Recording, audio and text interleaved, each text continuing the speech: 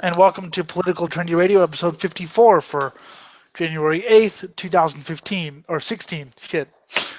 I promise this one will actually be a decent show. Not really. You can email the show at ellindemood@gmail.com. Twitter is at ptradio666. Facebook.com/political trendy radio. Uh, since I don't know what year it is, I'm assuming my name is Elliot Lindemood, and I'm assuming we have someone with us. I am Jim. I do shit places and things. That was funny. 2015, no, 16. Of course. And I wish everyone on PTR a crappy New Year. What the fuck? That is not me. That's you. That was me, yeah. I figured it was me because I clicked the link and it went to like add hell. I'm trying to close everything because everything wasn't audible. I had like 16 ads going off at the same time in my ears. That's why I do find stories sometimes. Yes, ad hell really sucks. That's why I use ad block on Google Chrome. I have maybe 5 or 6 ad blocks installed just so I don't. And on Internet Explorer, I have pop-ups disabled, so I have to basically allow every pop-up. It's a little tedious, but I was getting so much malware, I just kind of decided, you know what, it's better to err on the side of caution for this. Yeah, erring on the side of caution. Not really yay, but sorry about episode 54. On Monday, we had an unfortunate habit of having Eric on the show and nobody else. Yeah, I wasn't awake. Yeah, well, it wasn't your fault, but it was just like he said, it's just dead air. I'm like, well, dude, say something, okay? Rather than criticize, say something. And not it's dead air, but yeah, we promise that won't happen again. And that episode 54 didn't count, and anyone who references it will be shot. So our good friend Richard. You just told me about this. Yeah, Please have the honor. I kind of wish he was on the show to tell us himself, but at the same time, I kind of don't. Yes, apparently he told me this morning he was locked up in a loony bin for a month for Beautiful. calling the police saying he was going to blow up a bus and the Human Rights Museum. It doesn't surprise me he would do something like that. It's just the Human Rights Museum being a target. That's the only thing that kind of surprised me, guessing that he's pretty much a fiction kin. I don't know. Maybe it was supposed to be symbolic because he was making human rights complaints to the black helicopters or something. But I don't know. But he was put in a straitjacket and everything. Beautiful. Yes, and what was the time you tried to commit suicide at the mental hospital? Oh, I kept slamming my fucking head against the damn plexiglass that has like the wire mesh in it. And like, the staff was there like fucking saying, yeah, go ahead, do it. Thinking, it was invincible. And here I fucking cracked the thing. It spiderwebbed everywhere. I went to fucking hit it again, and 6 staff members threw me to the ground before I could throw my head through splintered plexiglass. Yeah, they'll do that. I have snacks for the show. I have trail mix and Jaffa cakes and Red Bull. So yes, energy. Trail mix helps. Maybe it's because of the M&Ms. Well, let's see here. I only like a certain kind of trail mix. And if you wonder what the kind I like, I don't know what it's called, but it's the one with all the salty stuff. Hey, the salty stuff. Delicious. Mm. Well, we have 2 different takes on the Oregon standoff. Oh yes, how's that? I haven't been following that much. Oh, well, apparently it's all about the farmers doing what they do. They burn the extra brush on their land. Oh so yeah, that way their land doesn't catch fire with wildfires and shit, and they can manage whatever the hell crops or livestock they're doing. Well, it just so happened the edge, what the hell they were burning, was also on a federal fucking wildlife reserve. And of course, you're going to get your fucking hippies screaming, "Oh my God, you're burning down the homes of species and crap." And it's like, you have no idea how you get your food on your plate, do you? Well, not only that, but I think my dad read this, and I don't remember. But anyway, I found this on Monday. We were going to talk about it, but Eric doesn't really keep up with political events, so um, that carries a mandatory because that's considered, on a federal land or whatever, and that carries a mandatory. What is it? 5-year jail sentence. Mm-hmm. And the judge had reduced it, and then the another judge said no, it's not being reduced, which is hilarious because they didn't burn anything down. They didn't burn down any homes. They were trying to do what farmers do. And the part that was burned wasn't much on federal land. It was easily containable. Yeah. So they've decided rather than like I don't know voice some protests and write some leaflets, they're gonna go full batshit crazy. It's not even full. Well, okay, it is batshit crazy, but it's not full batshit crazy. They didn't start smashing windows and crap. They just took a bunch of guns and walked into what's essentially a bird watching outpost in the middle of buttfuck Egypt. That, God, this is so low priority where they took over. It just so happens that the Bureau of Land Management is the people who are in charge of it, and that's who they're protesting against. So there. Well, it's not like they're taking any hostages or anything. No hostages. No, sorry, Alex, it's not going to be the next Waco. Yeah. Well, Waco also had pedophilia, and I doubt they're pedophiles. They might be in the incest being as redneck as they are, but I doubt they're pedophiles. That and weird progressive rock. Have you ever heard David Koresh's rock album? Mm-mm. I have heard his rock album. Nah, it ain't good. It's worth a listen just because it's David Koresh. It's kind of weird, progressive, acid weirdness. I haven't heard the single called, ironically, "Wacko of Waco" about the person he apparently was the original leader of the Branch Davidians. So, but Beautiful. yeah, check out his David Koresh rock album. I guess Jerry Falwell also made a record. Well, at any rate, back onto the story here. With all the shit going down, first off, going off on a different Twitter hashtags and fucking online bullshit. Most of the fucking people that are aligned with the Black Lives Matter crowd are like screaming, racism because, oh my God, they're not like storming into place with like guns blazing. Meanwhile, they don't realize that they have a shared enemy here, which is the government. I don't know why these two sides, they're not trying to reach out and say, hey, we should align with these guys. It makes no sense to me, even though, they're whack jobs too. It's like, fuck. This is a perfect ally for you. Well, yeah, the enemy of the enemy of my enemy is my friend, obviously. But well, that and what's the point of them? Yeah, storm the building. That'll solve everything. Well, you really want to get, compare notes, get all nitpicky. A lot of the Black Lives Matter protests like cause damage to police buildings or congesting streets. So, something has to be done to like try to make it peaceful before it actually becomes a peaceful protest. And of course, you got people that get hired just to protest against that shit. And they're usually the instigators of the big violence. Well, I lost all faith in like things like the Black Lives Matter when they started yelling at people like Bernie Sanders, who would, support them if they were civil and stuff. And shit. But no, it's all. Well, you're not saying exactly what we want you to say at all times, so we're just gonna scream at you like fucking man, fucking Children. Bird. I was going for a bird, but I couldn't think of a bird. Okay.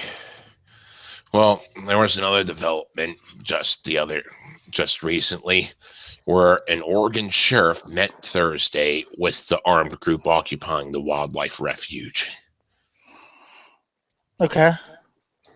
Apparently, he said, just leave peacefully, and there could be some positives that could come out of this before this thing turns into something negative, which would ruin all that.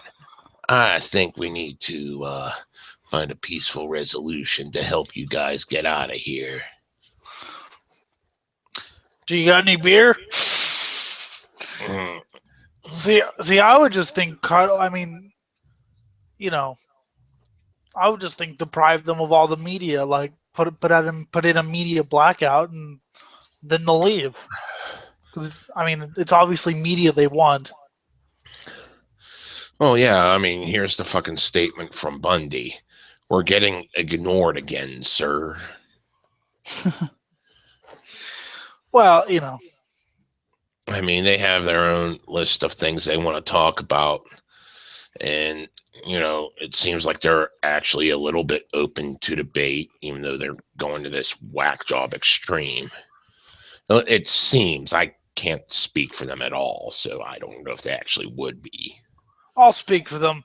They're open to shooting you with their guns.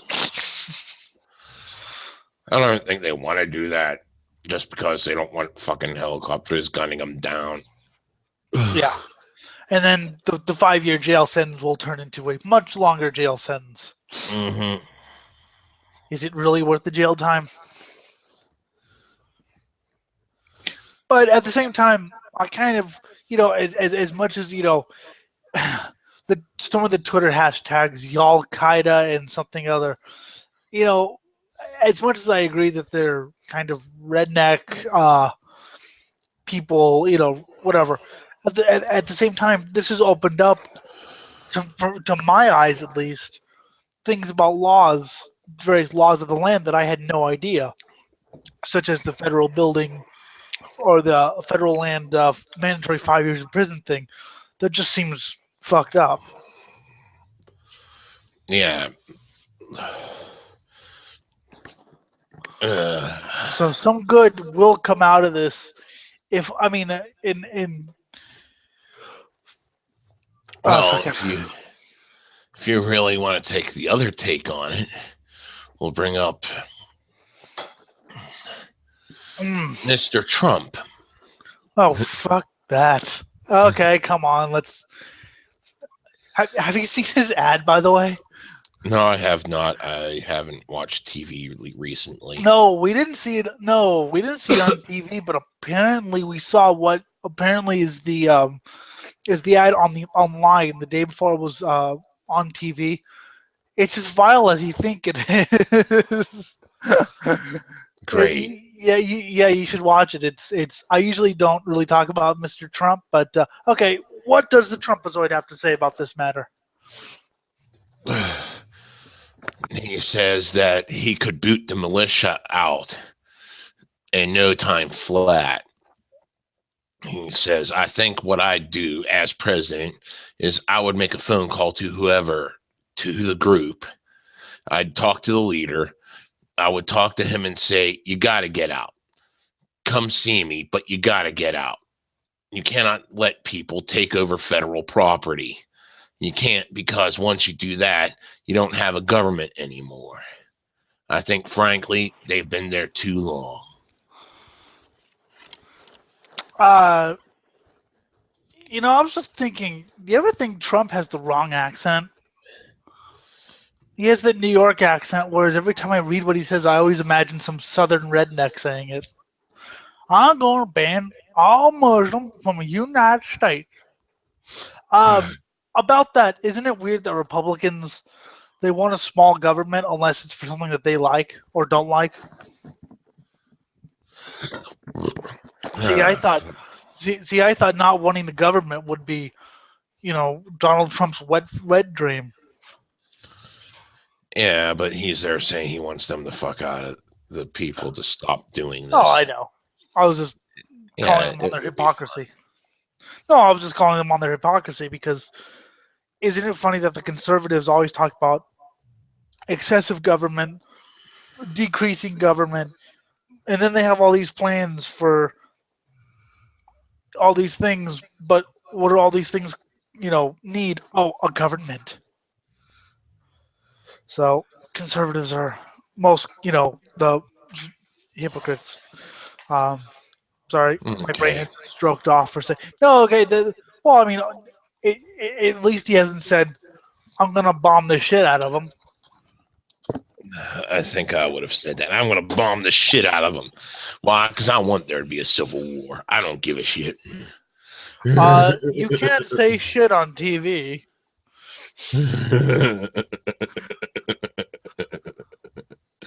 Like, I give a shit about that too. You're here to bleep on me every 5 seconds. And remember that time the kids were in the house? I was like, that was fucking hard. I know. I love that. You were like, I don't know what the heck. Yeah, that was great. That's our president. Fear him.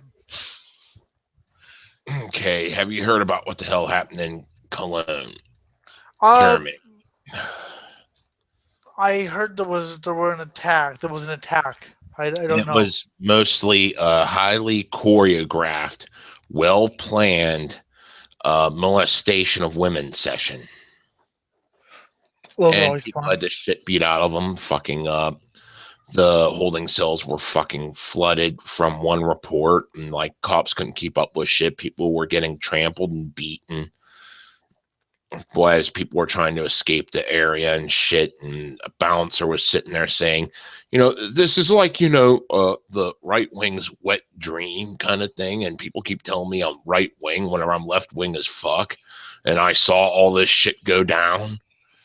And it was mostly like immigrants and fucking refugees, people from areas they knew weren't totally France because accent, skin tone, all that shit. They were mostly from Africa and Middle East. Oh, come on. You don't think there were a few crowds involved in there?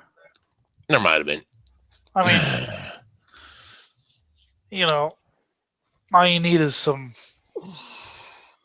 I won't rule out the possibility, but apparently now there's a German vigilante group pledging to protect women in migrant sex assault cities. Oh, great. That's what we need, a German vigilante group. That worked so well last time. Yeah, I know. Dusseldorf, the neighboring city to migrant sex attack capital Cologne, is the first. Keep in mind, I'm reading this from a fucking right-wing website, so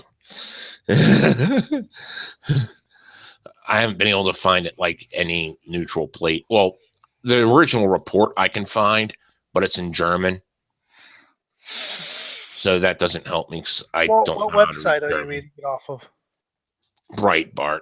Oh, God. Okay. Okay. Well, okay. So, but before you continue, yes, we'll definitely consider the source here. Yes. So, any opinion voiced here, just keep in mind that's where the opinion's coming from. Yes, that's the ghost of Andrew Breitbart, who I'm surprised his sites didn't go belly up after he died, honestly. Anyways, with thousands signing up to do their part, declaring one for all and all for one, the motto of the fucking Three Musketeers, the new Dusseldorf is Watching group already had 2,300 members after it was launched on Facebook last night. The group intends to provide protection at major events and in city centers at weekends to ensure the safety of their fellow Germans. While there is a desire to, quote unquote, protect Our Lady's future, appears sincere, the group has already come under attack not only by police who maintain law enforcement should remain firmly their own responsibility, but also by the press who have labeled the group as absurd and criticized it for including members of biker gangs. Well, that's what it sounds like to me. It sounds like keep our people safe. I mean, yes, it's horrible, but at the same time, like I said, I wonder how many Germans were actually involved in it, and I bet, of course, the right wing is going to say there were no Germans. I bet you there were some involved in there. So I mean, the thing was massively choreographed, and some of the sites I've seen said no arrests have been made. Others said that there were a shit ton. So there's a bunch of conflicting bullshit going on. And of course, you got the fucking narrative that, like, everything's hunky dory and we just need to blame all men instead of, like, those who did this thing. well, there's also narrative you should blame all the refugees. There's narrative you should blame. Mm-hmm. I mean, I think you're always going to get something like that. Who's to say this wouldn't happen somewhere else? Who's to say, hell, who's to say the Germans wouldn't do that already? I've seen German porn. A spokesman for the Dusseldorf police told local media that the emergence of the vigilante group for public security in Germany, the police are responsible. Deliberately searching for offenders is not a job for the citizen. Yeah, you do kind of get in the way of police there. I mean, we saw how well the militia worked in America. I.e., there's no militias now, and whenever there's a self-styled militia, um, the police tend to shoot them down. Not literally, well, sometimes, but actually, there are still several militias. They're just not government regimented. Yeah, but there's kind of a reason for that. Yeah, I mean, I'm kind of two minds. I mean, the language just sounds kind of weird to me. Yeah, it says all the group intends to do is to be quote unquote present and attentive at major public events and on weekend evenings. And Heil Hitler. I mean, what? Yeah, I figured that would be interesting there. It's like, okay, so you're getting biker gangs involved with this. That's great. Yes, you're getting biker. Well, like I said, it sounds to me like a pretty, I don't want to say Nazi thing, but it does sound to me a little bit like, there could be some innocent people getting beat up because they look like, so it's sketchy times, but hopefully the Germans will come to their senses. Well, still in Cologne, there's a nude protest going on where the women are saying, we are not fair game, even when we're naked. And they're walking around in nothing but like shoes and holding up signs, everything bared. I'm of two minds. Do I make a crude joke or do I show solidarity? Make the crude joke. All right. Fuck, let's go. Show me some pictures. They do no good to you anyway, but okay. Shut up. Must you always ruin my fun? Yes. A performance artist is taken to the very same square in which dozens of women were sexually assaulted, stolen from, and raped in a bid to remind Germany that the newly arrived migrants that women are not fair game even when naked. Well, sexual intercourse without permission is kind of wrong. Yeah. Even the Quran states that. So, Yeah. So, I mean, there are rapes and murders and shit every day. So. Yeah. Milo Moir was, at least I think that's how you pronounce the name, was photographed completely nude, holding up a poster reading, "Respect us, we are not fair game, even when we're naked," near Cologne's landmark cathedral on the morning of January 8th. That is today. Oh, by the way, not taking off topic, but I just checked your email went through. You just checked my email. It came through. Yeah, Good. yeah. Okay. Anyway, sorry. Just continue. Okay, 31 suspects, including 18 asylum seekers, are under investigation over offenses including assault and theft in Cologne on New Year's Eve. Germany's Interior Ministry has said, while Cologne's chief of police is said to have been dismissed over the scandal. Yes, that's how you win asylum. You know, Once that's how you. again, Yeah. The 32-year-old Dusseldorf-based artist, Dusseldorf's got to be a fucked up place. Yeah, biker gangs wanting to fucking go like all chains and bottles. Then you got like this naked chick just roaming the streets. Have you ever seen German porn? Yes, I have seen shit porn. Okay. Welcome to Germany.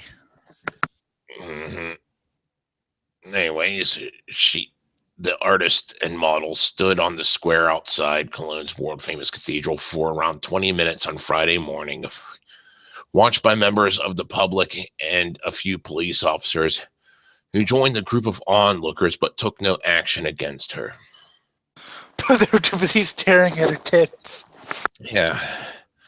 They're actually a decent set of tits. This site's got the actual nudes.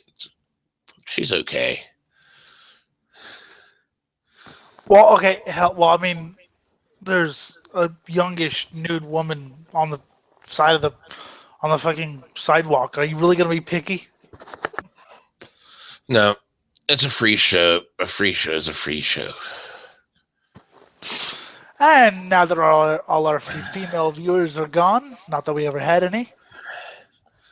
Anyways, I stand for women's freedom and move freely, for the things we've achieved in the past 50 years, for women's emancipation.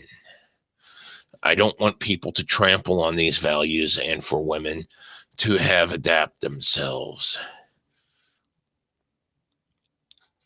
Women must be able to live their values of freedom with self-determination and self-awareness. I am firmly convinced that women will no longer be treated as sex objects when a naked woman is treated with as much respect as a clothed one. They still will. You're never going to convince 7 billion people to agree on anything. Still, that's kind of a respectable view. Have you seen? Not to get off topic, but you reminded me of something. You saw Sargon's Year in Stupid, right? Yeah, I remember bits and pieces of it at the moment. The woman who baked her yeast infection into bread. Oh, God. That was disgusting. Why? So I fully support this woman because at least she doesn't. Oh. Actually, I think this is fucking great that she's doing it. You know, all jokes aside.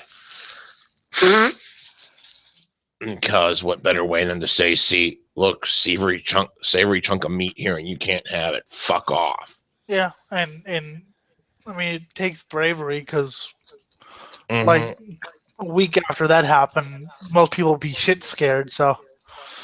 Yep. She says, I have no tolerance for what happened and how things have gone afterwards. I merely felt as if I was being addressed. This is my first explicit political statement. Women should behave as normal and not allow themselves to be intimidated. It's now politicians' jobs to take steps such that this never happens again. It won't.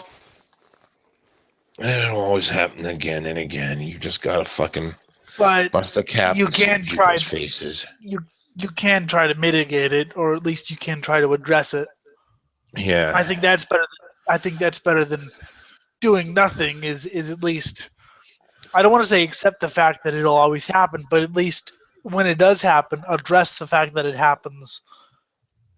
And don't just Don't just cave in, but go. We're not just gonna fucking cower down. We're gonna fucking continue to be who we're.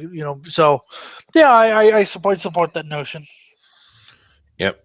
I think it's great. Just tell him Yeah. to piss the fuck off, stab him in the face. It's good. If only she actually stabbed people in the face, that'd be awesome. This is performance art. That reminds me of that one thing where like that person got stabbed. They thought it was performance art, and here she was literally stabbed. This is performance art. Strangle, mutilate. Yeah. Performance art. Well, speaking of nudity, they are now filming porn in virtual reality for the Oculus Rift and things like that. And getting to an article is what the hell got me into fucking ad zone. Oh, here we go. PC Mag. That might not be as ad flooded. Fuck you. Okay. Las Vegas. I have abs. There's also a naked woman writhing on me. But honestly, I'm equally surprised I have abs. Okay. Okay. Okay, this is for the Samsung Gear VR. This is the future of porn. Strapping it on for $100 at Amazon to feel like you're actually inside adult content. Oh, I saw this. Yeah, it's fucking great. VR porn.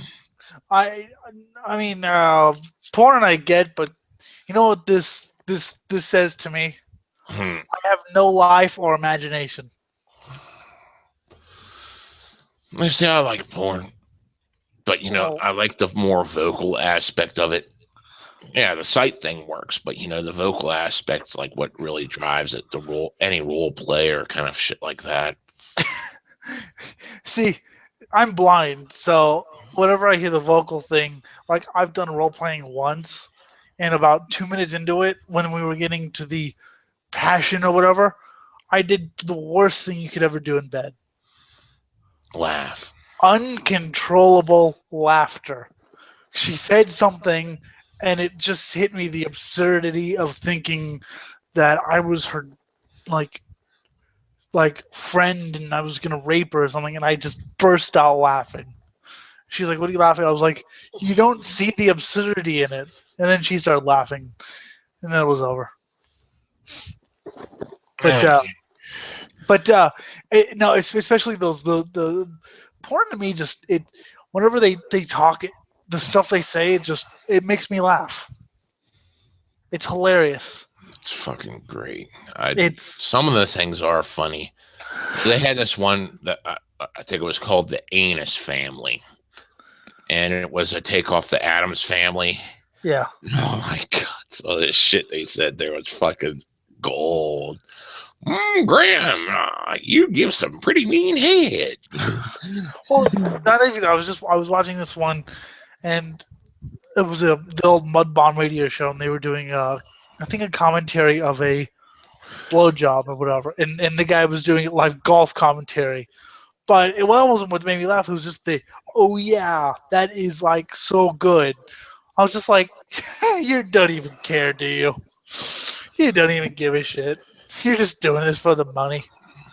Oh no, it wasn't a blowjob. It was a choke on cum video. Which that should be how she died. Because imagine her funeral. She was a thirsty girl. And now what not to do with women's rights. There's now a hashtag called Waste His Time 2016. I saw that and I was going to look into it, but I figured I'd either get mad or bored, so I listened to death metal instead. But tell me about it. The trending hashtag was devised by some savagely evil women to waste a man's time, break his spirit, and basically, according to them, do what men have been doing to women for centuries. Okay, A, I'm always wasting my time. B, my spirit's a dark, shriveled mass that's been broken years and years and years ago. And C, if you do that, I'll just break up with you and get another girlfriend. So, keep reading.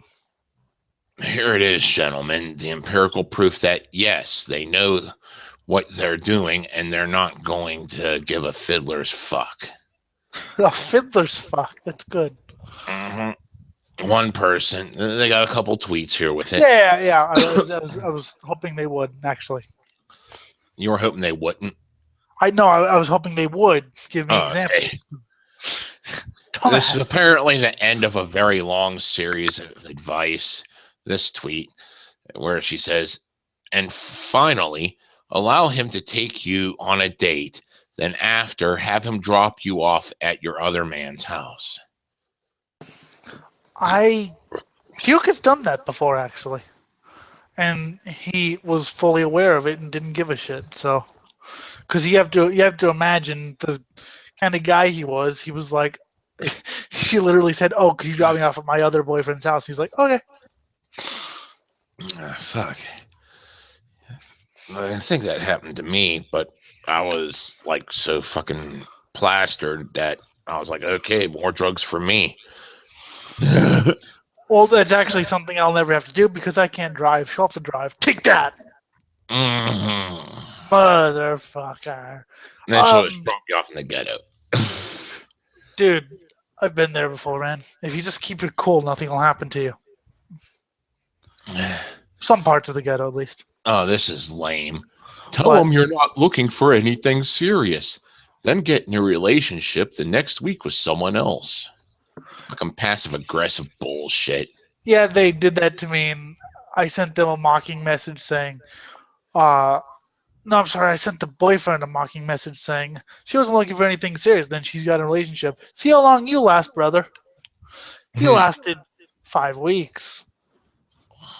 See, that's the thing. It's like they think it's going to hurt us or break our spirit. I don't know about these rest of the wankers, but if anyone does this to me as they have, I move on.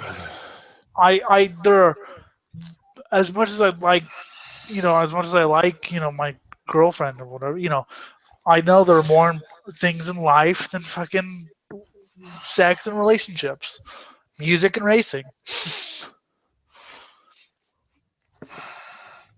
Continue. This is bullshit here. This is pathetic.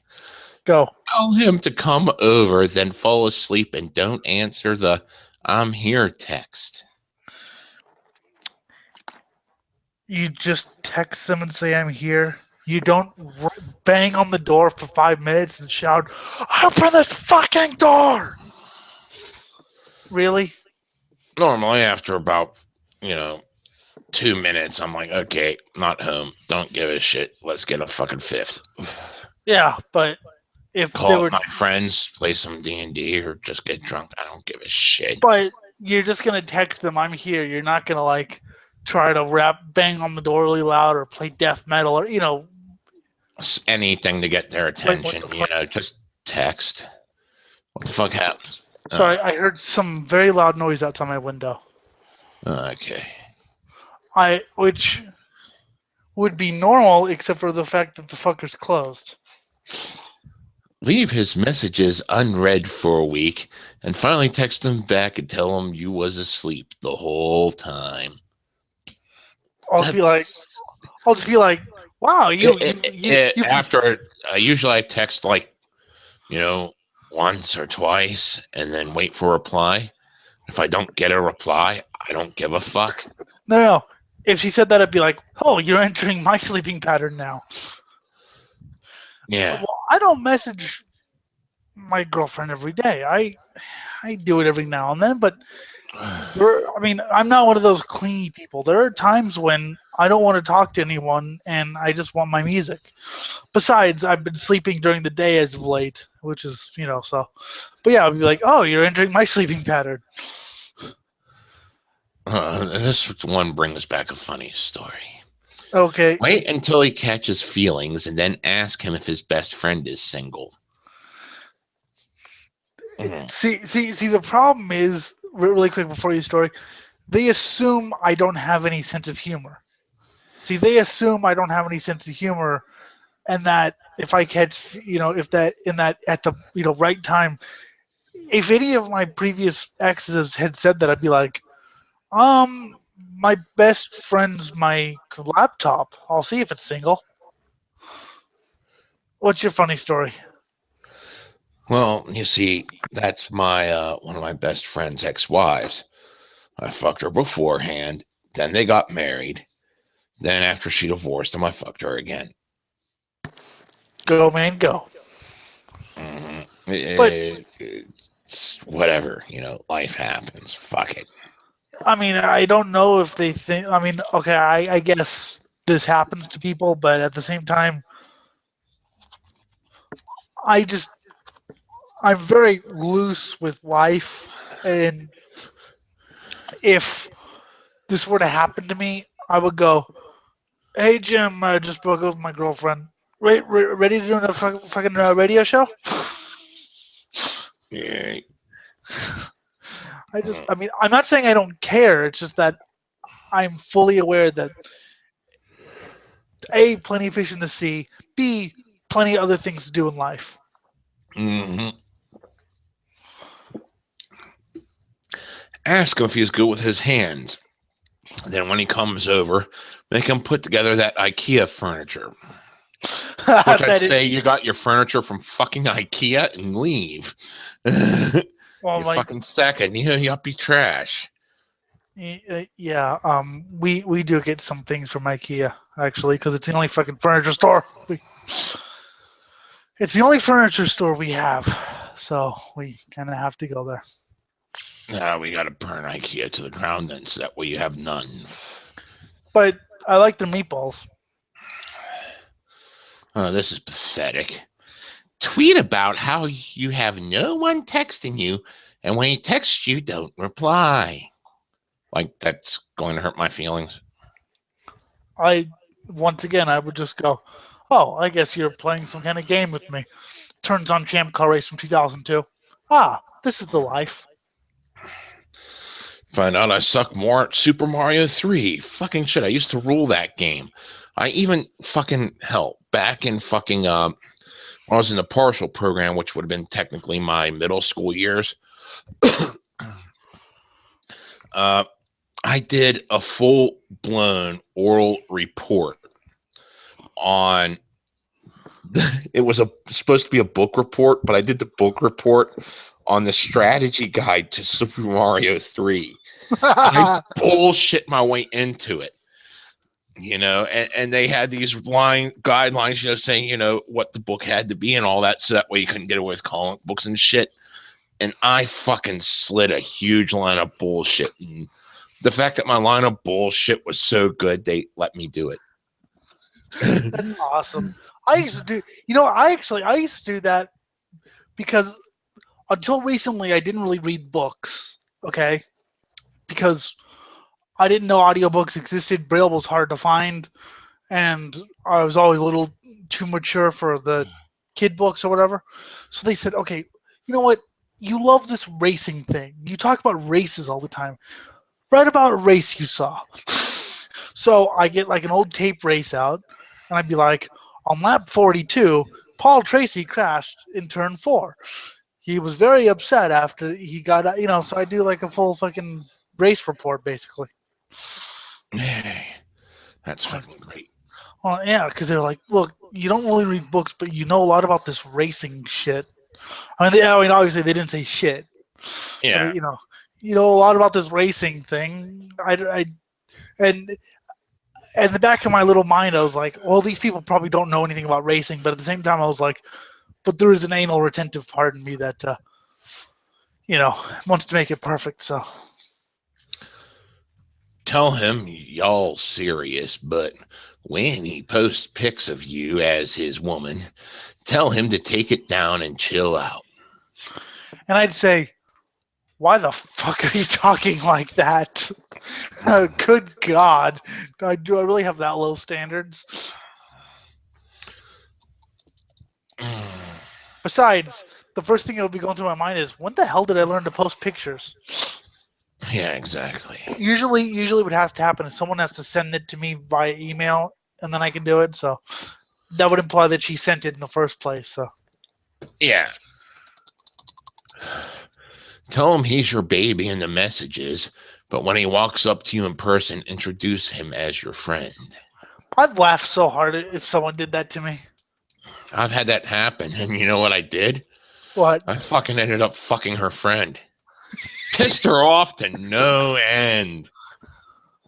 Well, if she's not willing to admit it, I mean, see, maybe if you got caught cheating, but if this is just an innocent thing, then I don't.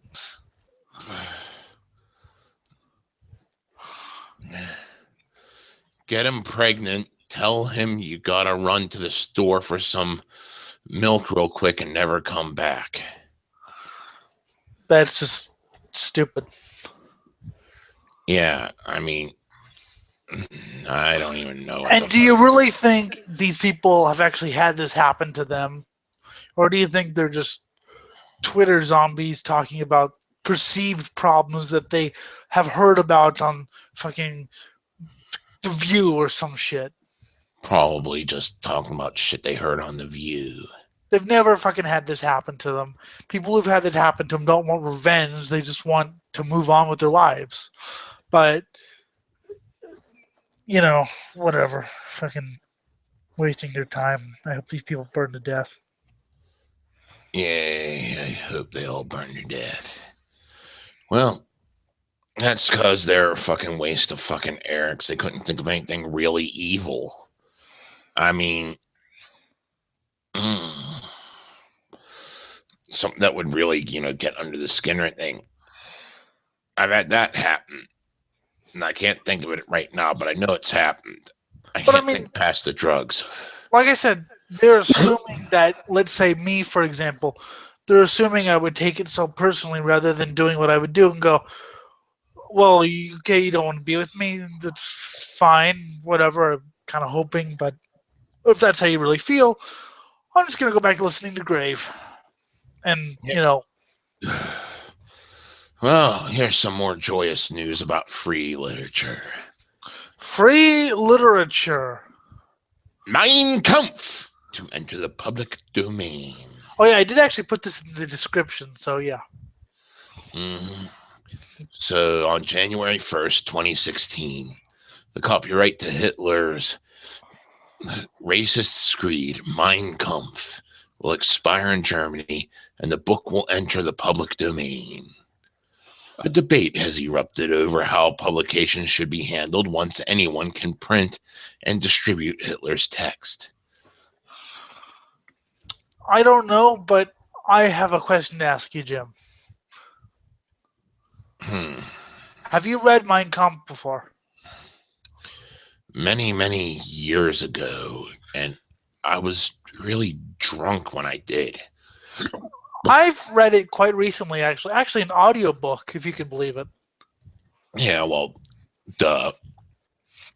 Well, there's also a text for. Oh, did you read that? Did you click on that Turner Diaries thing I sent you? Yeah, I didn't actually download it because there were too many fucking torrents involved. So no. You don't. No. You could just download it on a zip file. You download it either Daisy or whatever. You just click on it and download it as a zip file. There's no torrents. Another book I remember reading. I remember I was fairly unimpressed with Mein Kampf. I was hoping more. I mean, yeah, there was a good plan there whenever, he actually got power, but then there was all this other. I found it pretty boring. Yeah. And the funny thing is, it's so schizophrenic, and people ask why is it so schizophrenic. Hitler dictated it, but there's wide belief that someone ghost wrote it from prison. I've heard Speer and Goebbels did parts of it. I've heard other. So yes, Hitler never actually wrote a book. Oh, you fucker! I'm almost out of Red Bulls. Yes, I know.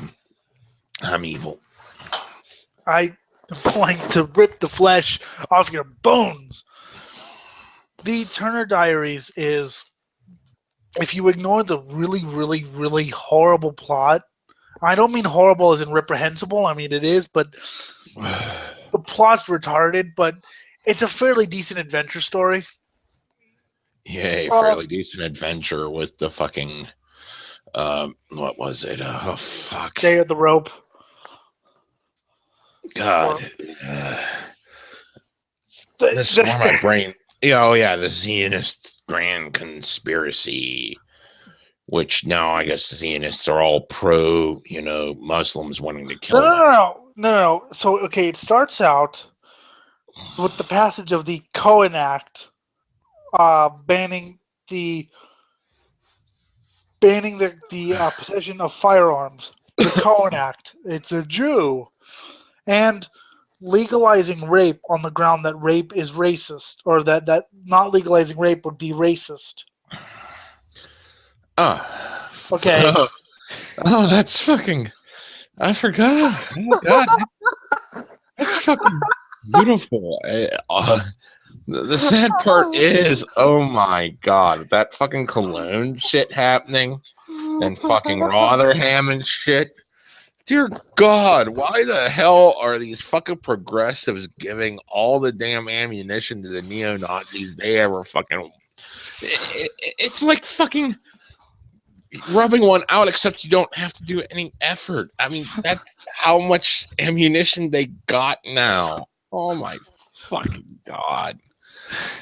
Two sides of the same coin, they're all fucking just as moronic as the other. It's basically, it was written by William Luther Pierce in the 70s, so obviously every stereotype imaginable, but it is a fairly entertaining read. I'm not going to say it's enjoyable because it's enjoyable if you like to laugh, and if you have a really sick sense of humor, and if you really want to see how these people think, it's interesting. I do recommend reading it or getting the audiobook. I don't recommend spending any money on it though. Yeah.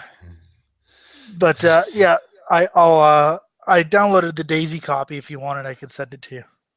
Oh, cool. Yeah, just reply to that email I shipped you. We'll do after this, obviously. Yeah. After Hitler's death, the Bavarian government claimed ownership of the Mein Kampf copyright and banned its publication. No authorized editions have appeared in Germany since 1945. But both Sweden and the U.S. contest the Bavarian government's copyright claim, and the publication ban has not prevented the spread of pirated copies in Germany or legitimate presses from publishing the book in Europe, North and South America. So Sweden's like, we're just going to publish this. Honestly, I think it needs published because you gotta understand what the fuck these people think. Yeah, but I can worship, Hitler's cause. I can also understand why Germany wouldn't want to. I mean, you have to remember, 70 years isn't so long ago. It seems like a long time. That's why I know we'll disagree on this, but that's why I'm not as critical about like some of the laws in Europe about, I don't want to say hate speech and some things like that. I disagree with them, but at the same time, I understand why they were enacted because 70 years ago wasn't a long time. Remember that. 70 years ago, that's in Europe, that's like a day. 11 million people. So I can kind of, I'm not saying I agree with it, but I can kind of see their point. See, I can see their point, and I still fucking vehemently disagree with it. I know, yeah. Because the one thing is, if it's not out in the open, if these opinions are not expressed out in the open, we will have a harder time ridiculing it because then it gets that underground appeal. Well, yeah. If this is hurting me and this is what's public, I'll go to the underground and just cling to it, and then all of a sudden, boom, you got like a complete generation of Nazis coming up. Yeah, that is something I was about to say. You stole the words from my mouth. How dare you? Yeah, that is something I was about to say. Yeah. Well, this is what's public, and I'm not really getting any solutions. Let's go to the underground and see. These voices are pretty strident, but I don't know. It's kind of an interesting thing. I mean, will they try to suppress it more? I'm probably sure they will. Mm-hmm. But at the same time, for a while at least, go get your edition of Mein Kampf, you greasy krauts. I don't know why I hate the Germans today. It's usually the French, now it's the Germans. Well, the French are scum Yeah. too.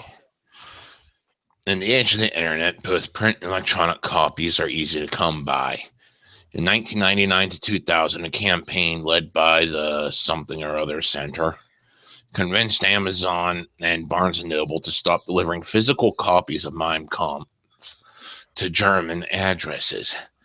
But German readers can still purchase ebooks or download one of the many editions available at the Internet Archive, including German versions. Yep. You know what? I fully support the Internet Archive in its quest to basically make a freely available, permanent, universal access to knowledge.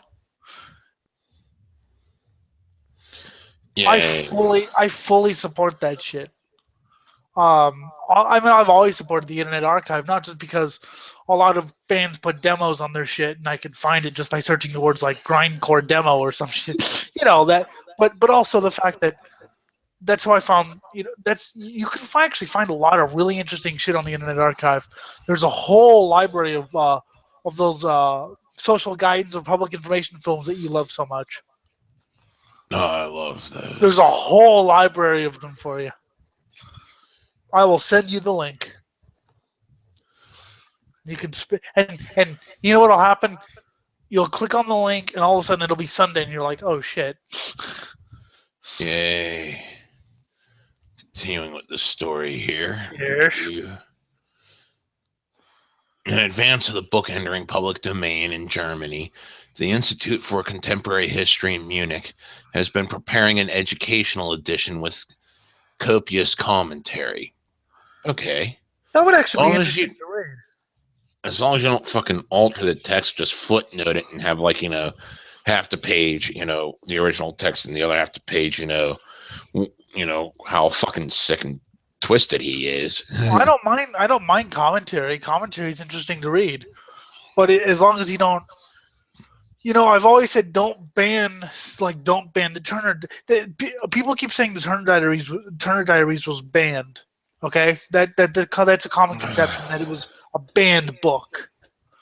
Well, technically it is. It's banned in other countries, just not. But in the U.S., fucking who was that who republished it? It was a mainstream publisher who republished it. You can find it at every fucking Borders in the 90s. I mean, and I get, I think I get why he published it as for historical criticism or whatever. But I read, there were some interesting reviews on the archive about the Turner Diaries. One was a neo-Nazi review about something about the Jew-backed media. But the others were just like, the others were just kind of explaining why this book is what it is or whatever. And that's the same thing about Mein Kampf. However, if you read it, I do recommend a lot of caffeine because he goes on for a while. The Bavarian government first offered to fund this publication, but officials pulled support after pressure from Holocaust survivors convinced them that the text wrapped in, even with commentary, would be way too offensive. You know what? I'm kind of glad the Bavarian government pulled support because then now it's least likely to be censored. Yeah. But, Holocaust survivors, you've got to understand. See, that's why I love the BBC's Final Solution documentary. It helped me. It helped, well, not really me because I kind of knew it, but it helps a lot of people understand what led up to it, what was the thought behind it, what was the, how they carried it out, why they carried things like that you don't get anywhere else other than, just saying the Holocaust was bad. Okay, yeah, that's true, but what happened? What led up to it? Why did it happen? I need to know these things. Yeah, I know. Let's see. Once works enter the public domain, they clearly belong to society. Copyright holders can no longer sit on their intellectual property, and we must collectively decide how to manage the circulation of both admired and offensive works. I mean, why can't you just put in a warning? Warning, may contain idiocy. I mean, that. In India, the book's not read as a manuscript of hate, but rather a self-help book on how a man went from being imprisoned into almost conquering the world. That's awesome. That's awesome on so many levels. It's a fucking self-help book. That's perverted. Yeah, but when you think about it, it's like, yeah, well, that's what he did. So, no matter how low you are, you can still almost rule the world. Wait a minute. Does that mean I could almost rule the world? Yay, we can almost rule the world. Let's do it. Fuck Then yeah. we'll get into wars with each other just for the piss of it. Millions will die for our entertainment. It'll be great. Yes, and Neither side even intending to win. We're No. just brutally slaughtering. I'll make death metal the national music or the global music. There we go. Me too. Except we'll pick different bands, so that way. No, we'll pick different genres. You'll pick like more old school, and I'll pick more like modern brutal slam. Yes, that'd be a good war to have.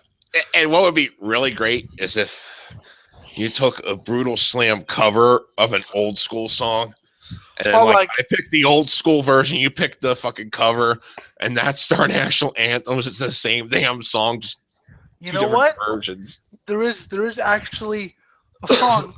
Amputated did a Jungle Rock cover. Awesome. So that's already done for us. There we go. We'll just fuck them all. Oh my god. Okay. Do you have any more of that? Because I wanted to bring up the show you were watching. What show? Amputated versus Fallen Angels. Oh God. Yeah, let's bring that up, because this is pretty much saying how the U.S. kept extending the copyright until January 1st, 2019. But yeah, you can still freely get it on the internet. So for those of you who don't know, in 2007, I think it was many moons ago, but still, I think this is awesome. The BBC did a series called "Singing with the Enemy." Put together there was a. They say they were a feminist metal band, or the BBC said they were a feminist metal band, but they're actually just like an all-female metal band. Actually, pretty good. No. You're talking about another band? Yeah, this is a different episode.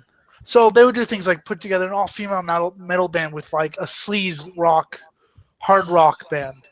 They would do things like put like a Christian band with like put different. So one of these was they picked a slam band called Amputated, which is not grindcore, by the way. Just want to clear that up. They're not a brutal death grindcore band. I know I'm being picky, but fuck you. With the most amazingly giggly, fucking annoying women on the planet called Fallen Angels, which you actually think would be some like Venom cover band, but no. No, it's 100% pure fucking pop, where they cared more about the external image of the people on stage than their abilities. I'll tell you, when I first hated the band, when they were meeting Amputated and they started screaming and giggling, that's when I was just like, there were thoughts going through my mind about what I would like to have done to them. It's just funny. And none of which was rape. No. None of which involved sexual no. Mutilation was involved though. Yes. Torture. That's always fun. I love Amputated. They're like, I found the song okay at some parts, but other parts sounded too new metal for me. Mm. The whole thing just reeked. Okay, this just. I mean, I'd like to see it done more with more actual metal, but like I said, they weren't real metal. They were slam, so Slam is real metal. it's okay. It's Cannibal Corpse. It's taking what Cannibal Corpse did to the next level. I mean, basically, they only had a week to do it, so they were just kind of Yeah. Well, I was thinking about the song itself and just the way it fucking came together. It was way too rocky and fucking like, all fucking happy. Yeah, they didn't like the song at all. I actually saw an interview with them. They're like, yeah, we didn't care for it. We just said that on TV because, TV. Ooh. Well, it was just, yeah, okay, let's move on. And by the way, not let's move on with the top, let's move on with our career. And actually, Amputed's next album was even heavier than the first one. And So those I thought that straight was. edge girls got drug problems, I heard. I guess they got drug problems, and they tried to balance it out with ballet. But yeah, I guess a couple of them had drug problems later on. That's great. I mean, I get why they did it. Amputated did it. They did it, to, basically get some fucking exposure or whatever. But Yeah. the song may have been good if it was, because remember they only had a week to do it, and their producer wasn't really a metal producer, so there was only so much he could really do with that song. But I like the other shit they did. Uh, Oh yeah, putting the fucking banana through the crotch of Christina. no, Britney Spears. Britney Spears, yeah, whatever. They're all the same to me. And then having the knife right there on the door. Yeah, so it falls. I've had that happen to me. And by the way, needless to say, they haven't had any contact with fallen angels. Yay. And then they went to a fucking Vader show. Oh yeah, Vader. And then it was hilarious. They were, yeah, okay, you know what? It's great what you do. You're all melodic and you're really good at what you do, but it's shit. Yeah, what they did was shit. Like I said, as far as the song, I just think they would have just cranked it out. Just, I wouldn't mind having that kind of female vocals. If they were done just a little bit better, and if the thing was like, more was a lot closer to fucking actual metal instead of rock.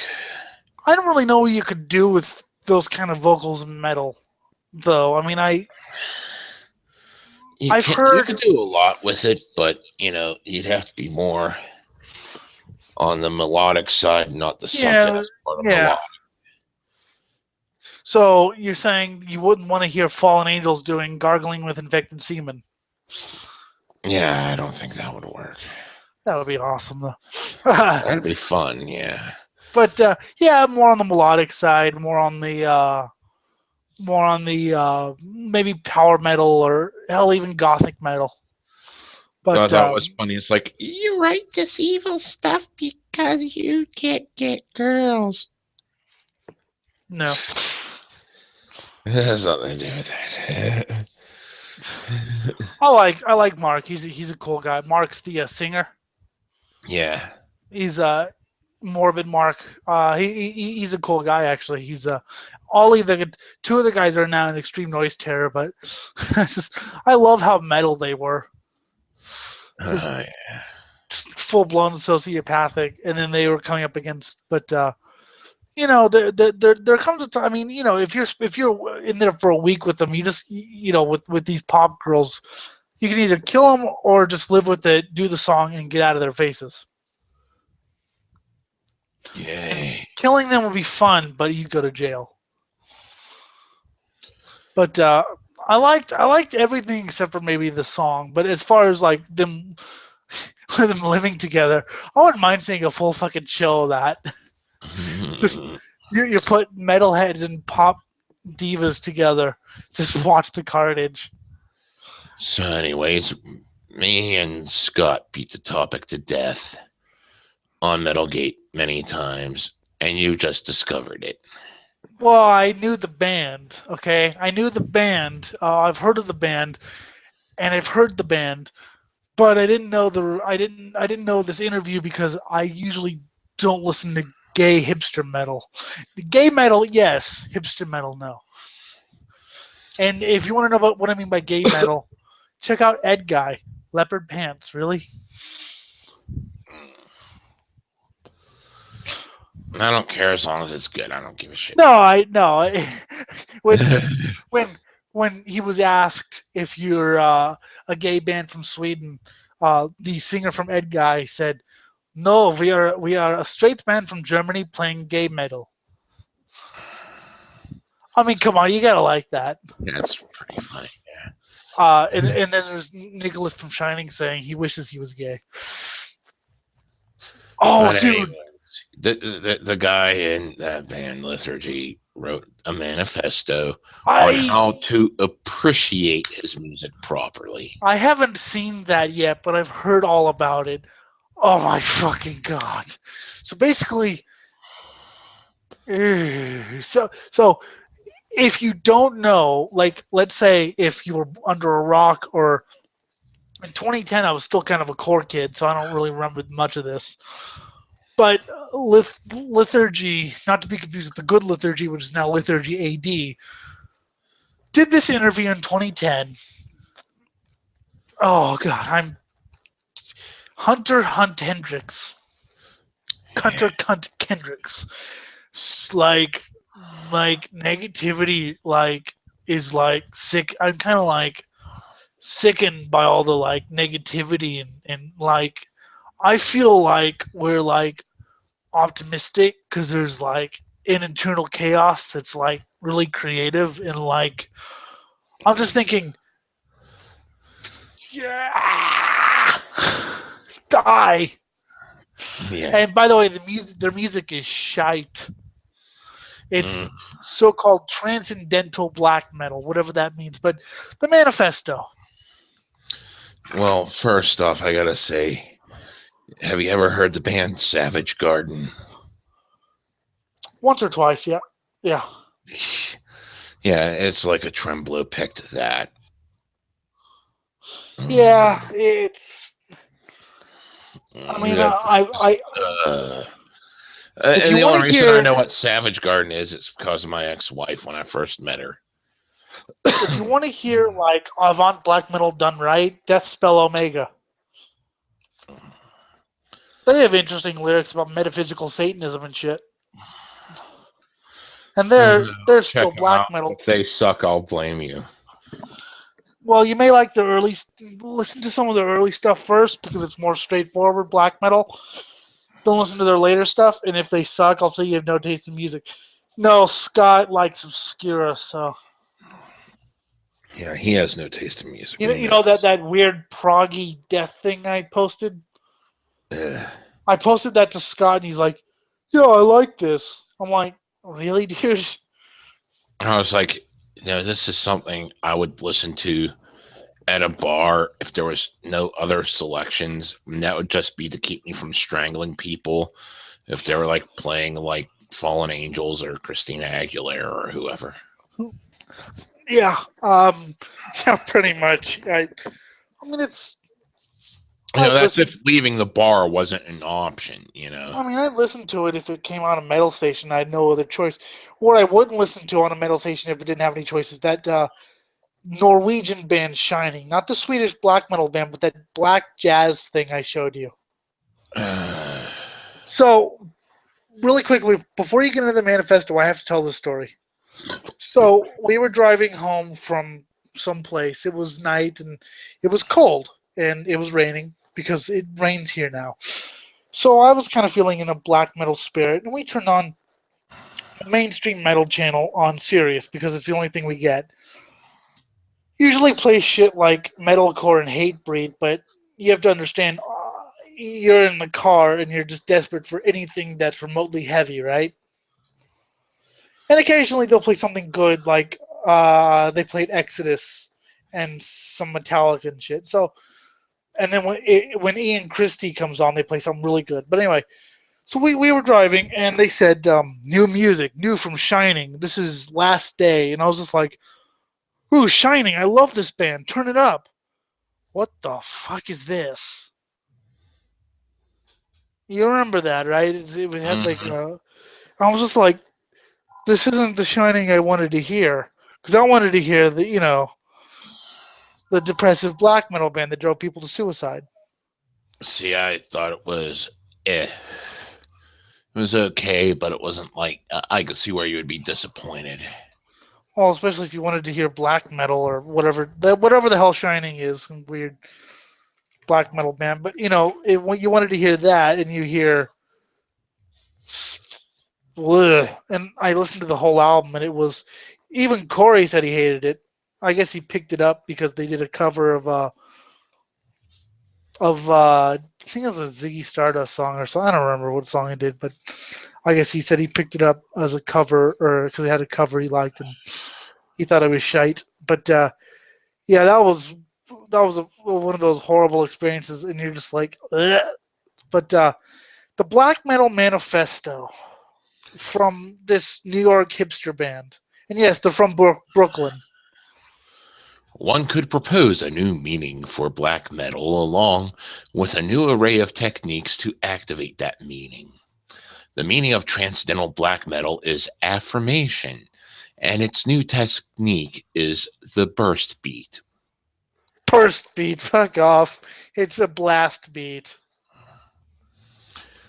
The the will to power has two stages. The first may be called fortification, the establishment of a paradigm or set of rules, and the ensuing exploration of potential that lies within those constraints. The second stage may be termed as sacrifice, an auto destruction, a self overcoming whereby the initial rules, having been fully digested and satisfied, are thereby mutilated. It sounds cool on the mutilated aspect, but they are transformed into the basis for something new and unprecedented, which This was guy Savage Garden. sounds. This guy sounds like a college student who's never touched a drop of anything in his life. I initially attributed it to drugs when I first read it, but then I heard him No, interview. It's like, oh no, he's just stupid. no, he hasn't had the good drugs. It's all about positivity and Transcendental black metal is black metal in the mode of sacrifice. It is a clearing aside of contingent features and a fresh exploration of the essence of black metal. I'd like to just As make a joke here. I'd like to just make a joke here. okay. Sacrifice was a speed metal band. They never played black metal. Good. Good man. Good man. I had to do that. Good. As such, it is solar, hypothermic, courageous, finite, and penultimate. Its tone is, Penultimate. So it's the second to last thing. It's not even the last thing. Okay. yeah, its tone is affirmation, and its key technique is the burst beat. Fuck the burst beat. The black metal that was born in Scandinavia in the mode of fortification can be termed Hyperborean black metal.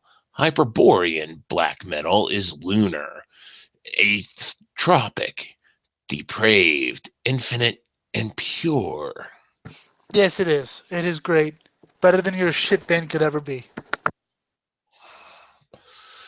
The symbol of its birth is the death of the dead. Its tone is nihilism, and its key technique is the blast beat. There's no difference between the burst beat and the blast beat. It's just a different technique of the blast beat. And no, few black metal bands of the 90s actually, or early 90s, did much blast beating if you ever fucking heard them. Death metal and grindcore did the blast beat. It wasn't until Dark Funeral and early or after Mayhem reformed, then the blast beat really started getting into black metal, which of course he would know if he wasn't a retard. Yeah, he's retarded. Today, the USBM stands in the shadow of the Hyperborean black metal. The time has come for a decisive break with the European tradition and the establishment of a truly American black metal. And we should say American rather than US. The US is a declining empire, and America is an eternal ideal representing human dignity, hybridization, and creative evolution. Let me name you all of the American black metal bands. I'm counting each wave of American black metal that are worth a listen. Absu, Blasphemy from Canada, Vaughn. The end. There were 3 bands. American black metal bands like Leviathan and Zasther or whatever. They're boring. They're boring copycats of the Scandinavians and the Brazilians. Good man. Okay. The act of renihilation. What? Renihilation. Ponder that word for a moment. No, I refuse to. You're trying to annihilate something in reverse, and You're trying to rebuild it. The opposite of annihilation. You're trying to rebuild it. You're trying to reanimate it.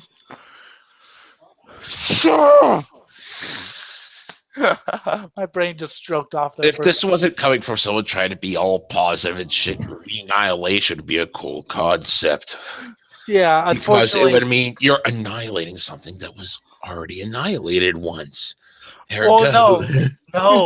No, Jim. It means you're bringing it back to life just to annihilate it again. Yes, that would be fun. Unfortunately, I don't think he means that at all. Nope, he means transcendental positivity and that negative music can be positive if it's.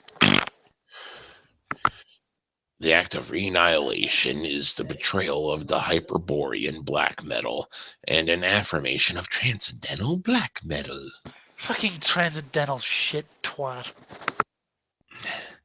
And it is, at the same time, the constitution of an apocalyptic humanism to be termed aesthetics. What?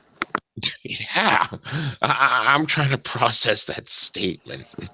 Apocalyptic humanism deemed aesthetics. I need more energy drink, and I don't have any.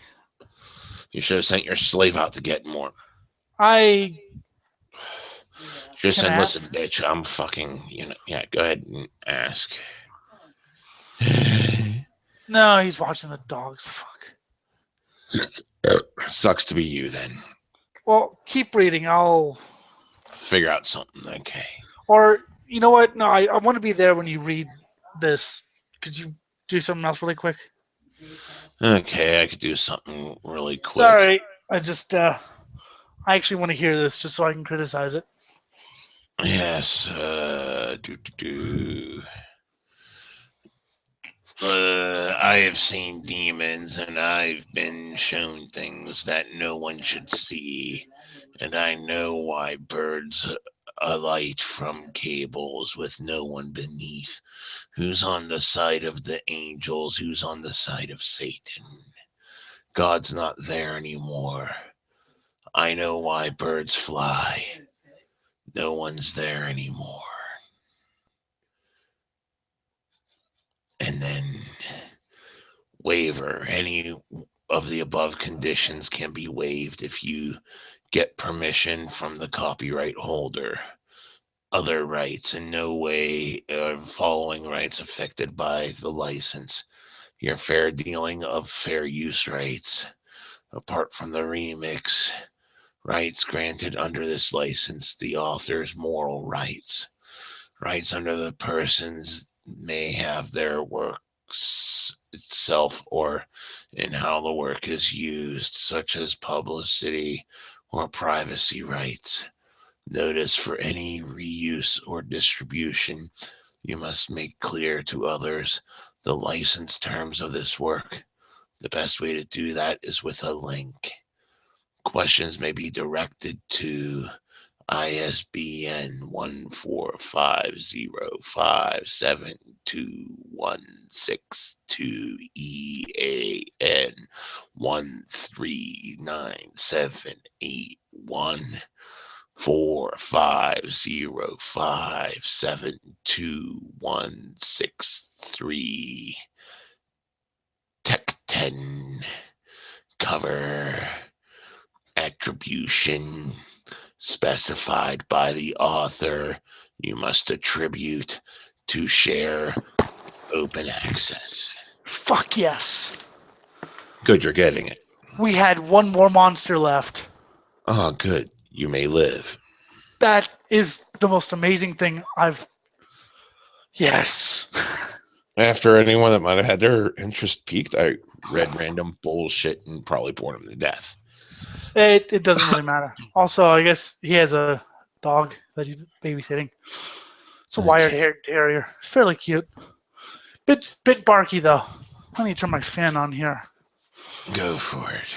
Uh, The act of renihilation is the betrayal of the Hyperborean black metal and an affirmation of transcendental black metal.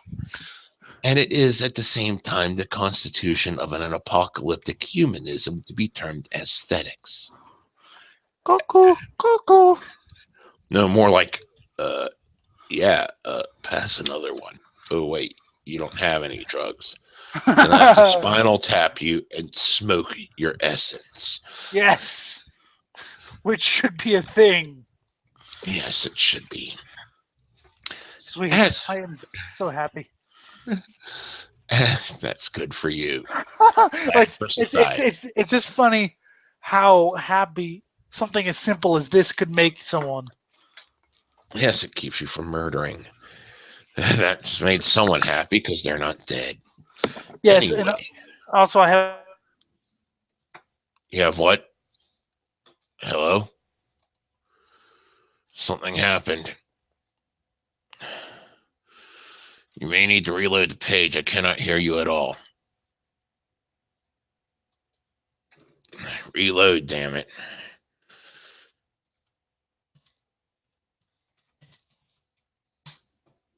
Okay. So he has to reload. Lovely. I wonder if he'll be back in time.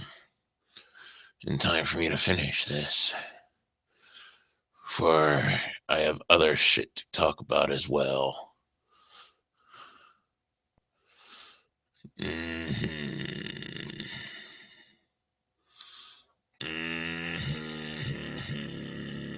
Battelle has been silenced. The ciphering of ideas. And everything is above Plato. Stephen Shakespeare. Eric Butler. Eugene Thacker. This might actually be a more interesting thing to read. Oh no, it's got him in there. The introduction. Transcendental black metal is in fact nihilism. However, it is a double nihilism and a final nihilism. Once and for all, a negation of the entire series of negations. That would be cool, except you have made it affirmative. That is the fucking moron. Have you returned successfully?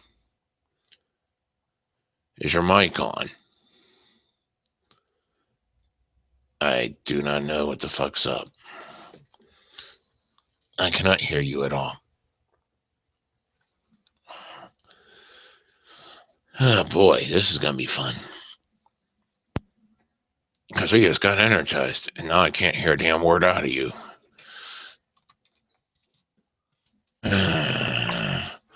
Is he in the fucking chat? Does he even have the chat on? Maybe he's got too many windows open. I don't know. What's this breed? Let's see here. There's a giant penis candle which turns into a saint. Yay, it's a little bit late for your coat hanger abortion. The Wiggles are better than Black Veil Brides. That's good to know. This guy isn't in this group, but he wanted people to see his selfie. Can he get a rate? And it is a pedophile. And then faces are morphing into butts. Illegals in my yard with Commander Data. Athlete overcomes rape. Terrorism has no religion. Dawkins did Paris in 9/11. This is my boomstick. It's sad losing a customer. The man is Employee of the Year for urinating on customers. That is such a happy day. I cannot hear a damn word you're saying. You keep muting and unmuting yourself. I see that. Is your microphone still plugged in? I want to check that. Because I heard a sharp ping and then you died. And this is no fun unless I have someone else to rip this shit with me. Because I've already ripped this shit many times. I want new takes on how to rip this shit. The We Hate Keith Club. Every fourth Monday, a group meets to discuss hating Keith. This month's topic, his hair. Yeah,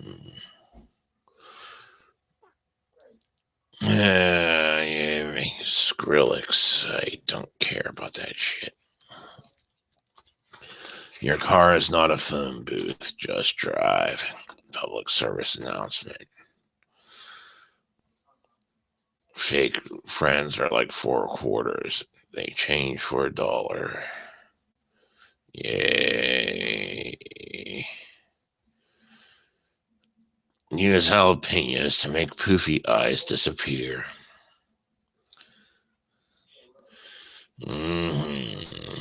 Arnold Schwarzenegger fights Darth Vader on the back of your car. Yay. Cats hate you, but love me.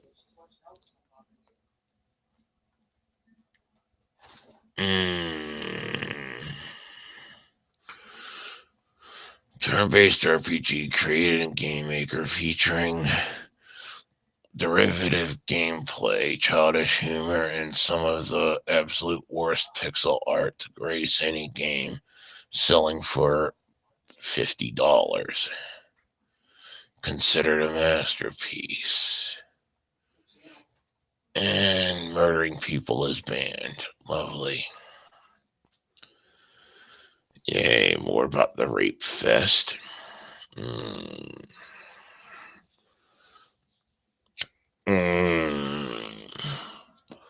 People crying about relationships. I wonder if he'll ever come back. If this thing's gonna die without him. I'll have to check back every now and then just to see if it's dead. He may need to get fucking help with his fucking thing. Reboot his computer. And this thing may die, and then we'll have to start up another hangout. Test. I can hear you. I can hear you. And we're still alive, apparently, because I just kept rambling about... 1, 2. Yes, I hear you. Kill Jim. Kill him with fire. Mutilate his still quivering body. Good. You are returned. Okay, sorry about that. I plugged in my thing to another thing, and that seemed to have fixed it.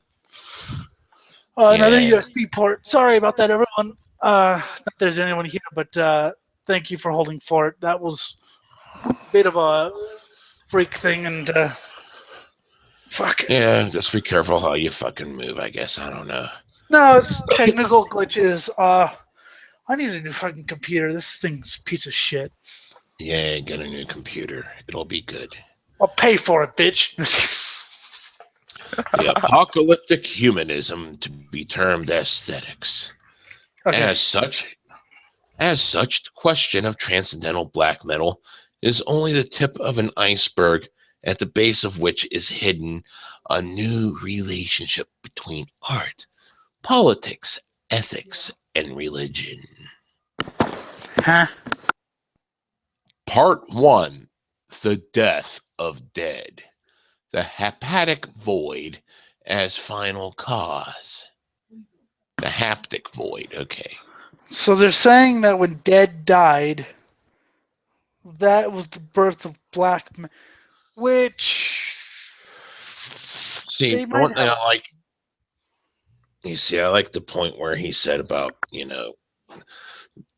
denying everything, then denying the denials and fucking creating like a sum where like you just divide by zero and have an infinity of nothingness.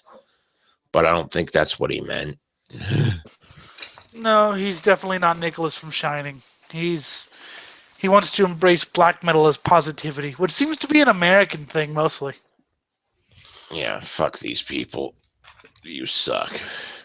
You need your life fucking challenged more. And Yes, he to burn does. down a few churches, personally, I think, a few church burnings are in order. But he has a point about Dead. Misguided point, but a point about the death of Dead and the birth, so to speak, of black metal. Because there really was no scene until after Dead died. Because then Euronymous started saying that Dead killed himself because death metal had gotten too trendy and commercial. That led him to suicide. Which sounds amazing. Yes, it does. Probably untrue. Although he did bemoan the fact that death metal had gotten trendy and commercial. The history of metal can be considered in terms of levels of intensity. Yes. Considered in this way, black metal shows itself to be a culmination or endpoint of this history, and also a dead end. Black metal, you can make a case for death metal as well. Especially the kind I like. Brutal, slamming death metal. The historical development of extreme metal is not a chance series of stylistic shifts. It's a teleological, governed by a dimly understood but acutely felt ideal, or final cause. I love how he has random capitalizations. This is final cause. This final cause is named the haptic void. The haptic void is a hypothetical block. I'm missing my words today. The haptic void is a hypothetical total or maximal level of intensity. It is the horizon of the history of metal. Orientation towards the haptic void is expressing as feeling. Metal was kind of random in that, okay, one band went to a certain level. Let's say Iron Maiden went to a certain level and probably thought that was the heaviest they can go, right? Venom, they went to a level probably thinking it was the heaviest they can go. Fucking Metallica, Slayer, yes, there is a gradual extremity, but I think some of it is. Oh, this is gonna feel good. Some of it is kind of, some of it is kind of accidental, really. Would Venom sound as good as they do, or as brutal as they do, if they could play their instruments? Yeah. The feeling is a unity, but in thought we can break it down into 4 elements. There is first of all a certain muscular clenching, a constriction of the jaws, fists, arms, and chest. Secondarily, okay. Okay. What's the Secondary. next one? Secondarily, there is an affect, a certain aggression or brutality, a paradoxical sense of power, destruction, fullness, and emptiness. Third, it features a primordial satisfaction relating to the effect which acts normatively. Good metal produces a satisfying bouquet of clenching, constriction, and brutal effect. Finally, there is a barely discernible je ne sais quoi. That is, says not enough, a complimentary dissatisfaction, as though no brutal breakdown can be quite brutal enough. It is a fissure. I agree with that last one because I remember listening to. I'm not saying shit like Slayer isn't awesome, but at the same time, there's this part in the back of me that says, how heavy can we get here? How heavy can we get? Let's go even heavier. Let's go. That's why I like Slam and Brutal Death, because it got even heavier than this and that. So I kind of get what he means. I wouldn't say it as pretentiously, but I think he's right about that. An insufficiency compared to the promised plenitude. Maybe it's the inability of any concrete song to measure up to the inspiration that gave it birth. Paradoxically, this dissatisfaction is felt in direct proportion to the level of its complement. And yet I can still spin black metal or Angel of Death about 80 times without getting bored with it. Mm-hmm. It is this status, blah, blah, blah, blah, blah, blah. It is this dissatisfaction, this fourth element, which causes extreme metal to develop new styles over time. This is the pull of the final cause. This opening, this fissure, is the angel that guides metal's history. We see metal march towards the void, leaving thrash, death metal, and black metal successively in its wake. But the promise made by the haptic void is a lie. Only its absence is ever present. Okay. Uh, I get what he's saying. He's basically saying there's an extremity in music. I mean, there is an extremity in music as far as Black Sabbath led to this, or punk led to hardcore, led to grindcore. Black Sabbath led to, but he's saying in a very pretentious way that, in my opinion, kind of demeans what thrash. I mean, it doesn't really matter if thrash is the most extreme music. I know it's not the most extreme, but I love it. But at the same time, I did seek out the most extreme music because I did want to hear. So I get what he's saying. Like I said, I would have said it in a much more basic way way. Yeah. Because I'm a meat-eating metalhead. You have to remember, this is supposed to be an academic paper. Basically, what it boils down to is brutal good. Transylvanian Hunger. Hyperborean black metal is the culmination of the history of extreme metal. Hyperborean black metal was born in the Arctic Circle, which is traditionally known as the Hyperborean realm.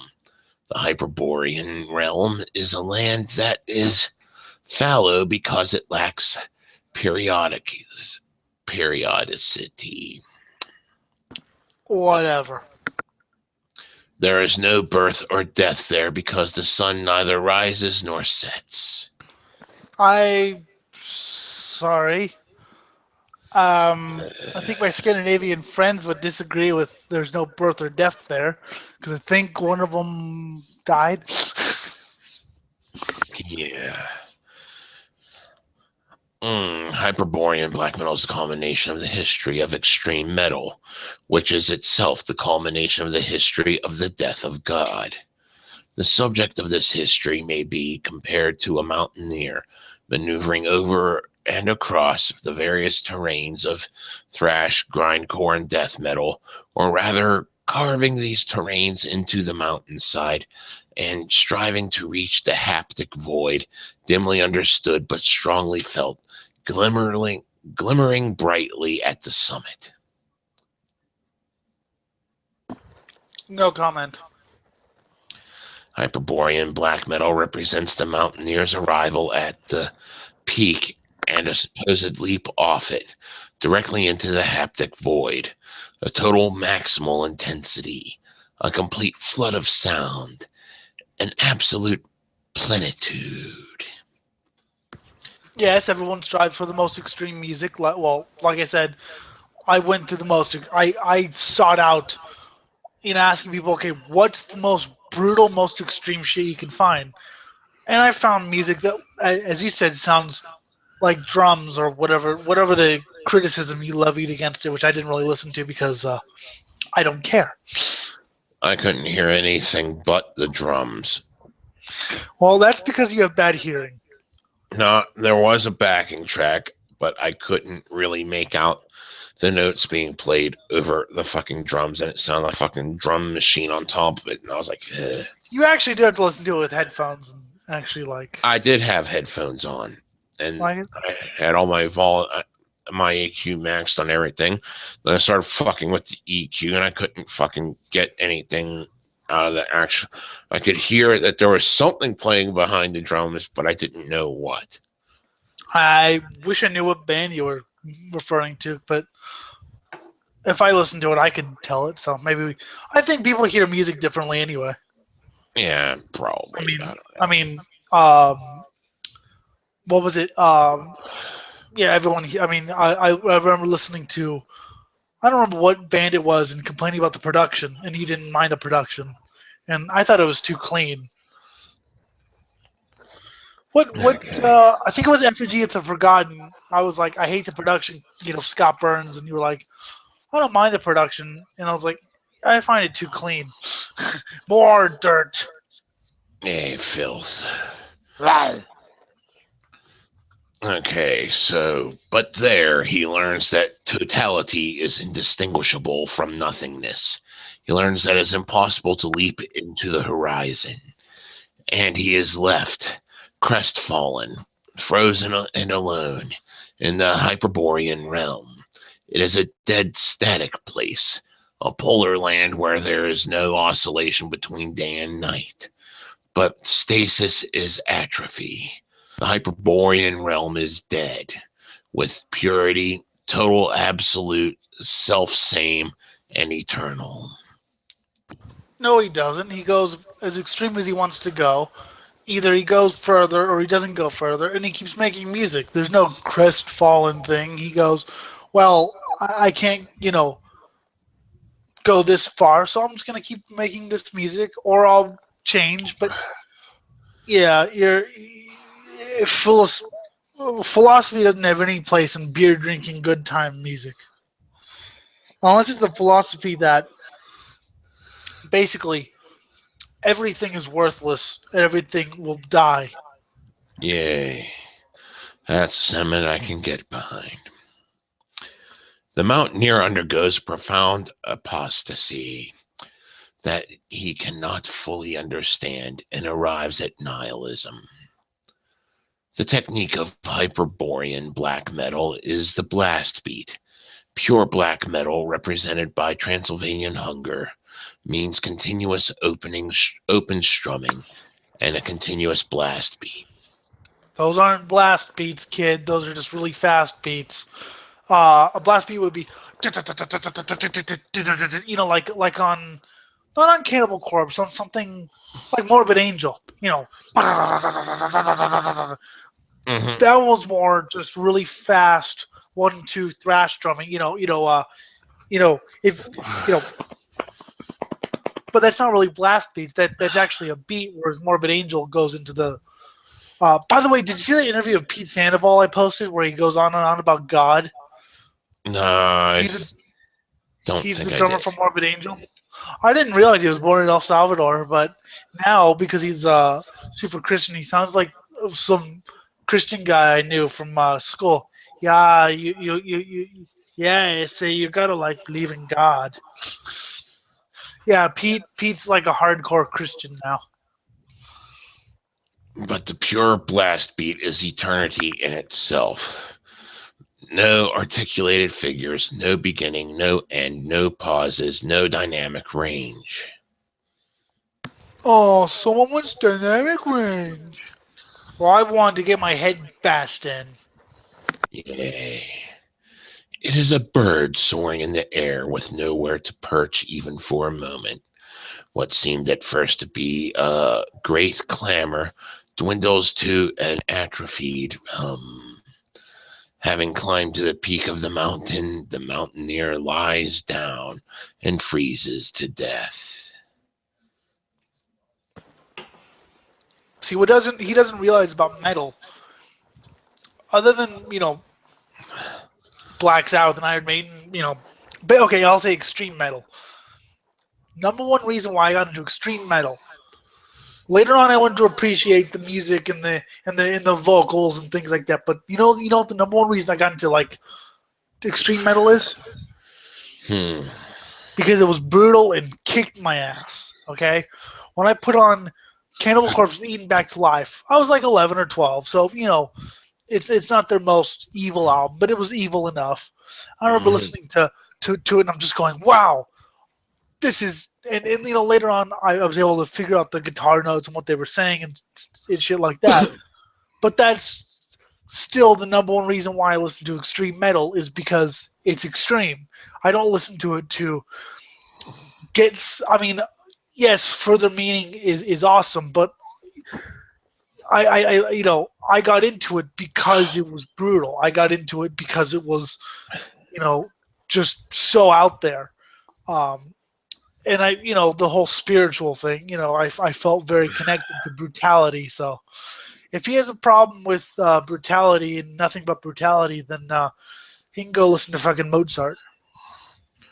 And then he's got this stupid little thing drawn here where he has arrows pointing up to the haptic void circle he drew, with thrash stopping short, death metal stopping short, then Hyperborean black metal to line up to Savage Garden black metal. I mean, Transcendental black metal. Basically, what he's trying to say is that Liturgy is the best metal band of all time. It transcends metal and black metal and everything. And death metal stopping short. I don't know. Amputated was pretty damn brutal. More brutal than, I mean, See, what got me into like the slam brutal death metal was hearing the non-pitch shifted vocals. Okay, I was so amazed that someone could make those evil noise, like the guy doing his whatever you want to call it, brutal slam death vocals, that kind of thing. I was amazed that someone could actually do that without pitch shifting. Yeah. I know it can be done. I just can't. I can't either, and I wish I could. But I would say death metal stopping short. I don't think he's heard the right death metal. And by the way, Liturgy is not the most brutal extreme band ever. They're actually fairly tame. Art school black metal. Burn it. Yeah. And onward to part 2. The affirmation of affirmation. America.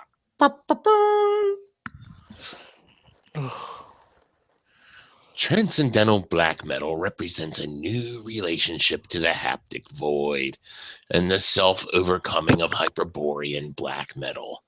It is a sublimation of Hyperborean black metal in both its spiritual aspect and its technical aspect.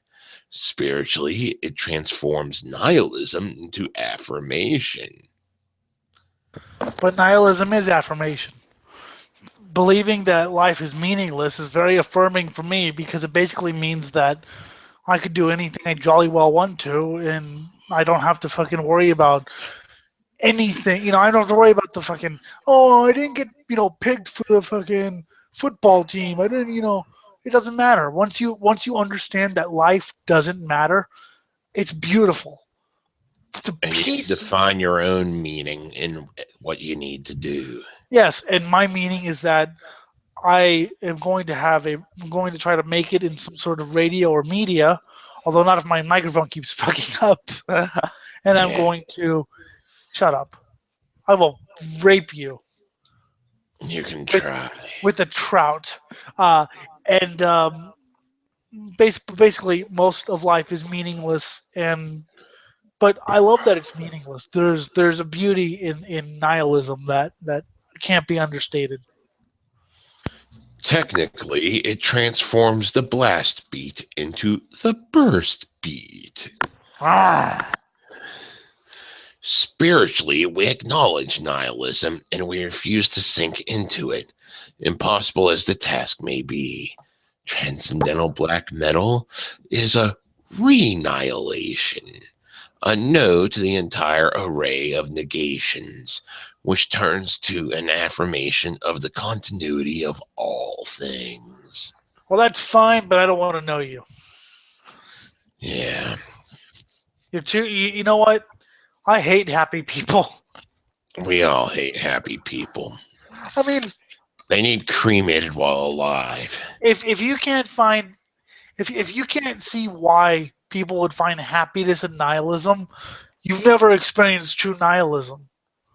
You've never Yes, experienced true negativity, because true negativity and true depression makes me feel utterly happy and joyful, knowing that it's not some sort of self-affirming circle jerk. It's literally just, hey, my life and your life don't matter. That's awesome for me. the transcendental black metal is the reanimation of the form of black metal with a new soul. A soul full of chaos, which isn't chaotic at all. A frenzy and Pleasure, ecstasy. pleasure to kills chaos. That's not chaos.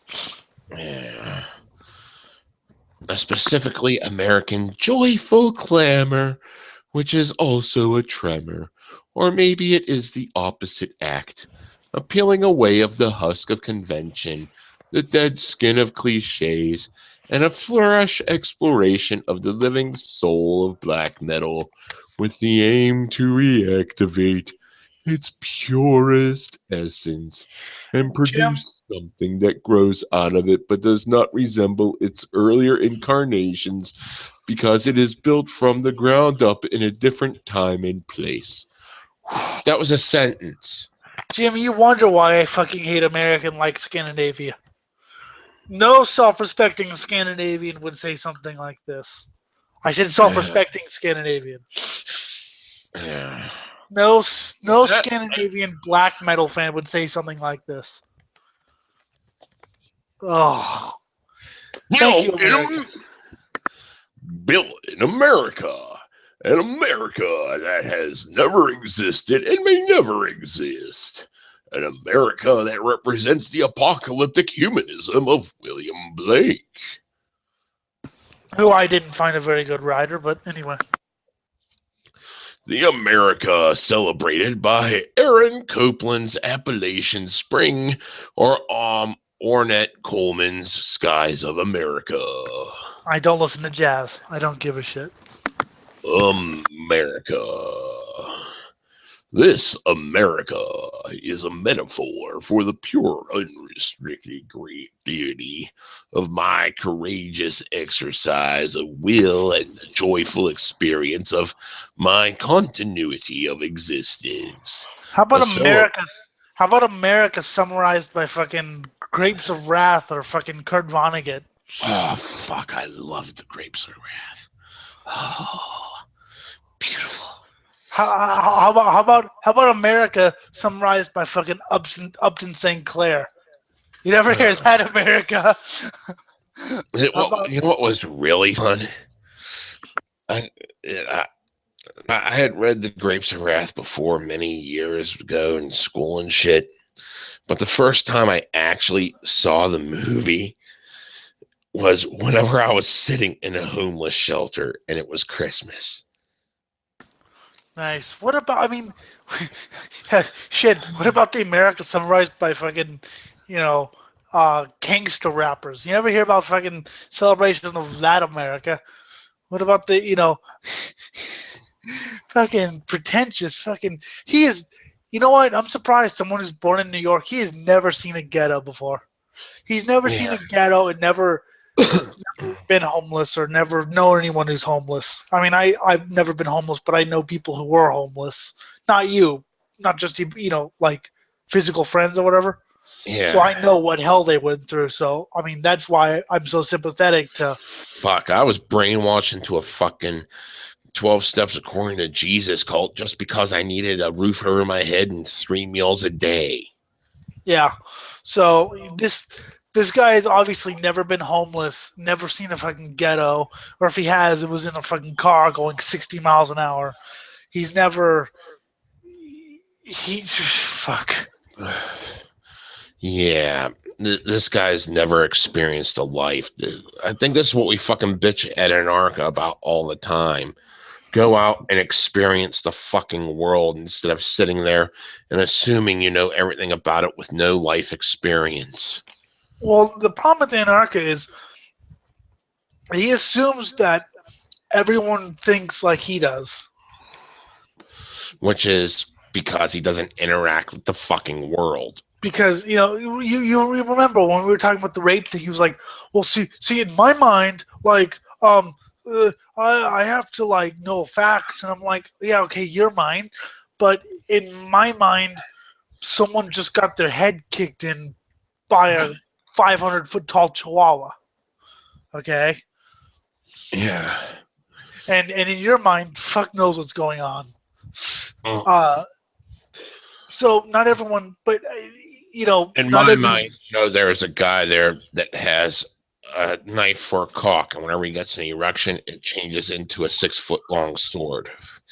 He can never get laid or no happiness. Except by Yes, blatant murder, but murder's fun. yes, that's awesome, and that's like that's depressing as hell too. It's so cool because it's just that depressing. That is There's no so. sensation there. It's just a giant sword. So, you get turned on.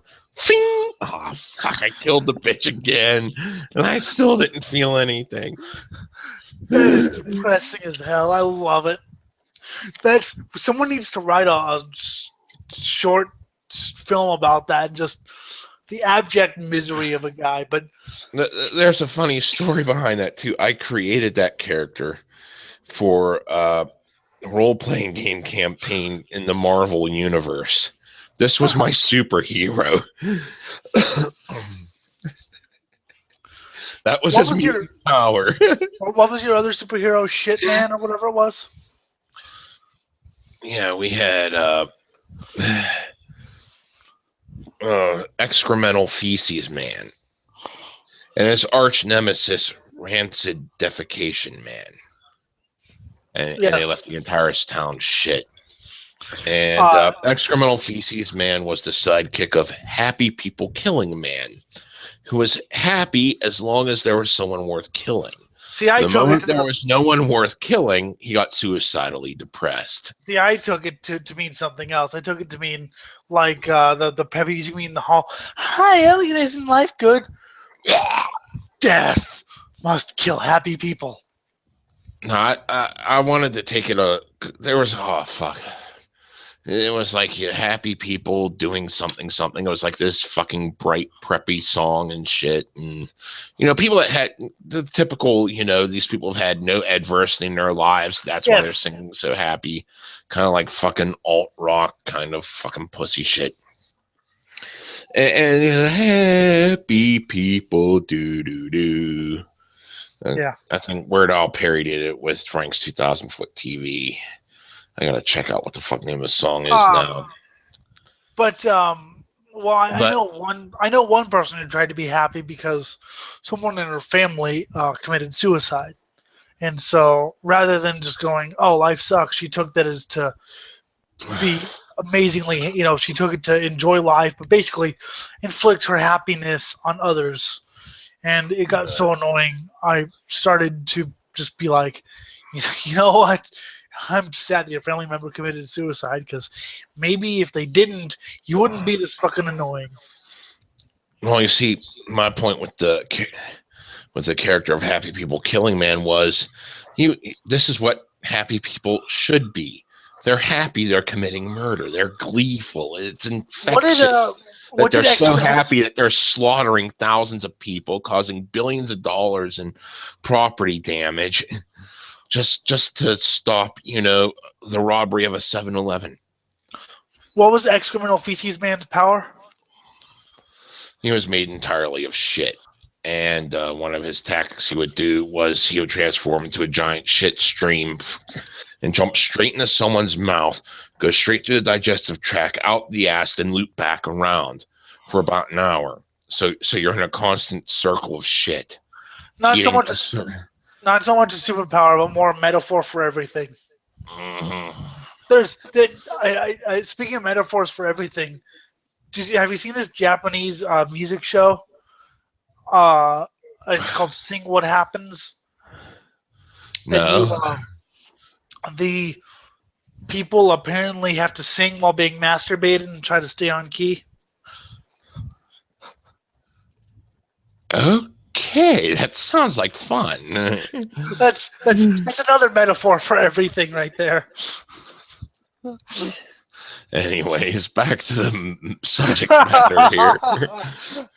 Oh, come on. You don't want to just think about that for a couple minutes. Happy ending. This America is a metaphor for pure, unrestricted creativity, the courageous exercise of will, and the joyful experience of continuity of existence. And a celebration of the hybrid and creative evolution. What's that? And lynching blacks, but that's you know what? Why don't we pay tribute to the American birth of a nation? Oh God. He's so fucking see. I usually get this. I gotta watch it again just so I can have a fucking laugh at how people thought. I usually get this. I usually get this claptrap from people who have never been to America, mainly from Europe, or people who came from Europe and now living in America, and they usually have this claptrap. Americans, the ones I talk to, are generally more realistic, but I guess not so much. Yeah. The burst beat. Bum bum bum. Is a really fucking shitty version of the blast beat. The backbone of transcendental black metal is the burst beat. The burst beat is a hyper blast beat, a blast beat that ebbs, flows, expands, and contracts, breathes. It replaces death and atrophy with life and hyper. I'm sorry, I think I just puked up my own guts. This transformation is accomplished by two features: acceleration and rapture. The burst beat is the same blast beat shit people like Pete Sandoval have been fucking doing. You just call it something different and play it slightly differently. Big deal. I call my shit that I took a burst beat because it burst everywhere. I call my shit explosive diarrhea. For that is what I have shit. Oh, fuck. I forgot how fucking shitty fucking Oriental flavored ramens tasted. They don't really? Taste like you forgot how shitty they taste? I mean, sometimes I just get in the mood where I have to eat ghetto food because that's where I fucking came from. It's like shit. I just get the fucking chicken flavored shit. Yeah, I prefer the chicken flavor and the beef. Beef flavor is okay. Shrimp is a bit mild. I like the creamy chicken. Oh my god, that's good shit. But yeah, I guess that's one of the standard meals for airline pilots, because they stay in a hotel. They don't really have time to fucking go out to eat because they get in really late and have like an 8-hour layover before they got to get back on the fucking plane. So, ramen made in a coffee maker. Just make sure the filter is not in. Yeah. Because then you have coffee. Oh my God! Have you ever? I drink a lot of iced tea. Okay, I drink a lot of iced tea because Mhm. iced tea is amazing. One day we forgot to change the coffee filter in the coffee maker. Lovely. I took a drink and what the? It tasted like old coffee ground iced tea. The first feature of the burst beat is acceleration. The burst beat accelerates and decelerates. It has an ebb and flow. This flow both mirrors life and stimulates life. Shut up. Like stimulating my stiffy? No? Okay. I want to stimulate death. I can't. You know what? I'm sorry. I listen to things called black and death metal, not life and white metal. I want something dark. I mean, if I want light metal, if I want lead metal about life and how anthemic and beautiful everything is, I'll go listen to some fucking power metal. I'll listen to fucking Sabaton or Hammerfall or all the other fucking Stradivarius, all the other bands I like. But if I'm in the mood for extreme music, it's because I'm feeling dark Which is fun. or because I've just put on my But I music. love this line here. It Oh, expands and contracts. It expands and my contracts. dick expanded once and contract. Yeah. Like the tide, the economy. He literally says it ebbs and flows like the economy. No, why, Hunter? You're a moron. You're a moron, son. Inhalation and exhalation. Life and death. It ebbs and flows like the economy. You're trying to fit a fucking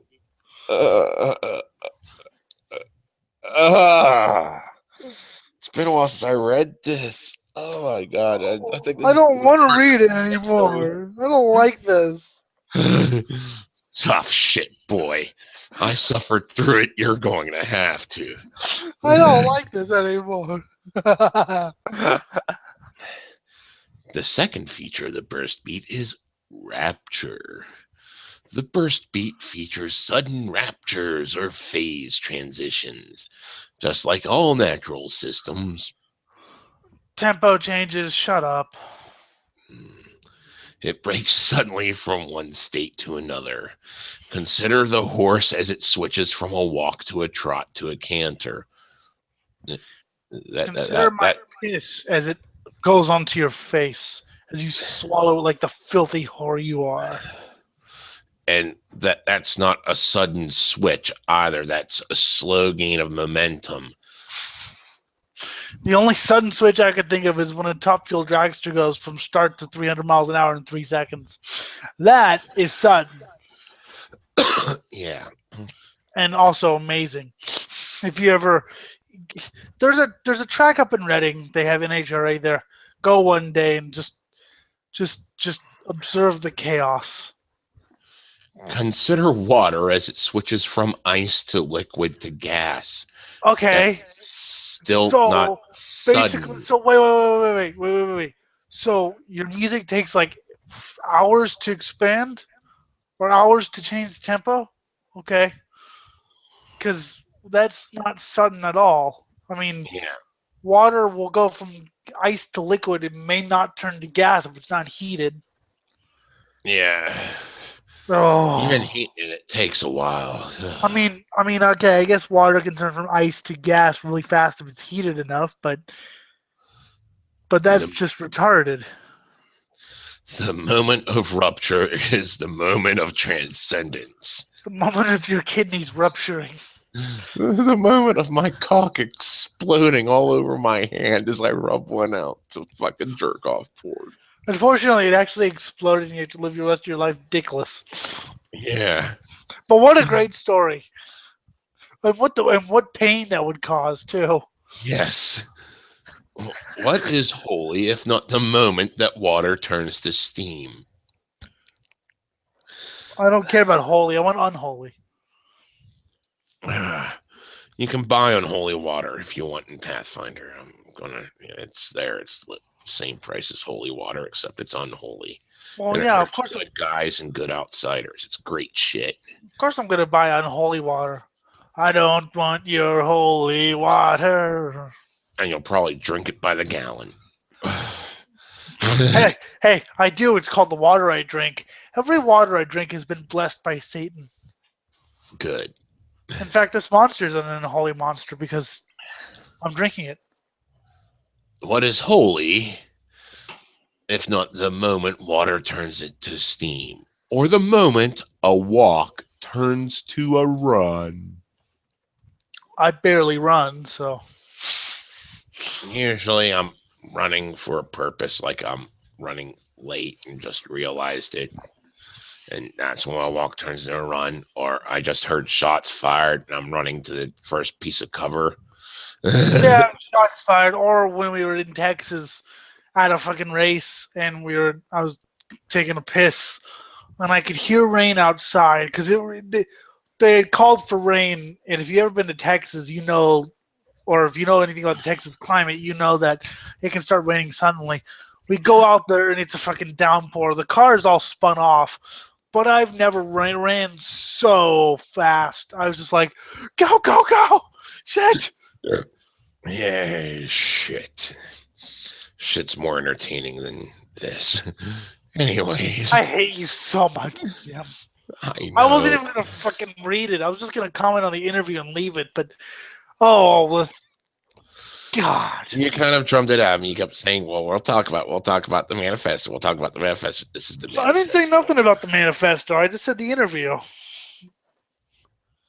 I could have sworn. Oh well, we're doing this now. We've already gone. We're on page 9 of 14. You know, you do realize now, Jim. I'm going to have to take revenge. I know, but this is going to be fun while I get to torture you, because I'm already being tortured too. It's an exercise in sadomasochism. I'm being sadistic to you and masochistic to myself simultaneously with every word I utter from this page. Oh God. That's and isn't that the true spirit of metal? Yes. This guy's just such fucking full of shit. He's had no. Oh God! And the comment sections on his videos and shit, it's like, come on, give it a chance. You're just being close-minded. Dude, I listened to this fucking second and latest albums. I've actually listened to them in full. I've given them a chance. Yeah, and they suck. Listen Just because we don't like the people's cocks you suck does not mean, you know. Well, I mean, okay. This whack job talking has nothing to do with the music because how many retards make great music? You know, how many people say retarded things and make good music? If his music was good, I would have said so, but no, his music is shit. Yeah. If it was good, you know, I would have been like, okay, you know, this guy's just full of himself and needs slapped around a bit, but oh well, fuck it. His music's good. No, his music's shit, and he's a self-absorbed, pretentious fuck who's never suffered an ounce of adversity and now cries because people criticize his music and call it for the shit it is. Yes, he is a vile human being. Real black metalhead should kill him. Yes. Not that I'm advocating it, but if it were to happen, I'm just blindly agreeing to agree. Well, see, I have to kind of say that just in case, like, the CIA listens or whatever. Yeah, I'm just nodding my head. Mm-hmm. Jim Thompson wants him to die. There we go. I just sold you out. Yay, I'm going to jail. Woohoo. Anyway, continue, please. The burst beat expresses an arc of intensity. It responds and supplements the melodic flow rather than providing a rhythmic container or backdrop. So, in other words, it doesn't do what drums are for. you also do realize that in a lot of the extreme metal, the fucking guitars take the lead and the fucking drums play a supplemental role. They're Yes. still a crucial element, a crucial layer in this sound, but it's not like your traditional music where the drums play the lead. This is fucking metal. The guitars take the lead, or sometimes the vocals take the lead. The guitars catch up, and Especially then in slam, everything's very percussive, so there is really nothing that's taking the lead. Everything is kind of what it is. The drums do their thing, the guitars, the vocals. They're all blended together. But yeah, I understand what you mean about the guitars taking their lead. And I'm not going to criticize melodic because I do like some melodic extreme metal. So, and besides, most black metal is melodic in some way. yeah.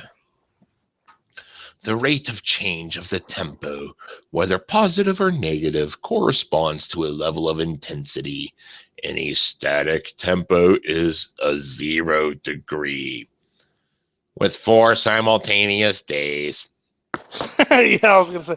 So basically, the song's not good if it doesn't change every 10 seconds. You can't just have a really nice tempo like Merciful Fate's Nuns Have No Fun or Devil Eyes. You have to break from that beat into, oh, fuck, Die Hunter. The burst requires total expenditure of power, and its very exercise fosters growth and increase of strength. No, it doesn't. What does that even mean? I don't know. I really don't know because it doesn't sound strong at all. It What sounds the weak fuck does that even bleeding. mean? I How does don't a know. drum beat? It's a fucking drum beat. I mean, I could say like the blast beat embodies the chaos of extreme music, but you already know that to be a fact. But I don't think it fosters growth. I just think it's a really fucking awesome beat to hear. And Oh. yet the burst beat never arrives anywhere. Eternally not yet at its destination. Eternally almost at the target tempo. Like a nomad, the burst beat knows it will never arrive.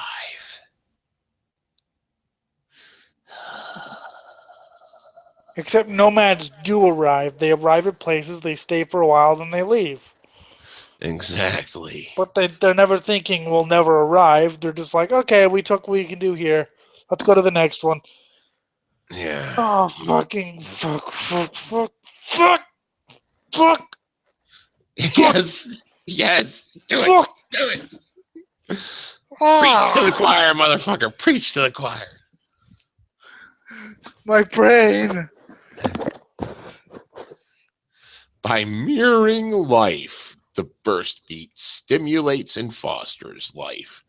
By fostering life, transcendental black metal affirms life. No, it doesn't. Fucking black metal affirms the fact that it's fucking shitty. If you look at Metal Archives, all the reviews that are positive of that band are like pretentious wannabes, and all the negative reviews are like, yeah, I thought I'd like this, but it's shit. Yeah. Or my favorite, Black Metal Art School Edition. Hyperborean is nihilism, atrophy, blast beat, lunar, depravity, the infinite impurity. Yay. Transcendental is affirmation, hypertrophy, burst beat, solar, courage, the finite, and penultimacy. Well, I'll take hyperbolic or whatever he said any day. Hyperborean, yeah. Properties. Property is, hey Jim, why did communists drink Earl Grey tea? I don't know why they drink Earl Grey tea. Because proper tea is theft. Yay, property is theft. Good man, good man. That's Marxism in a fun way. And by the way, that quote's been misattributed to there's actually a story behind that quote that I don't have right now. But anyway. I thought it was a funny joke. Yeah, it was. I needed that because of what's gonna follow. The train wreck's not even done yet. Shut up! Don't tell me that. 10 out of 14, motherfucker. Oh God! I have a headache now. I actually literally have a headache now. I actually wow. We'll listen to some proper black metal after this. Yeah, so I'll go listen to some fucking God, what band should I listen to? I don't know. Some fucking NSBM. Yeah, we'll just go there because need shit on that bad. We'll go straight to the racist shit. Enjoy the hell out of it. Especially if they're speaking in their native tongue. I want them speaking their native tongue so I can't understand a word. That's what Eric Keller said about NSBM. He's a little more, but he's actually the one who kind of got me out of my ultra liberal. I'm sorry. I'm just trying to kind of belabor this for a while. Yeah. He's the one who kind of got me out of my ultra liberal. I can't listen to this music because it's Nazi music or whatever. He posted the original Screwdriver from '77, and he said, no, I wouldn't listen to this kind of thing in the '80s because I was such a liberal fucking hipster, but now I've kind of understood it. And he said, yeah, the reason he doesn't really listen to Screwdrivers is because he doesn't really care for the music. And someone told him, download Blood and Honor. It's actually really good. And he's like, wow, this is actually good. And I was shocked. I was like, you listen to Nazi music? But then Eric Keller has a special place because you know how much he introduced me to so much music. I think I've told you that 1,000 times. So he was the guy from Fear of God and Good Bad Music. And his thing about NSBM is at least you can't tell what they're saying. But I'm gonna listen. The thing is, I'll probably pick up a word here or there just because I've heard propaganda. But still, it's gonna be much better. I'll fucking send you some Dark Fury after this. Mm-hmm. They're a good band. I don't know if you heard them, but if you haven't, I'll send it to you. Okay. Sweet. All right, let's go through this. And dear viewer, for the first time in my life, I am truly sorry you have to experience this. Transcendental black metal exists as a unity, but in thought it can be analyzed into 7 properties with 4 simultaneous days in one single earth rotation. You are educated, stupid. Educated, stupid, because you do not like my music. Transcendental black metal and 4 simultaneous Jew God queer days. Yeah, that's we need to combine Time Cube and this. Yeah, I know. God, it would be the train wreck of all. Mixed with maybe some I have another with no, Time Cube this and Conservapedia. Oh God, that's fucking. Oh my God, beautiful. That would make brains explode. We would be on trial for accidental deaths because of mass suicides. My brain couldn't reconcile anything. Oh my God! Think about this. Time Cube and Conservapedia all rolled into one. Why is transcendental black metal affirmative? I don't care. This is the fucking pretentious part. God, I remember this. Oh God, I remember this. Transcendental black metal is in fact nihilism. However, no. However, it is a double. However, it is a double nihilism and a final nihilism. A once and for all negation of the entire series of negations. No. You just spent 10 pages.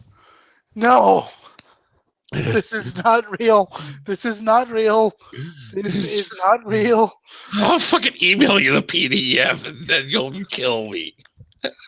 with two rights to do so.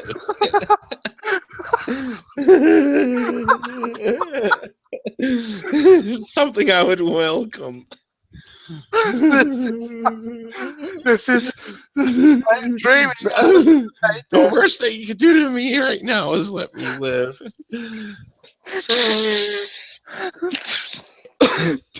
This is not real. With this final no, we arrive at a sort of vertiginous affirmation. An affirmation that is white-knuckled, terrified, unsentimental, and courageous. No, it's not. No, it's not. It's Savage Garden mixed with Matchbox 20, Tremblow picked with bright puppies going everywhere, and that one song that was on Beavis and Butthead about the little daisies and make them push up. It's Savage Garden mixed with Death Heaven or something. No, there's no white knuckle terrifying or anything. It's pussy music. And no, I can't even say that because that's offensive to women. And pussycats and it's offensive to anything related to the word pussy. You know why I can't say pussy music? Because of Dark and Nocturne Slaughter Cult. There we go. And Funerus. Mm-hmm. And fucking every other band I mentioned with the and Coven. And Coven, obviously. Yeah. Oh, these are good bands. Fucking go listen to some Darketta or some Futurist. Yeah. That's what you need. You want to stay away from this. Or some DNS. Which you still haven't heard, but even Scott likes. Okay, I'll have to check them out. What we here we go with the cult speak. What we affirm is the facility of time and the undeniability of the future. Our affirmation is a refusal to deny. Wait a minute. They're affirming the undeniability of the future. Oh my! No, the undecided. the undecidability. But okay, I was gonna say undecidable. Well, the future is somewhat decidable. I mean, right now, I'm going to decide to drink a Monster, but I haven't done that yet. This is in the immediate future. Watch, Jim. Mm-hmm. Jim, I'm going to decide to drink a Monster. Ready? Mm-hmm. Wow! All of our fates. And all of our fates have already been decided from the moment we were conceived. We will die. Yes, true. Oh, fucking right now, I almost welcome death. I have a lot to live for, and I'm actually really excited about this show, but right now, I almost kind of welcome death. Yes. You've killed me. Why is transcendental black metal hypertrophic? I don't know, and I don't care. 4 simultaneous days. No. That would be blessing to read that. Oh, God. Growth is life. You know what? Read this to your girlfriend and be like, so you hate me for reading Time Cube, right? Would you rather I read this? And yes. She'd be like, no, read Time Cube. Because her best quote after the Ian episode was, all I needed someone to read Time Cube to me, and my day's perfect. I'm like, no, it can get worse. This is worse. This is worse by far. At least Time Cube is entertaining. Yeah, this is like, why are you this? I mean, you have suffered nothing in life. You've had everything handed to you on a silver platter. Even if you're not like some filthy rich dude, I don't care at this point. You have not suffered anything in life. Besides, you're not possessed by the black flame. You're clearly out to differentiate yourself, but not because you're possessed by Satan. It's because you're tired of the evil negativity. And by the way, Time Cube is really easy to write.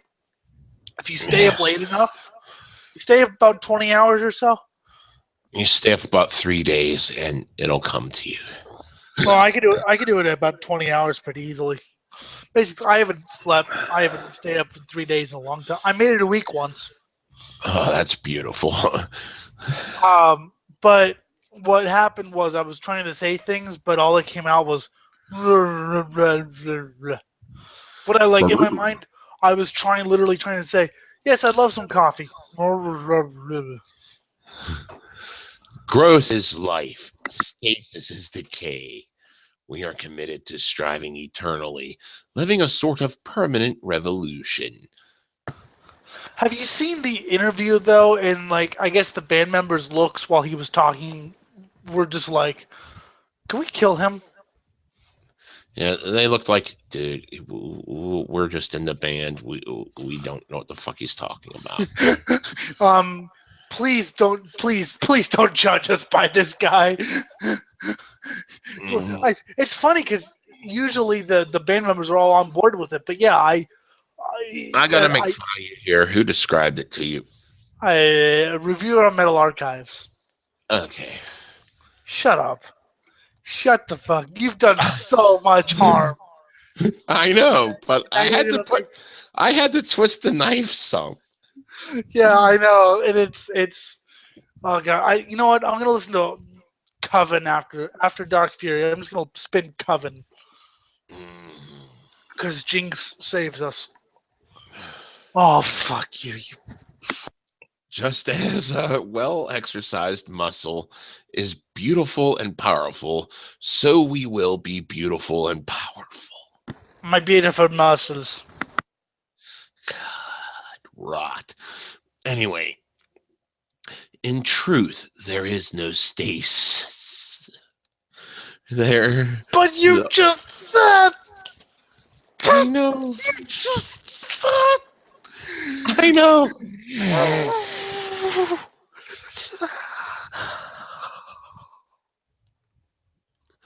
The only choice is between atrophy and hypertrophy. The celebration of atrophy is confused, weak, and neurotic. No, it's not. Fuck you. Atrophy's fun. Decay is cool. I'd rather listen to a band called Grave than a band called Happy Little Puppies. Yeah. Unless it's like a power pop band with some like vocalist who can sing, then it's fine. But that's neither here nor there. Yeah. The celebration of hypertrophy is honest and alive. No, it's not. This is complete bullshit. It's the furthest thing from being honest. And this has already made people commit suicide 18 times. I feel like it. My head is now lightheaded. Thank you. Why is transcendental black metal solar? Oh, solar. No.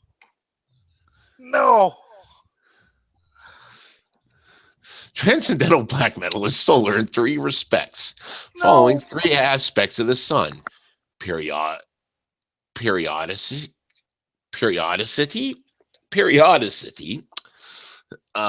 intensity, and honesty. The sun Yes, the sun is honest. I talked to it and it told me the truth. What the? It burned your eyes out so you couldn't see, even though you were born blind. We don't know how that happened, but it was honest about it. You know what? In homeopathic circles, there's a thing called sun gazing. Mm-hmm. I think this guy needs to do it. Yes. I want to see his eyes melt out. Yeah. He's giving some picture it. He's giving some lecture, right? He's like the entropy of because his eyes just bubble and sizzle out of his frothing head. All his mouth and his tongue gets ripped out of his skull by dogs. The sun lets things be born and grow so that they may die. I agree. However, God, shit we took to get here, I don't think you comprehend that at all. I do comprehend it. No, I'm saying this guy doesn't comprehend it. Yeah. No, I thought you meant like because my brain's been fucked up, but I actually comprehend it slightly. Duh. The burst beat is periodic because it rises and sets like the sun. The sun mesmerizes and burns. You know what? I'm sorry. People shit on Lovecraft for being prosy and piling on the adjectives and writing pretentiously. No, this guy makes Lovecraft look like you. Yeah, you're saying fuck every 3 seconds. Good job, good job. Yeah. We participate in intensity because we are not sentimental and we know that death comes. But why Wait, do what do we you mean you're not sentimental? Your whole thing is about being sentimental and romantic and. he's trying to save face here because he said one cool thing, but I don't think he realizes what it means. You know, about the sun rises and sets and fucking so that we may die. Yes, I know. But why not follow a goal? Follow the sun and chase after its flares. Why not go up in flames rather than dwindle to a speck of sand? Yes, Hunter Hendricks, go up in flames, set yourself on fire. The sun represents truth and reveals all that it touches. We are honest because we refuse to lurk in the shadows. We refuse to point fingers, except whenever people criticize our music. And we say that you're just fucking closed-minded, narrow-minded, racist, bigoted, homophobic, transphobic, Islamophobic, anti-Semitic. Things that Pieces have of nothing to shit. do with the actual music, obviously. Yeah. We refuse to perform our rights in secret. We are not sickly, spiteful, hateful. Yes, you are. Well, You hate anyone that doesn't hey, like your music. secret rights are fun. Yes, they are. And by the way, being hateful is fun, and being spiteful is also fun because everyone sucks and everyone needs to burn to death. We do not hide behind costumes or esoteria. Excuse me, you don't hide behind esoteria. What the fuck? That's all this thing is. You don't hide behind esoteria. From what I understand of the meaning of esoteric, that's all this is. Yeah. Why do we reverse the finite? Why do we revere the finite rather than the infinite? Because you refuse to die. What is sacred is taking What is sacred is the taking of each concrete step, each honest decision. The infinite is obvious and everywhere. To engage the finite takes courage and produces hypertrophy. No, it doesn't. But Everyone death knows. is, Everyone knows that death is happening, and it's going to happen to all of us. And I, for one, embrace it, and you should too. And by that I mean, please kill yourself. Please kill yes. yourself because I don't want to deal with you anymore. God is infinite. Nature is infinite. The infinite is everywhere and cheap. But you said about the death of God earlier on. So God is not infinite, and we know the world will be destroyed. So our natural world will be destroyed. By the way, the Earth. Well, nature may be infinite. Not even. I mean, even if we can't comprehend it, it's still not infinite because everything has a finite point of ending and beginning. Even if they fluctuate, even if things are destroyed and created, there's still a finite point to everything. There's no such thing as infinity. And second of all, it depends on if you believe in some sort of God or not. So, yeah. Satan. It is the finite that is rare. No, it's not. Everything ends. That's what makes it finite. Oh God. What was the last Shining album? Everyone, everywhere, everything ends. Yeah. It is the finite that is peculiar to humankind. No, it isn't. My my dogs are gonna die. My house is gonna be destroyed one day. My computer's gonna die. Everything ends. Everything ends. And hell, whenever you're at work, you're just waiting for your fucking time to clock out. Your work shift will end.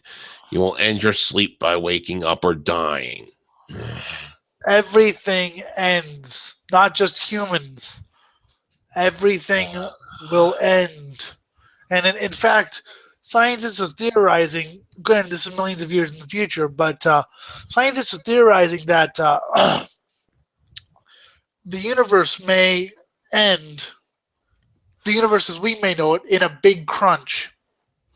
Or the Basically. heat death where everything just fucking evaporates into nothingness and all forms of matter lose cohesion and become nothing as they lose their charges. Although, would that stop no new plan from being created? You know, I mean, I don't know. Who's to say what happened before the Big Bang? You know. Yeah, who cares at this point? Because this guy's so full of shit.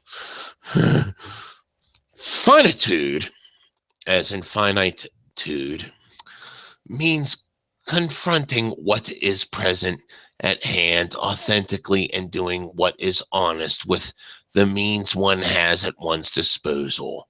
The soul nourishes the finite. The finite is born, strives, and dies.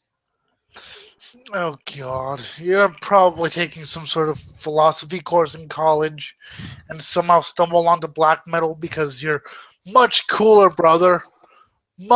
Probably much cooler, brother. Bought some like Deaf Heaven or something, listened to it and said, "This fucking sucks." Here you have it because you're a fucking little twerp and you fucking deserve to be shat on. So he listened to it, his mind was blown, and his brother probably looks down at him going, "What a fucking moron." Yay. At least I'm hoping. I'm hoping that's what happened. I'm hoping that, yeah, here you little fucking twerp. Have this fucking shitty music. You deserve it because you fucking won't amount to anything in the real world. Why do we revere penultimacy? I don't know and I don't care, but tell me. We haven't cared, but we're going to learn anyway. I really, really despise you right now. I despise myself. Thank you. Transcendental black metal sacralizes the penultimate moment, the almost or the not yet. Okay, fine. Sacrifice the penultimate or sacral. What? I don't give a shit. Okay. Hey Jim, do you want this beer? Yes. Well, here, I'm gonna almost give it to you, but I'm not gonna give it to you. Here, I'm almost gonna give it to you. Goddamn motherfucker, you can't give it to me through the fucking headset. You offer me a beer, I can't even fucking take some on the other fucking coast, you moron. God, you're that blind. Goddamn motherfucker. Beer. I think he's too brain dead to actually see what I'm trying to do. Mm-hmm. But you know what I'm trying to say, right? How would you feel? How would you feel if we were together, talking in the same room, and I almost gave you a beer, or you're at a restaurant and the waiter I'd kick you in the fucking balls and take the damn beer, or the waiter almost gives you a steak. So that's when the place gets burned to the ground, and I'm in the straitjacket for another couple of years. But he reveres the almost. So I'm really surprised he does anything like eat food, because apparently he'd rather almost get that delicious hamburger than get it.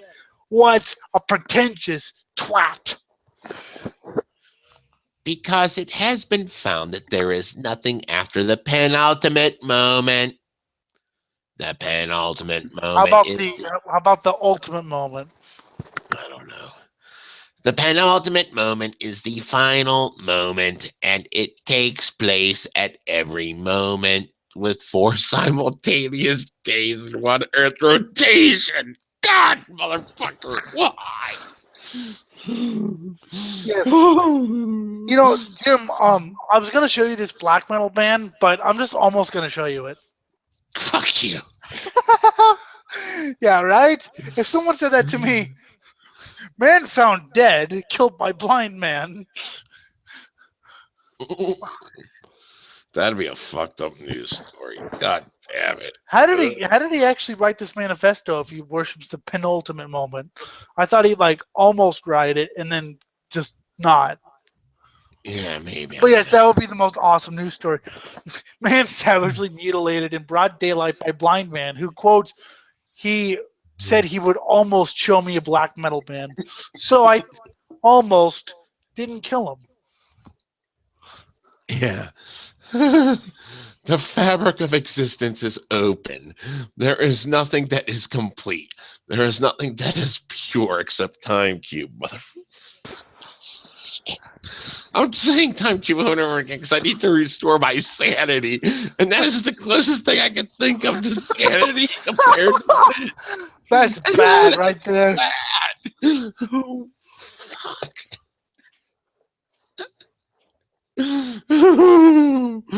Oh, when, when Time Cube is the closest thing you have to sanity. yeah, you're fucked. The thing is, Time Cube is at least entertaining and like fascinating to read, and we jokingly canonize Jean Ray, but this is just infuriating. Yes. Why Yes, is, why is transcendental black metal no, courageous? no, no. Oh, look, I hate you. Courage is open and raw. Courage means flying towards the horizon with no guarantees of a place to land. No, it doesn't. That's called stupidity. Courage is the act of honest leap from one moment to the next. So just breathing every breath You want to know what someone courage takes is? while You want to know? cowered in a corner crying is courage. You want to know what courage is, Jim? Courage is when someone is in Brazil, and they have those really, really vicious beaches at Brazil with like really vicious tides Mm-hmm. that people die on. And when someone sees their friend swimming in the tides, being sucked out, diving in to get them while everyone looks on because not because they don't care, but they're too afraid to do anything because they're like, yeah, he's fucking corpse. That's blind courage because you're just going in there, and by the way, almost drowning yourself because the tide are so vicious. That's courage right there. Yeah. But courage Courage is is not. fucking D-Day. Those fucking guns going off and you watching your fucking friends get all fucking shot up before they even get out of the fucking boat, knowing you have to get out of that fucking boat and kill those bastards before they shoot you. But at the same time, courage is not a pilot landing a plane that's falling apart. Did because people always talk about how that's heroic.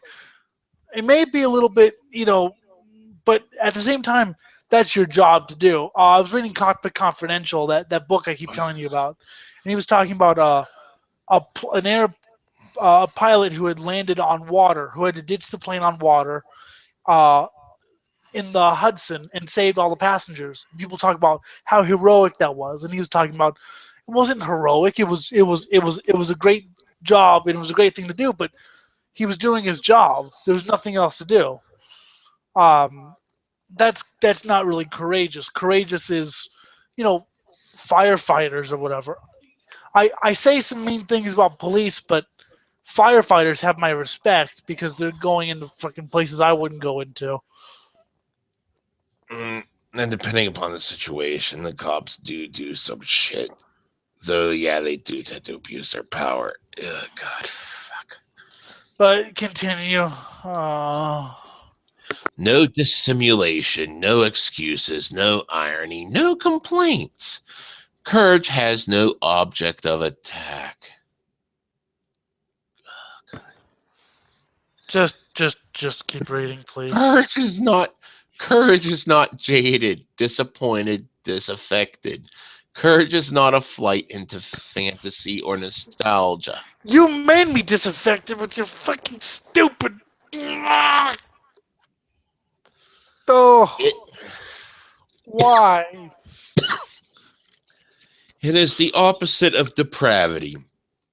Depravity is false freedom.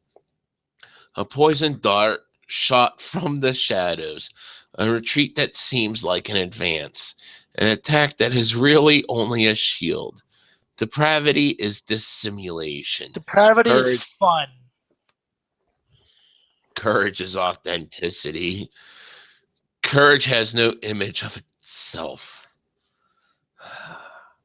It is trailblazing. It has no path before it. Its only trace is the wake it leaves behind. Depravity is fun to critique and talk about. I'd say this is more depraved than most of the shit we talk about. I'll take 5 murderers, 8, fucking. I'll take most things over this. Fuck. Fuck. Almost done. Almost done. Fuck. Epilogue: 7 Theses on Aesthetics. Trying to strangle life out of self. I know. Black metal represents the self-overcoming of counterculture and the rise of aesthetics. 2. I've just realized what I need. A beer. Yes. Number 2, the aesthetic could be a third modality of art alongside the comic and tragic. Neither saccharine nor ironic, concerned neither with ineffable truth or the all too obvious. It would be a direct neutrality, art fostering joy, health, resonance, awakening, transfiguration, and courage. Art's dead. Art has no place in this. Ugh. But I listened to it ironically. Am I the only one who ironically listens to Anal Cunt? Dude, I have the whole fucking discography and I listen to that shit all day because it's awesome, angry music. There's no irony between when I listen to it. There's no irony between why I listen to anything. I mean, I'll fucking defend why I listen to fucking Sympho Power Metal because it's fucking awesome. And if you don't fucking like it, you can suck my ass. Anyway. I like how you get the pain done. Yes, please do. Just go. The aesthetic is aesthetic and ethical. Just go, please. The ancients identified the true, the good, and the beautiful. After the dust settles and the work of modernity and postmodernity is done, and the divisions between high culture, mass culture, and counterculture have been obliterated, that is left a single shining culture which is true, good, and beautiful. Praise Jesus. Allahu Akbar. Fucking, oh my God. Welcome to communism. Oh my God. Every religion dropped into.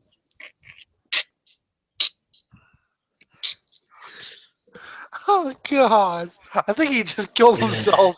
I want Odin and Satan who fuck and give me their love child so that I may raise it as my own. Odin and Satan. Oh my God, that'd be awesome. Yes, it would. And fuck the ice giants. Fuck them. Ice giants. We need some ice giants to kill this guy because my brain has gone completely off the deep end. No, I've gone completely insane. Number 5 out of 7.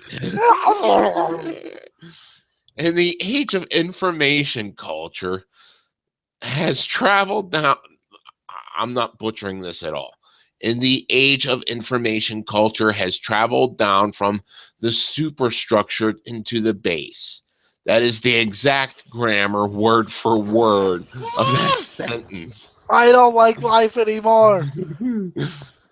Stripped of coercive power long ago, culture has now been granted unprecedented economic force.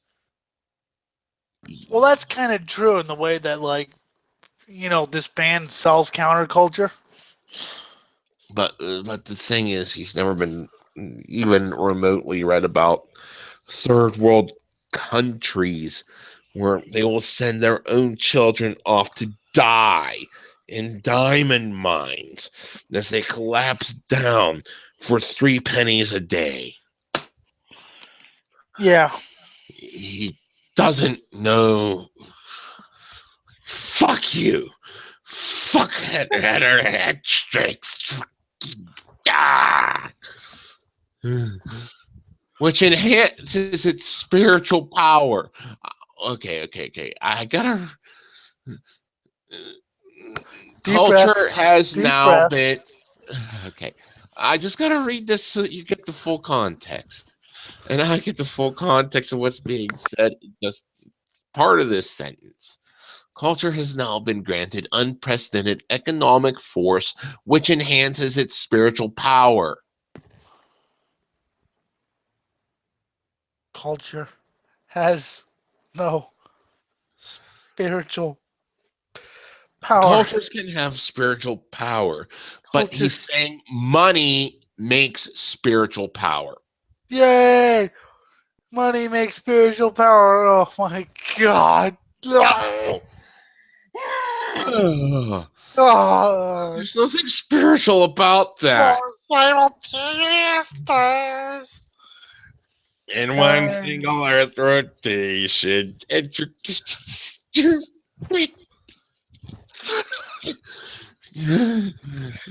post meridian time, a lie. Santa Claus disproves Santa God. God evolved from Santa. Oh, Okay, the full sentence. I don't like my life anymore. Stripped of coercive power long ago, culture has now been granted unprecedented economic force, which enhances its spiritual power over minds and hearts. The question remains of what its function should be. Not this. This is the exact opposite of anything. You know what? I think I'd rather take black gaze bands than this. They're pretentious, but this guy's even more so. Oh god, I think Deaf Heaven might be less annoying than this. And Name, I'm not a big fan of. Okay, not a fan of at all. Dear the fucking murder, lord. name dropping time. The murder of Euronymous by Varg Vikernes appears as the founding gesture of the tradition of black metal. No, it was the end of it. Well, it was the end of the second wave, because after Varg killed Euronymous, that's when black metal exploded from the fucking deep, darkest dungeons of the underground into the fucking mainstream. And in some people's opinion, that's when black metal as a so-called movement died. I'm not saying there weren't good bands after that, but that was when the so-called movement died, and that's when pretentious pricks like this probably heard of it. I mean, that's why I kind of respect bands who played black metal in 91, 92, because they were in this before the fucking Explosion. yeah, before the fucking, as Varg Vikernes said, in Norway you saw country rock bands changing to black metal. In fact, it is a mere origin myth foreclosing the real founding gesture. The real gesture, though it is less notorious, is the suicide of dead. That's not even the real gesture. That's something that happened and Euronymous used to drum up his own fucking band, because he becomes so fucking jaded at that point. He wanted to believe that he was so evil. So he used this suicide of his friend, saying that, yes, Dead killed himself because death metal had become trendy and commercialized. which is a noble sentiment, I'm sure. But still, I don't think that was any sort of founding or zenith. The black metal scene had kind of existed from Norway as far back as 88, 89. So I get what he's trying to say, and I thought this before, but that was before digging deep into the fucking kind of like Scott. I like Scott, but he seems to like black metal's legend a little bit more than its actual fact. Yeah. Like, you could dig behind the legend and find it's an interesting origin story, but you could dig behind the legend of the whole thing and be like, other than the whole church burnings, it was just a normal music scene. Granted, I mean, and what counterculture music scene hasn't had crime and violence and shit? So that's my opinion. But anyway, continue. I'll get to that when we're done because Yeah. I just want to end this, please. Compare Cobain. No. I betrayed the counterculture to Dead. I betrayed myself to the counterculture. Dead's death secretly inaugurates the birth of black metal and the death of counterculture as such, just as the absence of Dead's voice haunts the mysterious. So Attila's recent return to mayhem signifies that we are ready to explore the implications of Dead's suicide. Wait, so the whole 14 pages was basically saying that Dead should have sang on Mayhem's first album? I mean, I like Attila's voice on that album. It's not the usual black metal shriek. It's different. It sounds kind of possessed. Besides, if you want to hear Dead, go buy Live in Leipzig, which I think you should buy because it's a really good album. But, wow. All those 14 pages were basically him coming up to the fact that we should have had Dead on that album. Point number 7 is one sentence long, and there is nothing after it. Hallelujah. Read it. Come on, go. Aesthetics is a resurrection of the aura and an affirmation of the power of meaning to mean. The meaning to power of meaning to mean. Meaning. I read Lords of Chaos the other day. It featured about the black metal scene, but then spent 500 pages talking about how black metal might be the reincarnation of the wild hunt. It was an interesting book if you're into philosophy, which I'm kind of into as long as it's my philosophy. But as far as black metal, I usually like reading about the bands and records and shit like that rather than any sort of philosophy. Let me piss real quick. Keep going. I mean, like Black Metal Evolution of the Cult, which everyone should read, talked about the underground ethics and things in philosophy and things like that. But it mainly talked about the bands and the fucking scenes, the different scenes from all over the world. And that was much better than just reading about endless Varg Vikernes quotes. I mean, oh god, that was amazingly. That's not no. I can't even say it's craptacular. I mean, Time Cube is craptacular. Time Cube is bad in a awesome way. This literally transcends. You know what? This is transcendental. It's transcended all planes of awfulness into this cesspool by itself, where it just writhes and decaying mass of flesh and bone and destroy it with fire and a hammer and oh god. And Liturgy's just released a new album which will probably be shit, and why won't they die? Okay. We want everyone die. My brain's just Would you like some Time Cube? no, I need. Oh my god, why did you read that whole thing? I'd rather read the really, really, really horrible and racist Ian Stewart biography, which couldn't spell, and the guy couldn't refrain from putting in his neo-Nazi ideas in like every other sentence. But I'd rather read that than this. I'll send you the link to that. We could have a show completely dedicated to reading the Turner Diaries. Oh yeah. That would be fun to laugh at. That would actually be pretty cool. Yes, have a show. Well, it probably have to be a two-parter because it is kind of long. Yeah, 2 3 parts, however long it takes. Yes. Yeah. As we sit there, point, laugh, and fucking have a good time Yes. mocking people. That should be a fucking. That we should do that one day. Okay, we'll do that one week or something. I don't know. Yeah, that would actually be a fun show. And oh god, but that was just awful. And now to cleanse the palate. Yes. Physicists claim that consciousness lives in the quantum state after death. What? Science. It's under science. I don't Is know it how. Is it me or do physicists have too much time on their hands? Whenever you get into quantum mechanics, you get into some fucked up shit. I took the baby end of it in high school.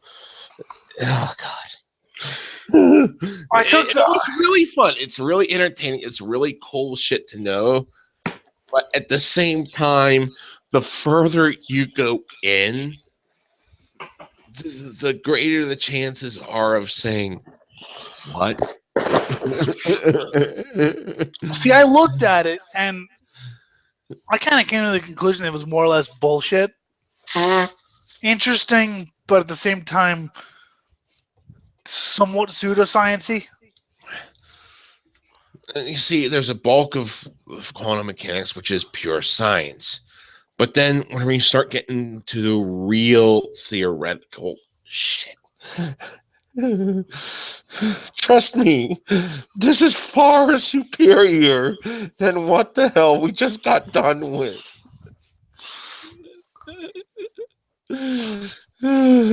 I will hate you to the rest of my life. For the rest, even if like we do the campaign for years and shit, I will still hate you till the day you die. Trust me, I'll just quote Time Cube. It'll be good. It'll be good. Oh fuck! Ah fuck! Does quantum mechanics predict the existence of a spiritual soul? No. Testimonials from prominent physics researchers from the institutions such as Cambridge University, Princeton University, and the Max Planck Institute for Physics in Munich claim that quantum mechanics predicts some version of life after death. Well, you know what? There's a good way. You know what? Let's test this theory on Hunt Hendricks. Yes, we'll test it on him. And then we will use his soul to discover a way to make things soul-powered so that we destroy souls to light my light bulb for 0.5 seconds. Yes. That's awesomely wasteful. Yes. That is gut awesome. Down. Human souls is power for the car. Let's do it. Okay. Well, okay. So one soul would have to be about what, like half a horsepower? Yeah. It doesn't matter how much electricity we actually burn getting there. We're just going to get there and make things soul-powered. Soul-powered. Soul Train. Not to change the subject, but I guess the making a murderer thing has sparked some sort of petition. What? The show Making a Murderer. Yeah. Sparked a petition.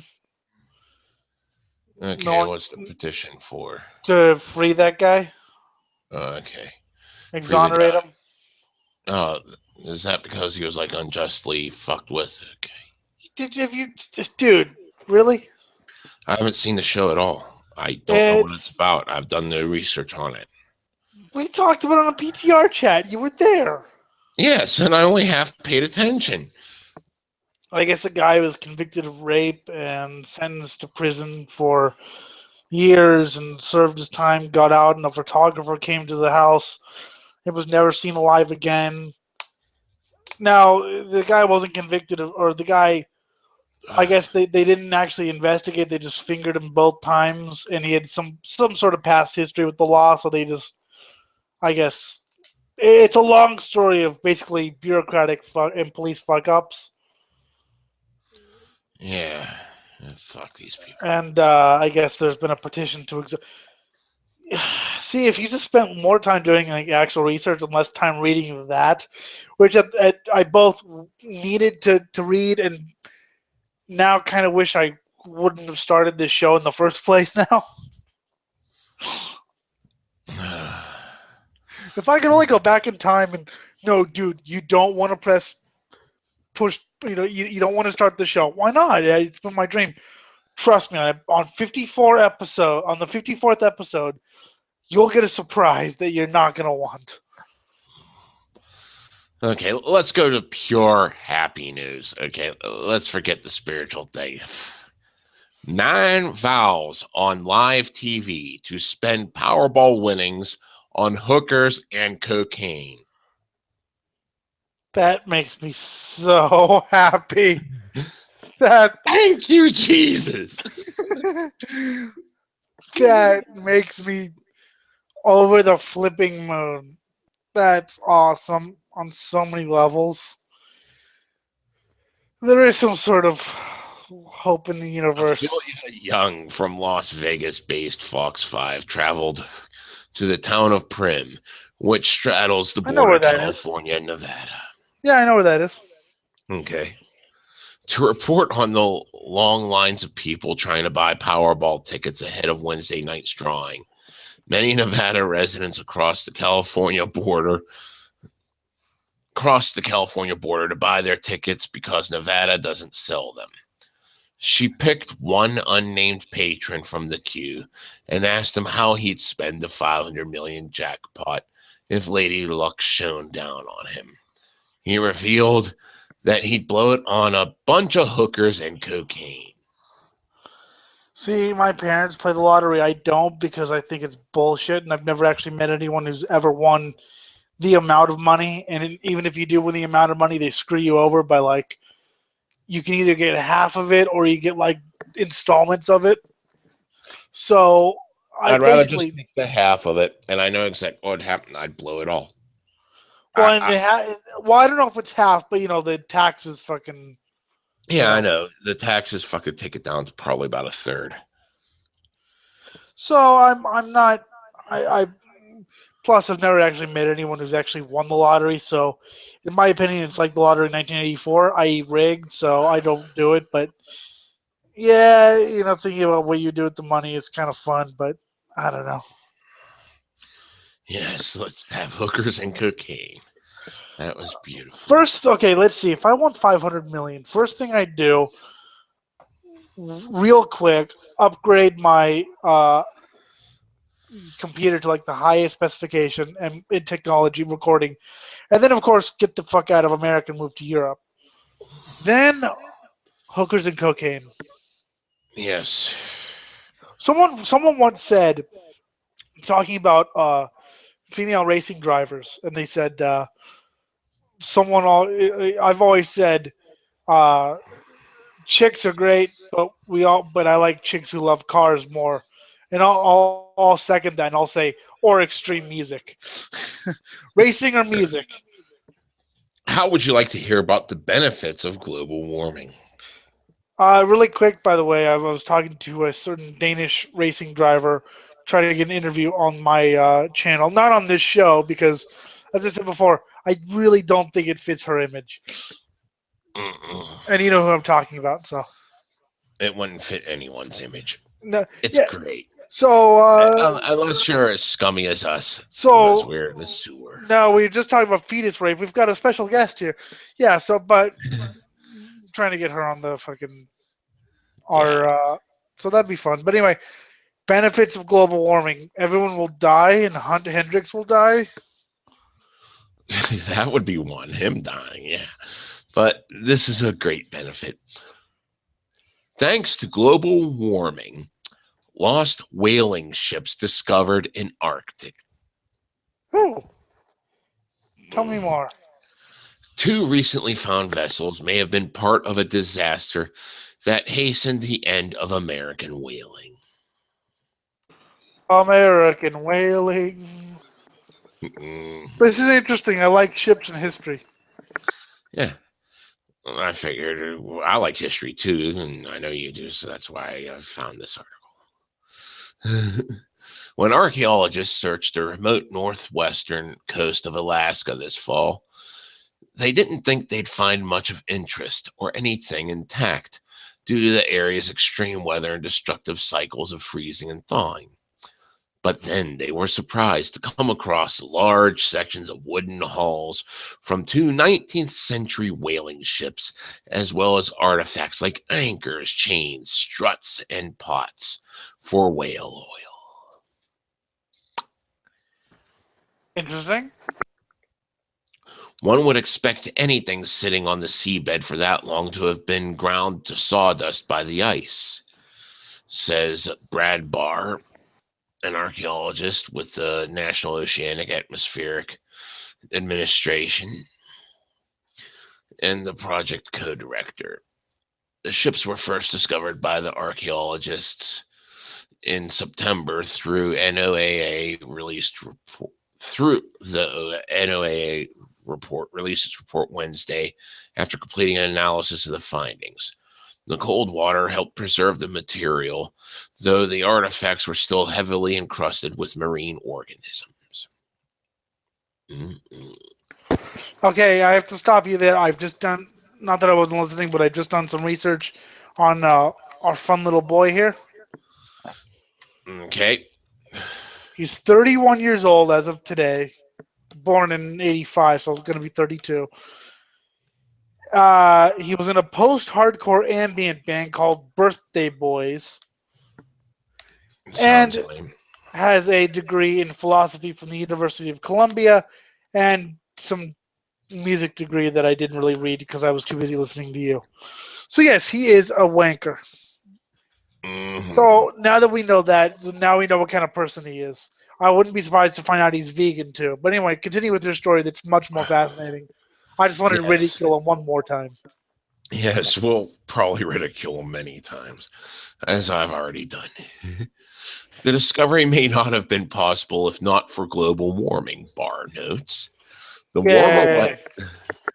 warmer weather and reduced sea ice made it possible for the team to work longer into the fall. The archaeologists had wanted to survey the area because of historical accounts of the loss of 50 to 60 whaling ships there in the second half of the 19th century and the first few years of the 20th. The team used the latest sonar and magnetic imaging technology to scan about 17 miles along the coast of the, I'm going to butcher this, Chukchi Sea near Wainwright, Alaska. Based upon reports that local Inupiat, I fucking butchered that, people had found bits of debris there. The hulls of the ships were found roughly 100 yards from the shore, pressed against a submerged sandbar. Sucks to be them.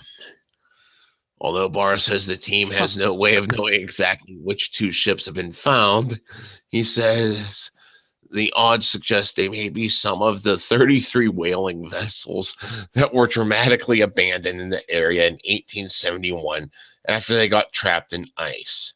More than 1,200 whalers were rescued by nearby boats, with all surviving. Aww. Losses from the incident were around 33 million in today's dollars. It was a major blow to the American whaling industry, Barr says, which was already reeling from the increasing use of petroleum oil in place of whale oil. Wow. Yeah. Interesting. Oh, fuck. Sorry, I was stretching. Mm-hmm. Um, And this was far. This is what we needed to cleanse the palate. Lost whaling ships found by global warming. yeah, because now I'm actually starting to think and be interested, whereas being revolted. Yeah, bored, revolted, and questioning. Oh, no, we're not going back there. Nope, nope, nope, nope. So I was listening to Grave the other day, right? Yeah. And it's really good. It's a really good album. Yes, That I didn't was really have listening to Grave myself. Yeah, it was that didn't pretty really good. have anything to do with anything. I just wanted to put some good music into people's minds. Yes, yes, that's what you should be listening to. Grave has never really released a bad album. They did go a little more groovy on one of their albums, but they've always been pretty much damn near consistent. They never quite went Entomb level badness. I mean, Wolverine Blues was okay, but try getting to the album, same difference. Yeah. Yeah. Unleashed is a really good band. Dismember. Fuck, Swedish death metal. Mm, Vomitory, raped in their own blood. yeah, How no. can you not love that album's title? I still got plug Blood Urn of Gory Death and Sorcery. Yes, yes, you do. Of Gory Sorcery and Death. Sorry. Yes, you have to plug Blood Urn. I Yes, have to that's. plug.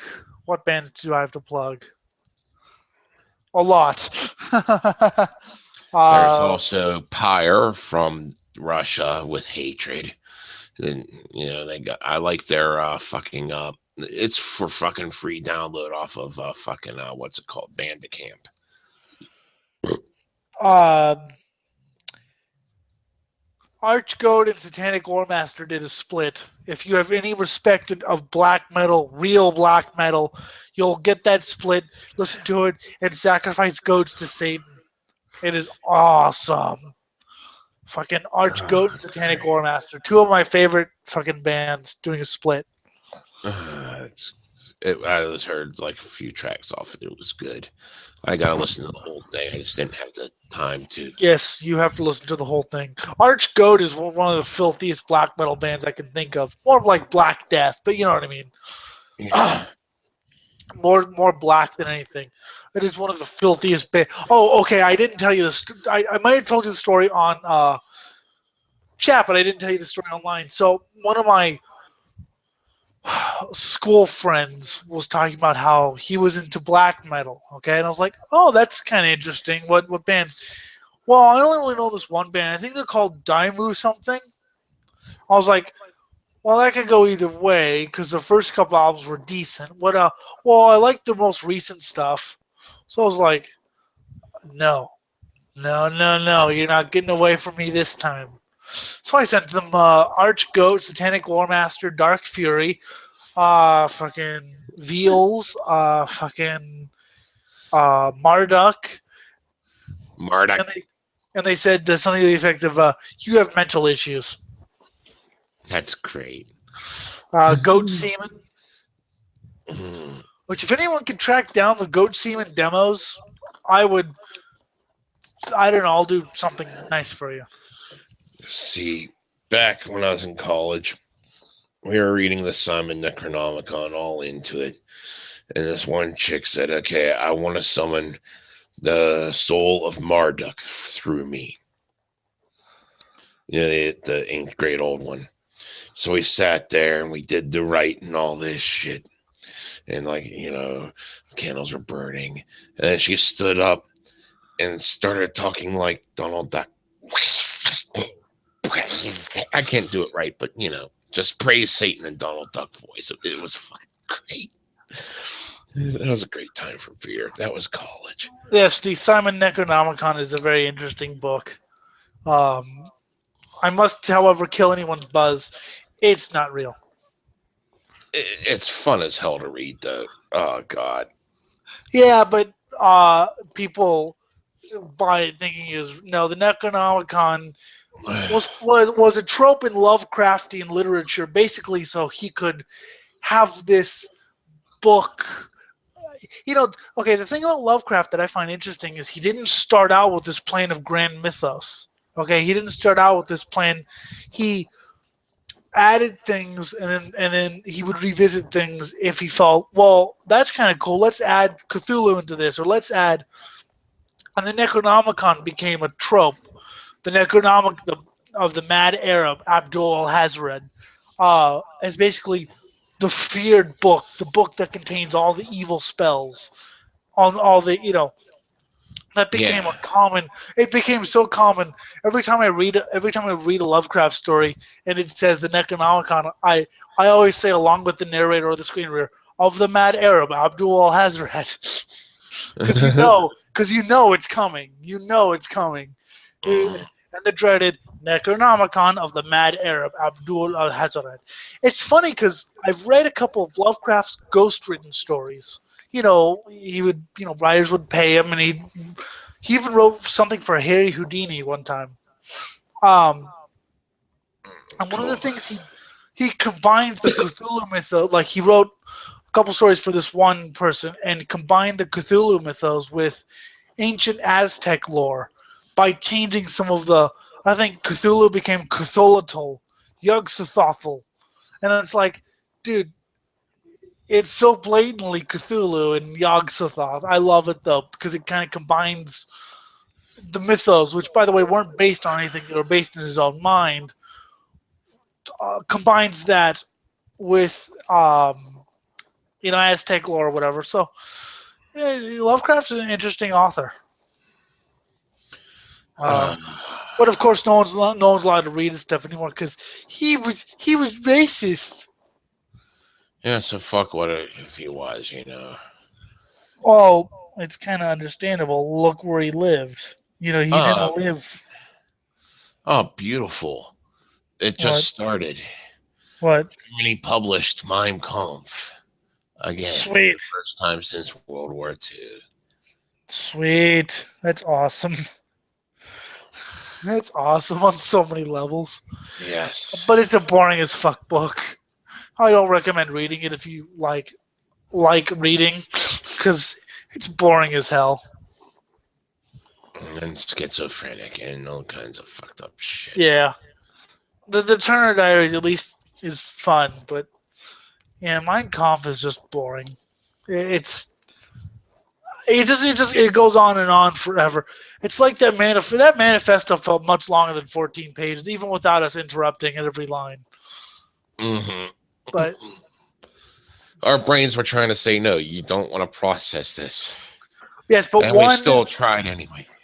one of these weeks we will devote to reading the Turner Diaries for literary criticism.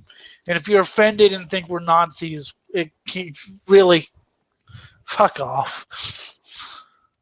Yeah, we What are you don't gonna? care about your soul. Well, what? You have to read this shit in order to.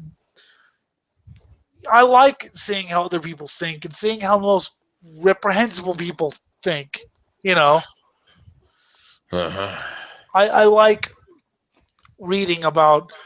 I mean, because if you read this book, the framing is so amazing. It's so victim. It's literally, well, we're just the victims here, and everyone calls us racist, and all the blacks are. It's insane, and yet I think it should be required reading for the purposes of literary criticism. And Yeah. you know, the same way. I mean, well, I know people study Birth of a Nation because of its film. I guess it was pioneering in film, but still, that's what I would do if I had a philosophy course. Okay, we're going to devote a semester to the most heinous, neo-Nazi, neo-fascist shit imaginable, because I want you to understand how these people actually think. Hmm. Because, oh, did you see? I guess Israel's gone over the fucking deep end. What'd they do this time? Well, a couple things. A couple months ago, Benjamin, whatever his name is, claimed that the Jerusalem Mufti was the inspiration for the Holocaust, and he later went on and basically said, how they're like oppressing the fucking Palestinians in the Gaza Strip and shit, like making apartheid look tame. I know they do a bunch of fucked up shit, and there's a bunch of back and forth. He's It's not as cut and dry as that, but yeah, fucking Israel does a lot of fucking dirty shit. he basically said, yeah, we're gonna keep doing it because fuck you. Basically, he's pretty much said we don't give a shit. I mean, people can't move anywhere because of military checkpoints and shit. It's pretty damn bad. So and he basically came on and said, "We're just gonna keep oppressing, and you can fuck off if you." I'm surprised they actually allow press freedom, but apparently they do. Because yeah, pretty it's a pretty slimy character there. North Yeah. Korea tests hydrogen bomb. Have you seen the propaganda version of it? No. Oh, it worked successfully to fight off America and other North Korean enemies. Apparently, it was actually successful this time. Yay, successful. So, yay, North Korea actually has weapons. Hooray, we're fucked. Yay. Oh, are you really scared of a bunch of starving Asians? It's got to be better than Oriental flavored ramen. True. I You like cream chicken, really? You like the cream chicken ramen? I'm not big on that. I I like like it. the I like the normal chicken. Normal chicken's good too, yeah. Beef I can take. Shrimp I don't like for some reason. Like I said, I just got get the craving for the food that reminds me of the gutter I crawled from, and I ramen, guess. other things. I just get these weird cravings for every now, especially in the cold weather because it's nice and warm. It's like, I could go for a bowl of ramen right now, like the cheap ramen, not like the fucking actual authentic shit that you would get at like a sushi bar or something. I could go for fucking hot chocolate right now.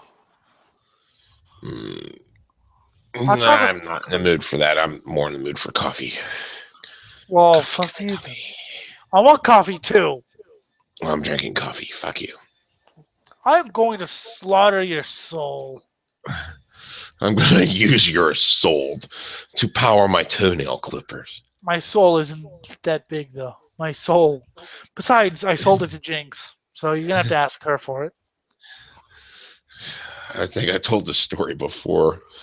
I'll say it again. We were fucking purring in my attic one day, and like I was still into like huge fucking cult dark art shit, and talking to this one guy was like an atheist, and I was like, "I'll buy your soul for $5." And he's like, "Deal."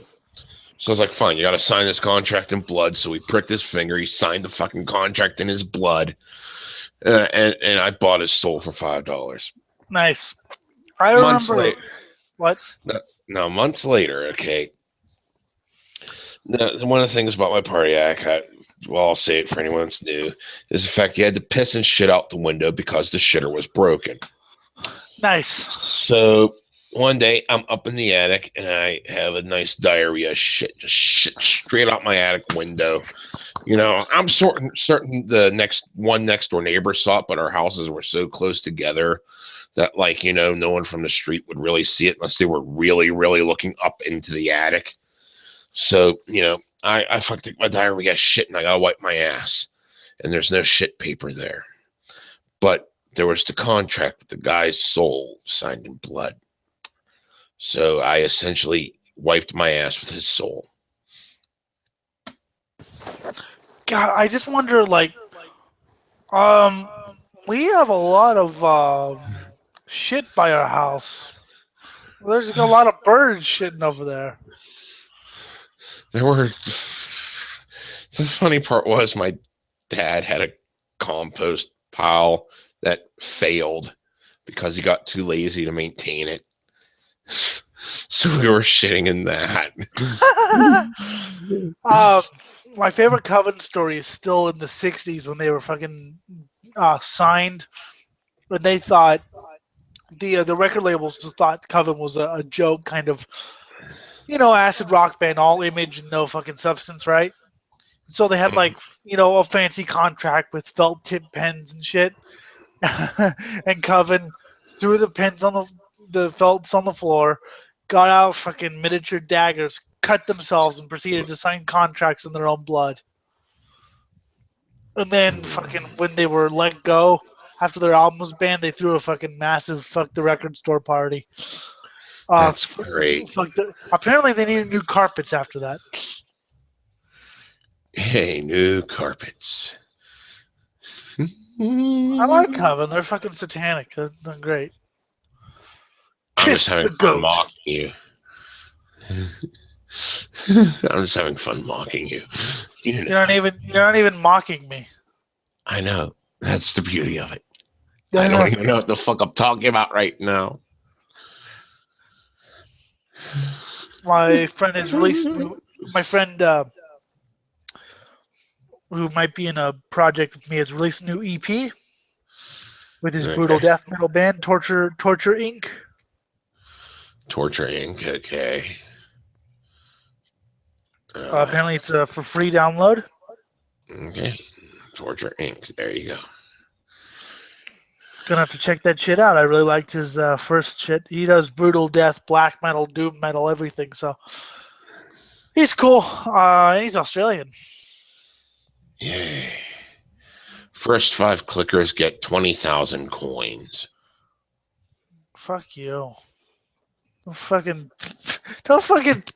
do that. My ex used to post that shit all the time when we were together. It's all from games.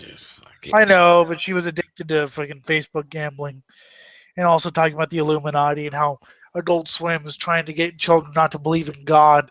And somehow I stuck with it for 18 goddamn months. You can now turn off your sperm flow with the flip of a switch. I was a very different person back then. And what? Okay. We'll see. Oh, God. Okay. Okay. Men who aren't interested in having children could soon be shooting blanks. No vasectomy required. German inventor Clemens Bimmick recently introduced Blimmick SLV, a small contraceptive device that stops the flow of sperm through the vas deferens with the literal flip of a mechanical switch, rendering its user temporarily sterile. Nice. I want that because I don't fucking want little fucking brats. Yeah. Toggle through the skin of the scrotum. Oh. The device stays closed for 3 months to prevent accidental switching in the event that things get especially hot and heavy. Bemick himself has been testing prototype versions of the device since June 2009, when he had 2 valves implanted. Over the past 6 years, he has continuously improved and refined his product. That's just an excuse for him to fucking go out and get fucking laid and like.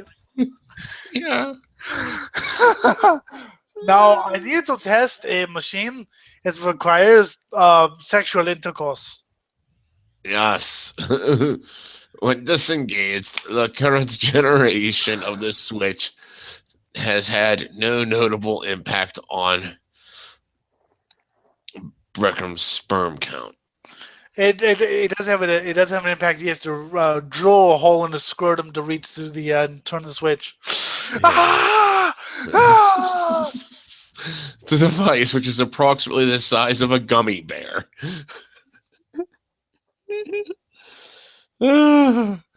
is made of Peak Optima, a medical grade polymer that has long been employed in implants. Oh, come on. It should have been made of rusty steel. Oh, that would have hurt like fuck. Yes. Coated in jalapeno sauce. I'm going to post an album from Metal Archives on the chat. I know what the record cover is, okay? And you tell me if this would look better if the tools were rusty. Okay. I'm going to post the cover on the. Yeah, I got it open. I'm going to post the cover, Jim. Yes. Yes, post it. Post it. Post it. And your screen reader keeps saying praise Satan. That is good.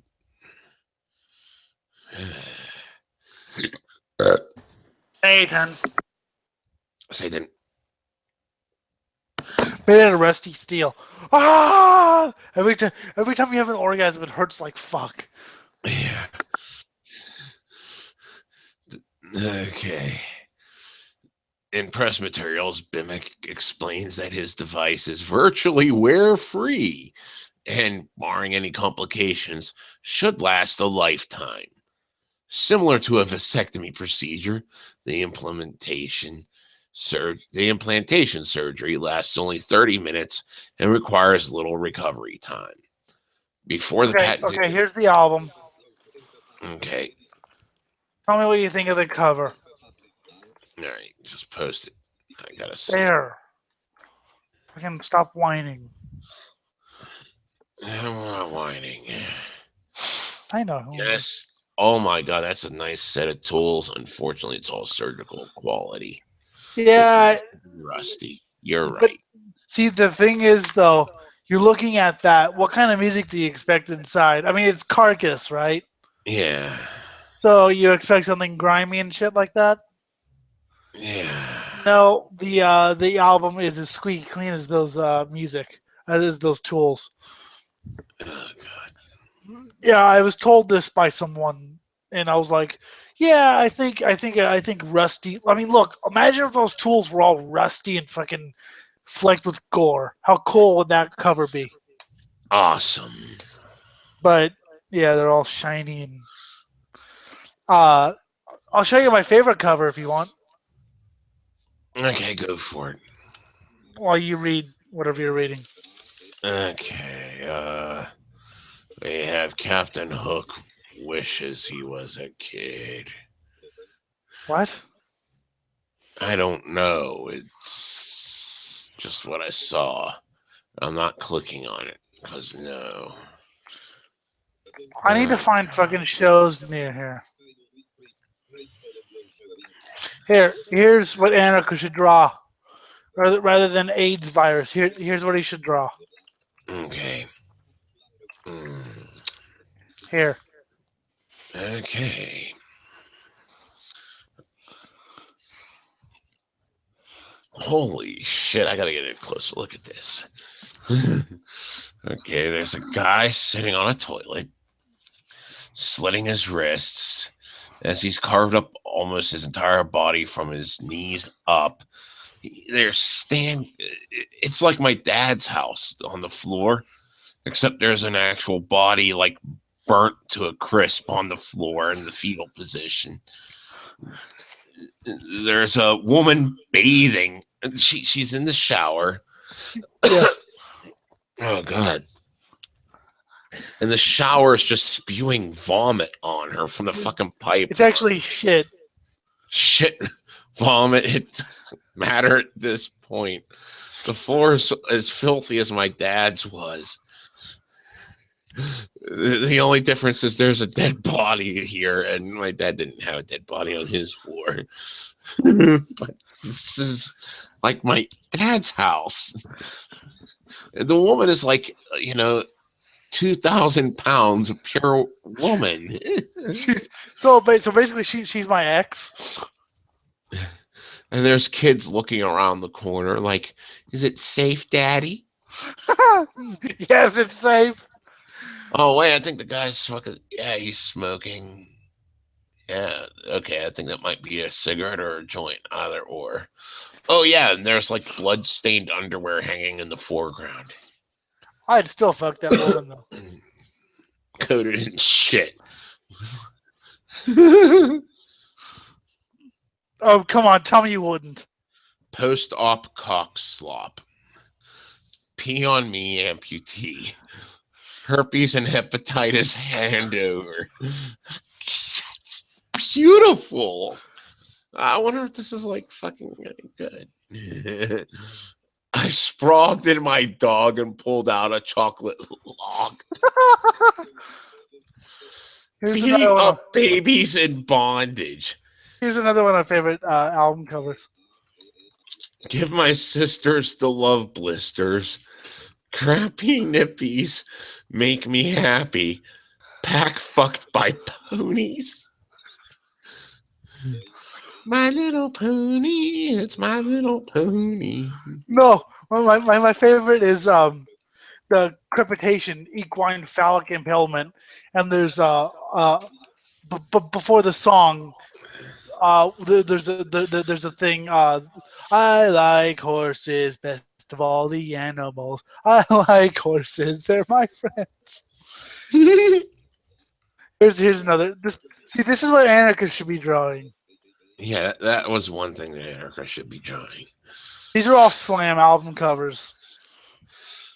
Okay. I'm looking for a place to start describing this. Okay, there's a baby in the corner with crying its own eyeballs out with the fucking still attached. And the one eyeball that fell out of his eye socket grew into this, I think, a testicle outside the nut sack. That's kind of what it looks like. It's got that almond shape, you know. Oh god! You want me to keep posting album covers?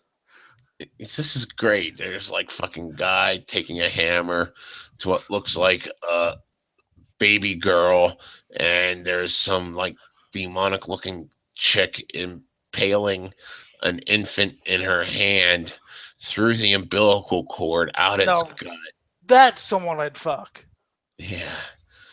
There's some guy eating what looks like an orange shaped sliver out of a fucking half a woman's carcass as the nipples bleed. And he's got like weird green breath and shit. Yeah, okay. This is pretty fucked up. Yeah. Oh, yeah.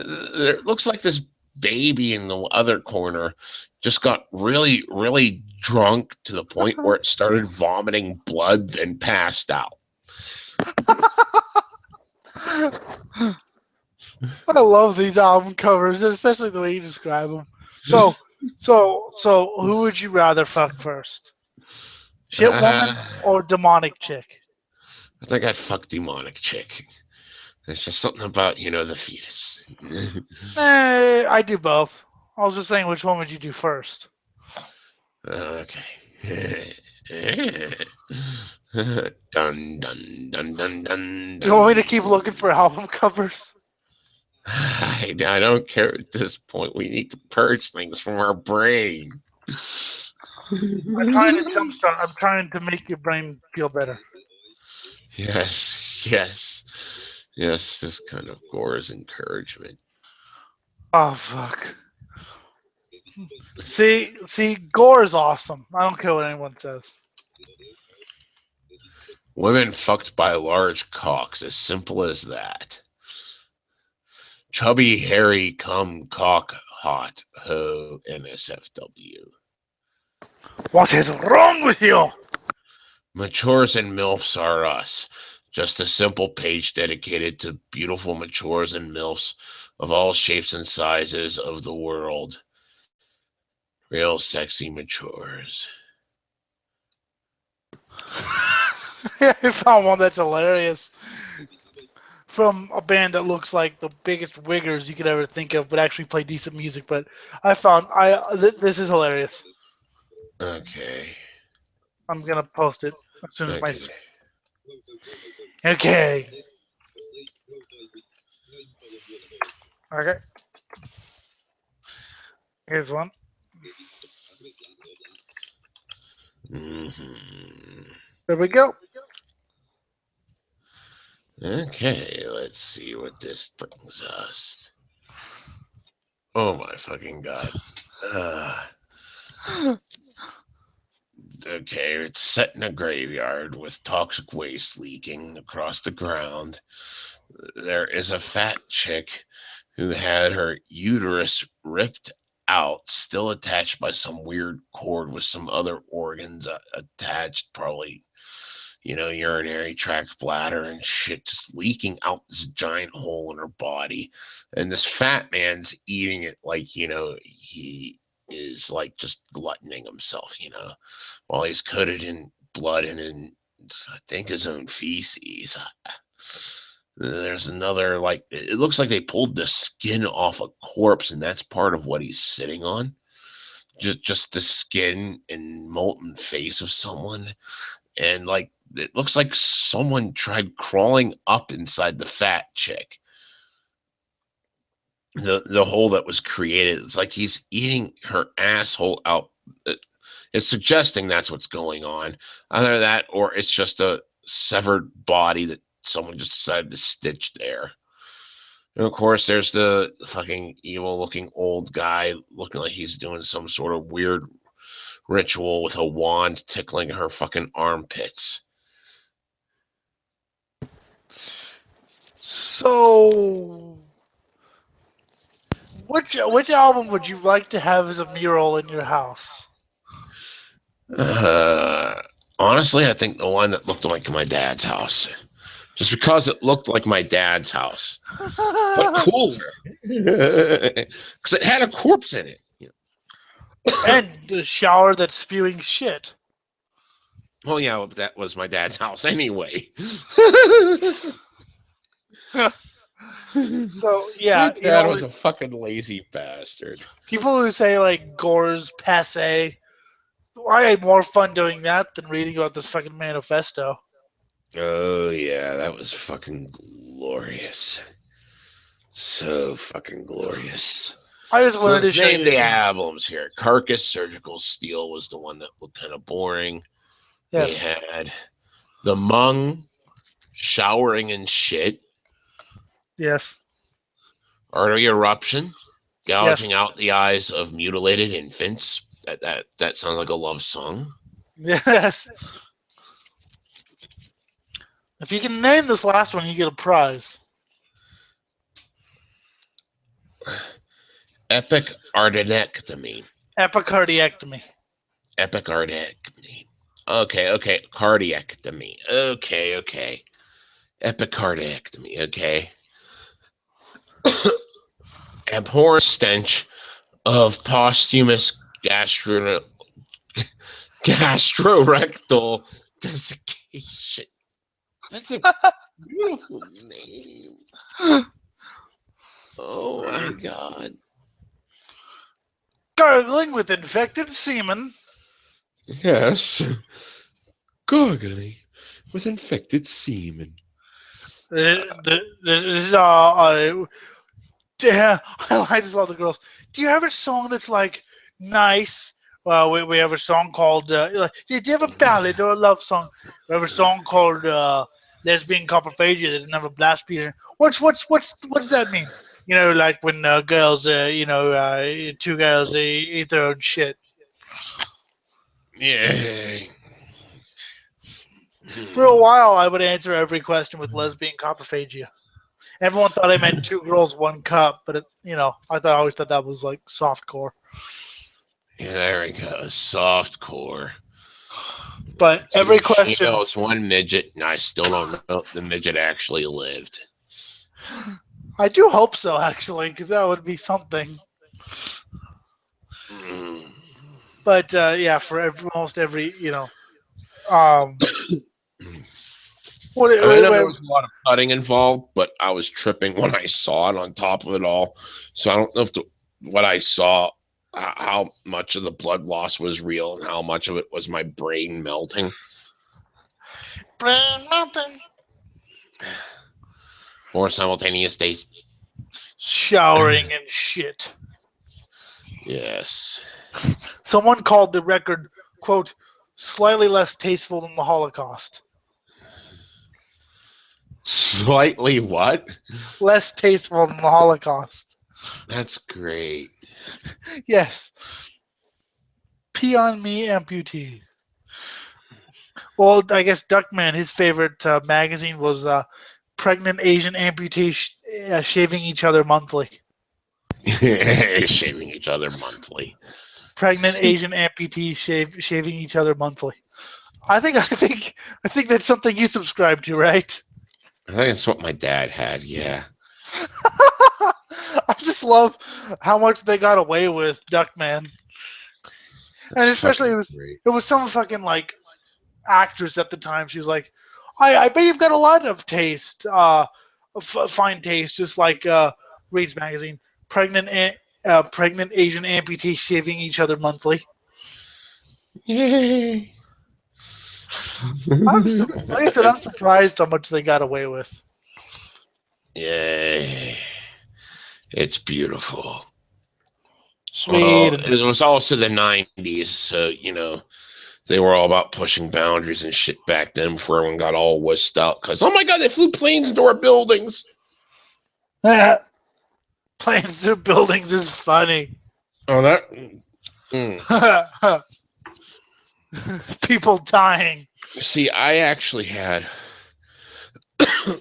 a game of SimCity 2000 saved way back in the day. This is like mid-90s. I had it. And I set up the town and I put the airport on top of this rim that was surrounded by hydro plants. And the hydro plants looked like just giant brick walls. And the way the game worked, you just had to put them on a waterfall, but the waterfall didn't have to empty into a river or anything. So it just looked like it was just surrounded by this giant concrete wall. And then I fucking had this giant fucking historic looking fucking building right in front of it. So whenever they would try coming in for a landing, they would wreck into the. I turned off the disasters so that like fires wouldn't start, but the planes would come in for a landing and they would smack right into the fucking hydro plant and blow up. Then when they took off, they'd wreck into the fucking giant commercial building and blow up. No matter what, they were fucked. You couldn't come in by plane, you couldn't leave by plane, but the citizens were not complaining because I had a fucking airport, even though no one could enter or leave via it. That's awesome. We're coming in for a landing. You're gonna put your head between your legs and kiss your ass goodbye. Boom. Okay, we're gonna take off. We're about to take off. Grab your oxygen masks. This is gonna be short. What? Boom.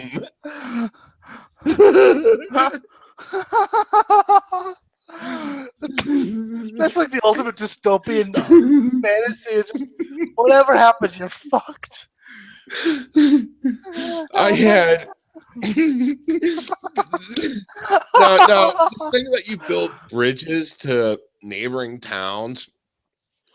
I had the entire town surrounded by water. Okay. And one side was facing the ocean.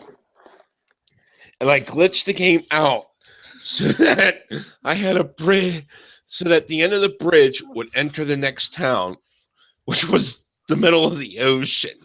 So, and it was frequented by a lot of traffic going to the ocean.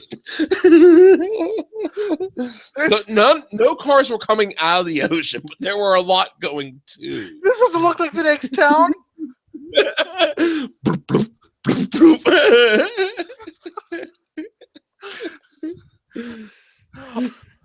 I love how lemming-like the AI is. It has no idea that. It's Sim City, so and this is 2000, which was like the second one. So it wasn't as advanced as some of the later ones were.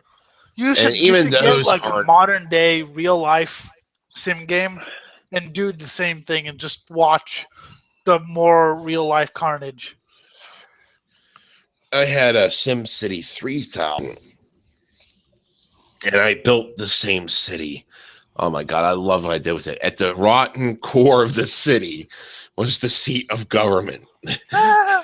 The mayor's mansion was beautiful. It was the same one that everyone gets, Yeah. But still, I had that there. I had the fucking city hall there. And then beside it, all the fucking people, other people that lived on the island, lived in trailer homes. Nice. Then I had Alcatraz put there, our regional prison put there, the federal prison put there, a toxic waste recycling plant put there, and the military base. I do wonder what your citizens thought of you. Oh yeah, and I forgot the piece de resistance, the default statue they award to you to getting a certain population growth. I named it All Hail Glorious Leader. I just love that. For some reason, the town still exists, even though that everyone keeps dying. We're still fishing cars out of the ocean. And on the airport, planes crash, but people don't leave. They can't leave. There are 4 roads out, and they're jam-packed. On the 2001, my fucking traffic map, the 4 roads out. There were only 4, and they were bridges across giant spans of water. They were so everything but the ocean one. The ocean one was fine. You could drive into the middle of the ocean and die. But the other 3 into the neighboring towns were so congested that like my camera would always zoom in on them saying traffic jam, traffic jam, traffic jam. No, motherfuckers, you can't leave. Do you think it's people trying to get out or people trying to get in? Well, on them they had traffic looking like it was going both ways. So awesome. Yeah, but unfortunately, some people escaped. Yeah, they got on their cars and ran. That's what caused the traffic jam. Fuck this, we're not taking any chances. Or someone caught in the traffic jam made it worse because they got out of the car and just jumped into the icy cold water and drowned. That needs to, you know what? This needs to be. You should watch Terminal City Ricochet. It's about dystopian, but if I knew you and could go to your freaking house, we would set up some sort of real life game and just make it the worst hellhole possible. Like the whole town, just the worst hellhole possible. Okay. I don't know. On SimCity 3000, I had everything divided into districts. Okay. I had the fucking one residential district had a giant farm on the one corner, then towering buildings right beside it. So we could grow our own food here. Okay, that was the point. And I made the entire farm a historical landmark so it would not develop into anything other than a farm. It was right by the fairgrounds. That part looked okay. It was mostly residential, a couple commercial parts. Oh, someone actually has a sensitive side. I had the commercial district, which was, just fucking everywhere, and that was growing really good, fucking everything. I had a mixed district of fucking commercial. And this is section up in the 4 corners before we get into the outer plate, which, was down the slopes of the mountain, because it's on a plateau that was also in the middle of water. And I no matter how sociopathic you are, you still put up a farm in the fairgrounds. Mm-hmm. Well, I had a bunch of other things that they could do that were fun, casinos and shit. But of course, me, there'd be a racetrack and a concert venue. But the funny thing is, by putting all that pollution and everything at the core of the city, which is where the seat of government was, the crime rate at this middle of town was sky high. So it's like the government are nothing but crooks. Fuck. So wait. So basically, the center of your town was Brazil.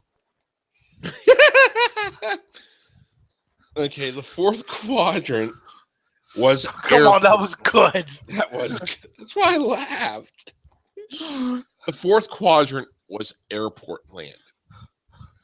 It was a giant airport with anything that did not, any of the small patches I had that did not develop into airport or replaced with a random residential or commercial.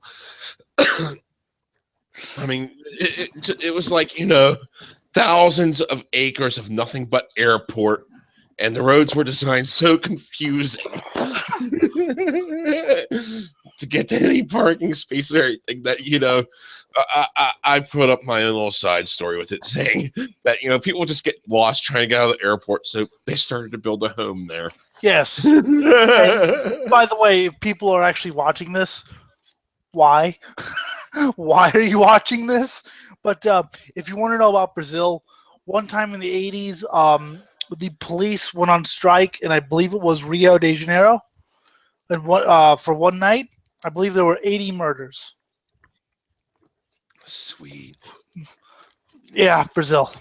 So now, the last area was the area that was down on the surface near the water, and that was nothing but industrial, with some docks and thrown in sea docks and shit. And that all the pollution was on the outskirts of town and directly in the center, because I had the fucking toxic waste plant there and the airport and the Air Force base there, which both fucking produce a lot how of there's yeah, but I like how some of your towns like idyllic and oh, this is a nice town. It's like, I gotta go pay, a parking ticket at the town hall. Oh my god! Please. You see people crawling out of their fucking mobile homes, their faces melting. Gotta go to work for the government. Oh god! See. My side story, and not you, but obviously my side story would be there's people who have never seen the center of town before. Yeah, they've never seen it. They don't know how corrupt we are. They're just living their idyllic life, and they see someone, Ralph, what was it like in the center of town? The first rule is we do not talk about the center of town. Yeah, the first rule is. The second rule is don't drink the water. Now, the second rule is if you value your sanity, drink the water. You'll die quicker. Well, the second rule is either get out of there really fast. I mean, I had the city pretty much well designed, except for the center of town and airport land. Yeah, see, you didn't go as evil as I would, but then again, you did on the first part. Yeah, but you see, the whole thing was, this is whenever you turn on the natural disasters, and then as the disasters are falling, you blow up the bridges out of town. So your only hope is to get the airport land or to seek cover at the center of the city, which disasters seem to fucking avoid because it's the center of all ruin. Whereas they went about living their happy little lives, and then, oh god, oh yeah, that was another thing. I had the garbage dumps, the fucking incinerators that turn garbage into fucking electricity there. There were a couple recycling plants there. So like all the filth of town was collected at the center. Oh, that's beautiful. I still like hey, we can take this bridge out of town because the guy who designed it's raging sociopath. That's not the next town. Oh. Shit. For some reason, his town keeps diminishing. But they keep reproducing to get more. Yes. I was reading up on this one guy who played SimCity, and I think it was 2000, or I think it was 3000 he was playing. And he had every single inch of the city developed with very little space relocated to government. Just enough of police and fire coverage to have it so that people wouldn't bitch. But, not a huge presence. So, it was scattered throughout town. And it was dystopian theater. Life expectancy was 26 years old. Nice. Education level, 5th grade.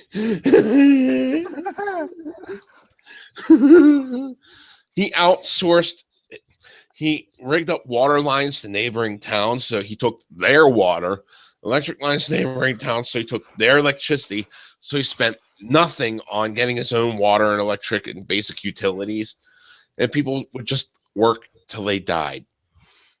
None of them reached retirement age. It's even worse than North Korea. And people applauded him for playing the perfect game of fucking Sim City, even though it was just hell on earth.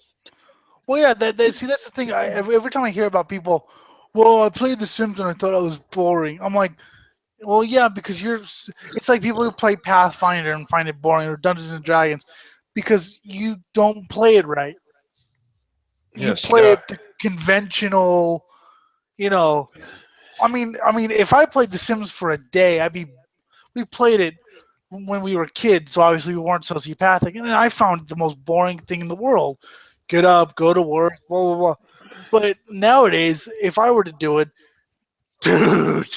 dude, basically I'd have people sacrificed to the volcano. Okay. The Sims 2. I mean, the original Sims, the PS2 version. Yeah, that's one we played. Okay. One of my neighborhoods, I had the bums living in the park. They slept on benches. Their telephones, they had this huge line of things I set up so that it would look like it was fucking telephone stalls outside. Pay phones. Yeah. And, it was an upper middle class kind of park. So it had a swimming pool with, a men's room and a women's room with showers installed. Okay, but they still had to sleep on the benches. Their sources of entertainment were either jumping in the swimming pool, which they were all too lazy to do. So they would sit there and play with a dollhouse or in the sandbox.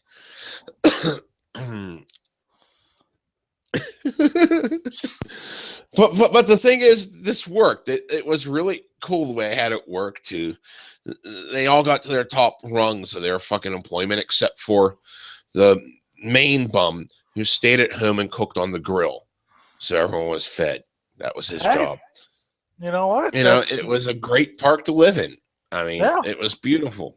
Then right next door were the people squatting in an abandoned cross-shaped church. Nice. That's awesome on so many levels. I made all their fucking personalities go to complete shit. They were all at the shittiest rung of the shittiest jobs.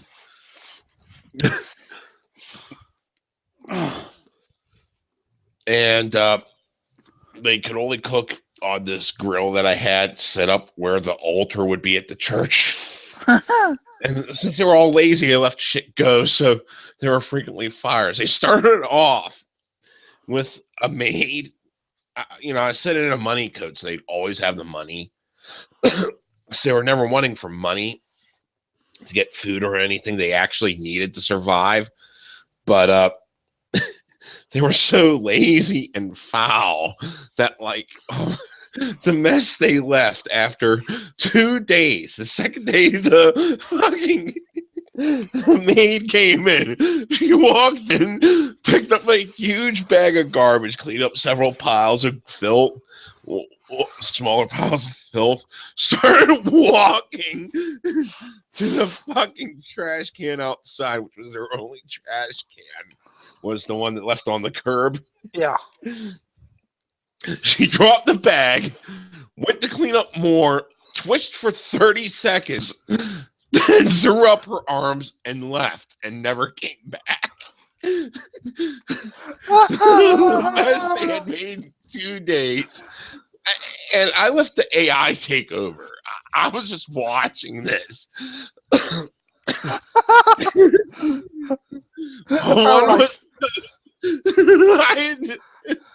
So what happened today, honey?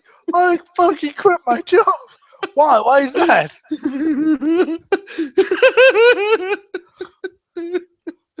The guys living in the abandoned church were fucked.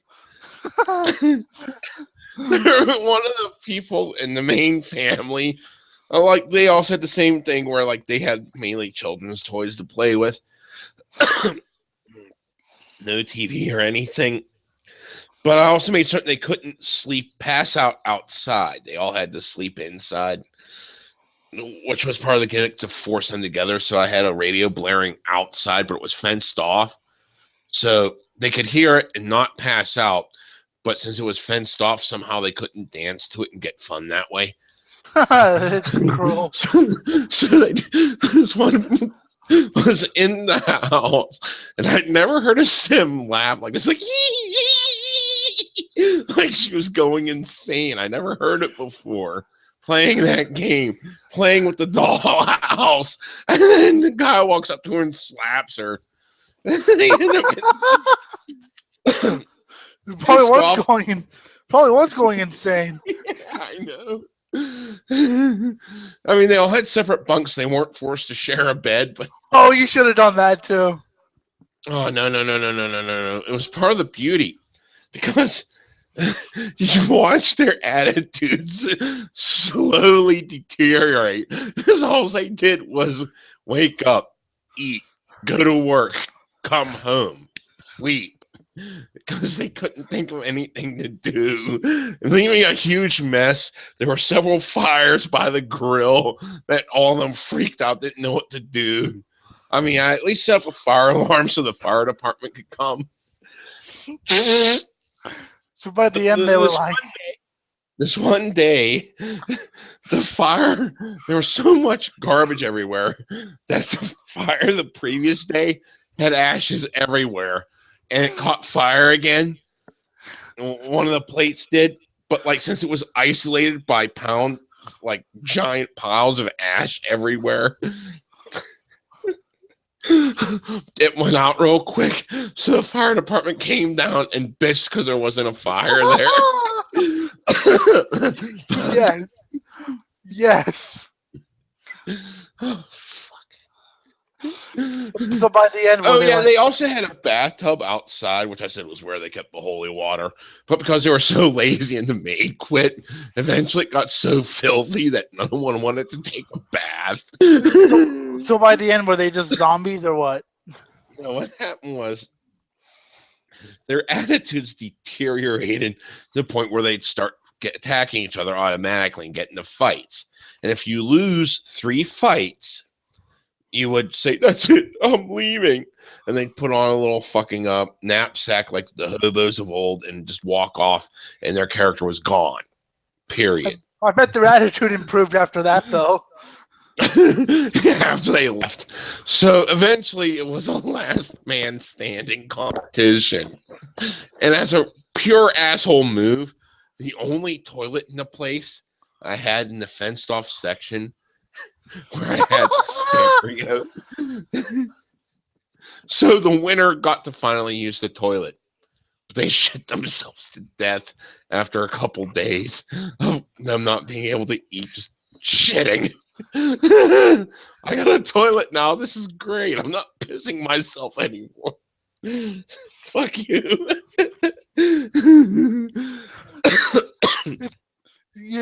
Like I said, you need to buy some sort of game like that that's much more advanced nowadays. I got The Sims 3 on my computer now. Oh, God. I had evil plans for that. Oh, fuck. I did evil shit on that, too. Okay. You should do that on PTR. Wait, on one PTR, you should do a gameplay of that and describe what you're doing. Okay. Now, I had all the expansion packs, and one of the expansion packs gave you the ability to make your own inventions. Yes. And you could go and collect scrap. And how you collected scrap was you blew shit up. So I had my guy. I mean, I had a lot of his stats maxed. This was like the character that was supposed to be the magic bum, who looked exactly like me. And went on vacation to Egypt. And I was on this mission. And whenever you're doing the international ventures thing, you got these missions you had to do. And one of them was like, I had to go make friends with this person so I could get the information and all this. And so I made friends with them. They invited me inside. And like the first, they start cooking me food. And while they're cooking me food, the first thing I do is I walk into their bathroom and blow up their toilet. And I blow up their shower. And I blew up their bed. You know what you say after that? Dave, I was using your crapper and it blew up. Sorry. Now, keep in mind, this is off in Egypt, foreign countries. This is an international incident. And after I blew up the fucking bed, the house caught fire. Now, in Egypt, there's no police department. So I can't get in trouble by the cops. And there's no fire department.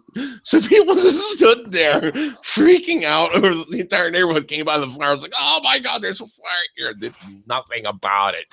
And the house burnt almost completely to the ground. The only thing left was the kitchen.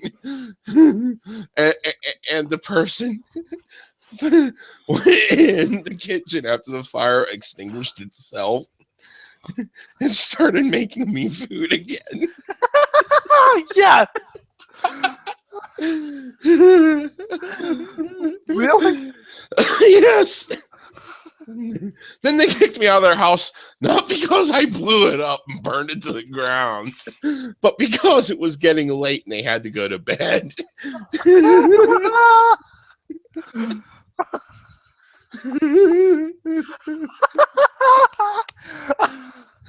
Oh no. I'm sorry. So I'm just sitting here thinking about the actual real life legal ramifications of what would have transpired here. We're talking major international incident.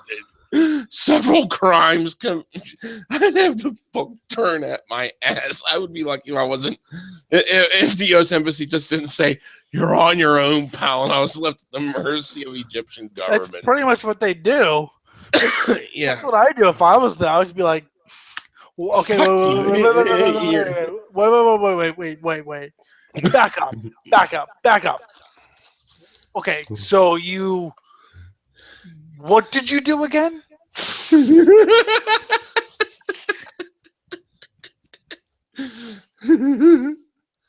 Oh my God, it was fucking great. You did what? You burnt down his house for scrap metal to build shit with? Yeah, you're not only on your own, but yeah, I can't help you with that. That's awesome. That's awesomely evil, too. Oh, fuck. Oh, that's funny. Oh, fuck. Okay, we'll deal with reality in a moment. Anyway. That's funny. Like I said, one day you should do that on PTR and describe what you're doing. Oh, fuck. And the worst part of it is I also had... I given my character the witch powers. So I could freeze people, set them on fire at will. And I'd ride a broom everywhere I went, like it was a motorcycle. Yeah, but that's only cool if it's a hot girl doing it. Well, it is. Yeah, but my broom had training wheels. Why? I don't care. That's why. It looked really fucked up. And he's zooming around town at 100 miles an hour on that fucking broom with training wheels. Why? Because fuck you. That's why.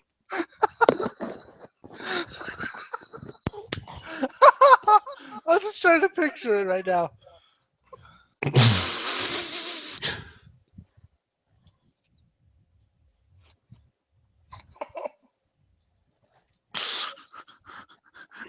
You said you wanted to get back to reality. I'm just trying to picture it. Yeah, I know. Oh, God. It just keeps degenerating worse and worse and worse. Ah, my brain. So, you said you had a thing to get back to reality with? I'm not, it's not for you, it's for me. I'm just ignoring it until this show's done. I want to stay in Happy Land. It's just a minor accident, and I might have to drive my girlfriend's mother to work every day for a while. Oh, that sucks. Yeah, she clipped a deer, that's all. That was the reality I was avoiding. Oops.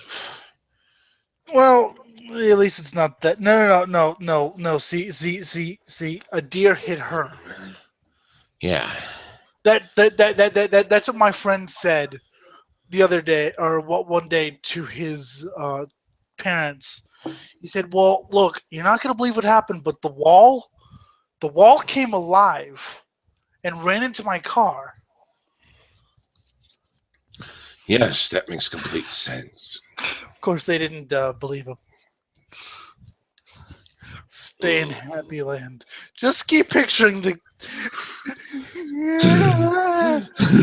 And he still made me dinner after his house was destroyed. And then you rode off on your broom with training wheels. Mm-hmm. Because that's fuck. I also blew up half a pyramid. Could you imagine how many archaeologists would flip over that? Beep, beep, boom. And how I many didn't even get past the trap, so I said, fuck it. you blew up our secret pyramid. The pharaohs are gonna be pissed off. Yeah. Of course, I had to modify it, so I had things in there that would blow up in some parts, because you can't just throw your bomb in a trap. But that would have been fun if you could. Yes, that would have been fun if you could. But still, you did kind of destroy a landmark. Yeah. I support that. Oh, fuck. That reminds me. Oh, God. I designed this one house with all the trap element. It was in the nice upper middle class kind of neighborhood. And I designed it with all the fucking traps I could find from the fucking World Adventures expansion. And it was fucking evil. Evil You is go good. up and you ring the door. Okay, so and you sit there and you're waiting for the door to be answered. And the person goes up, opens the door. But opening the door triggered a fire trap on the front porch, which set them on fire. Set the guy knocking the door on fire. That's awesome. Especially, although that'd be great if it's I'm gonna teach this kid. I'm gonna teach this person about man's eternal plan and about Jesus. Knock, knock, knock. Where's your God now? The refrigerator rigged to an electric trap. There's a weight loss mechanism. So you go in the fridge to get your food and And by weight loss, you mean starvation. Mm-hmm. Yeah. I forgot what that had the toilet activate. Kill you. I think the toilet activated a dart trap somewhere else in the house. No, but you like an arcade. You're Jim. Damn it! Your toilet trap or your fridge trap has made it unable to get my fucking energy drinks. Oh yeah, and I had some. Oh, what was it? I had an invisible switch that people could step on, and when they stepped on it, like if they were to drive up and park in my driveway and get out of their car, they'd have to step on this patch, which just detonated a giant explosion. It would explode 6 times.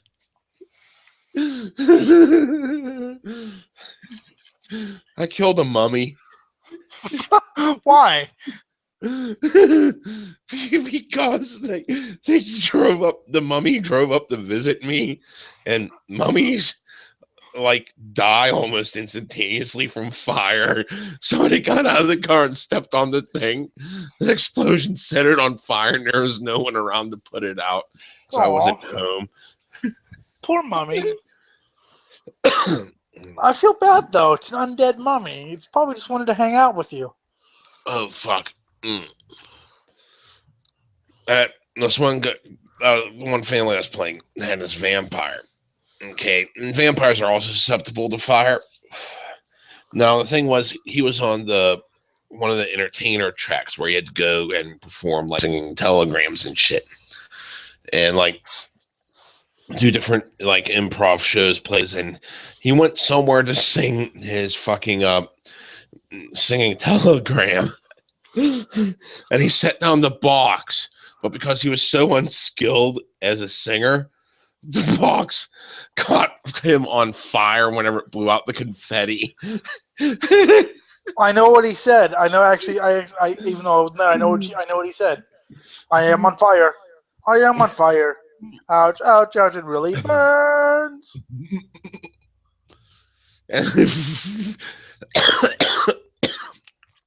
Happy birthday! Ah! Oh my God! Someone's being burned alive in front of me for my birthday. I'll save you if you sing. I'll save your life if you sing. I am on fire. I am on fire. It really hurts me. Oh my God. Oh my God. It was just fucking vulgar after the shit I did there. Yay, vulgarity is fun. Oh yeah. I also created a family, which was a straight line in its family tree. And part of the straight line was the fact that mother and father fucked to produce 2 robots. Then these 2 robots fucked to produce the granddaughter, who was an alien. Yes. Inbreeding. And she was in love with another robot, which the father created. And they were married. What the fuck? Technically counted as, there were 2 different types of robots because I had the future expansion and generations. So you had the steampunk looking robots, which fathered her. But then the father created a futuristic looking robot, which she fell in love with. And they were married. And she never dared to question why she was falling in love with the family member? No. It took a lot of glitching out and some cheating, but I did it.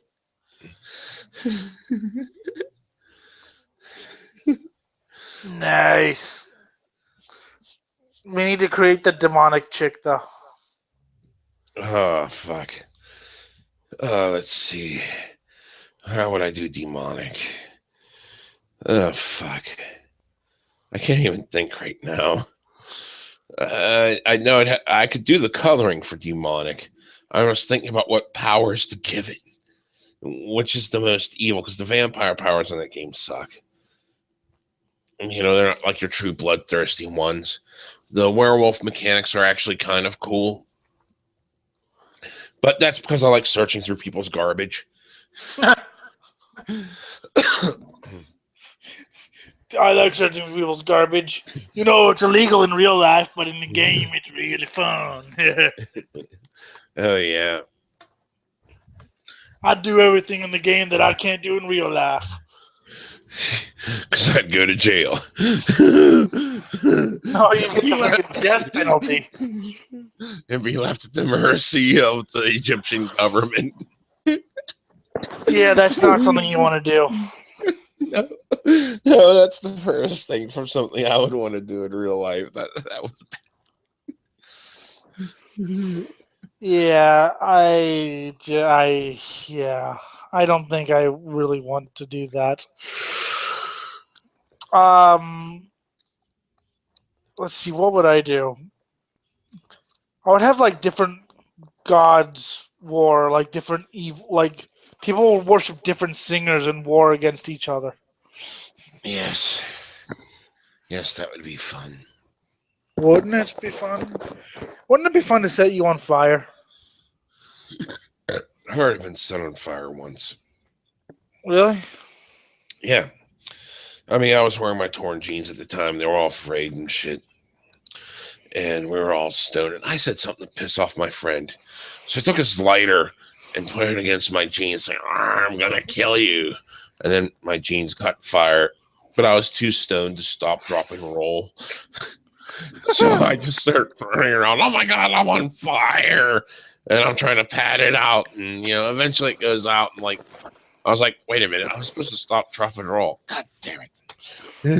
You know what? If you're ever told you have 6 months to live, you should go on this show or some shit and just set yourself on fire.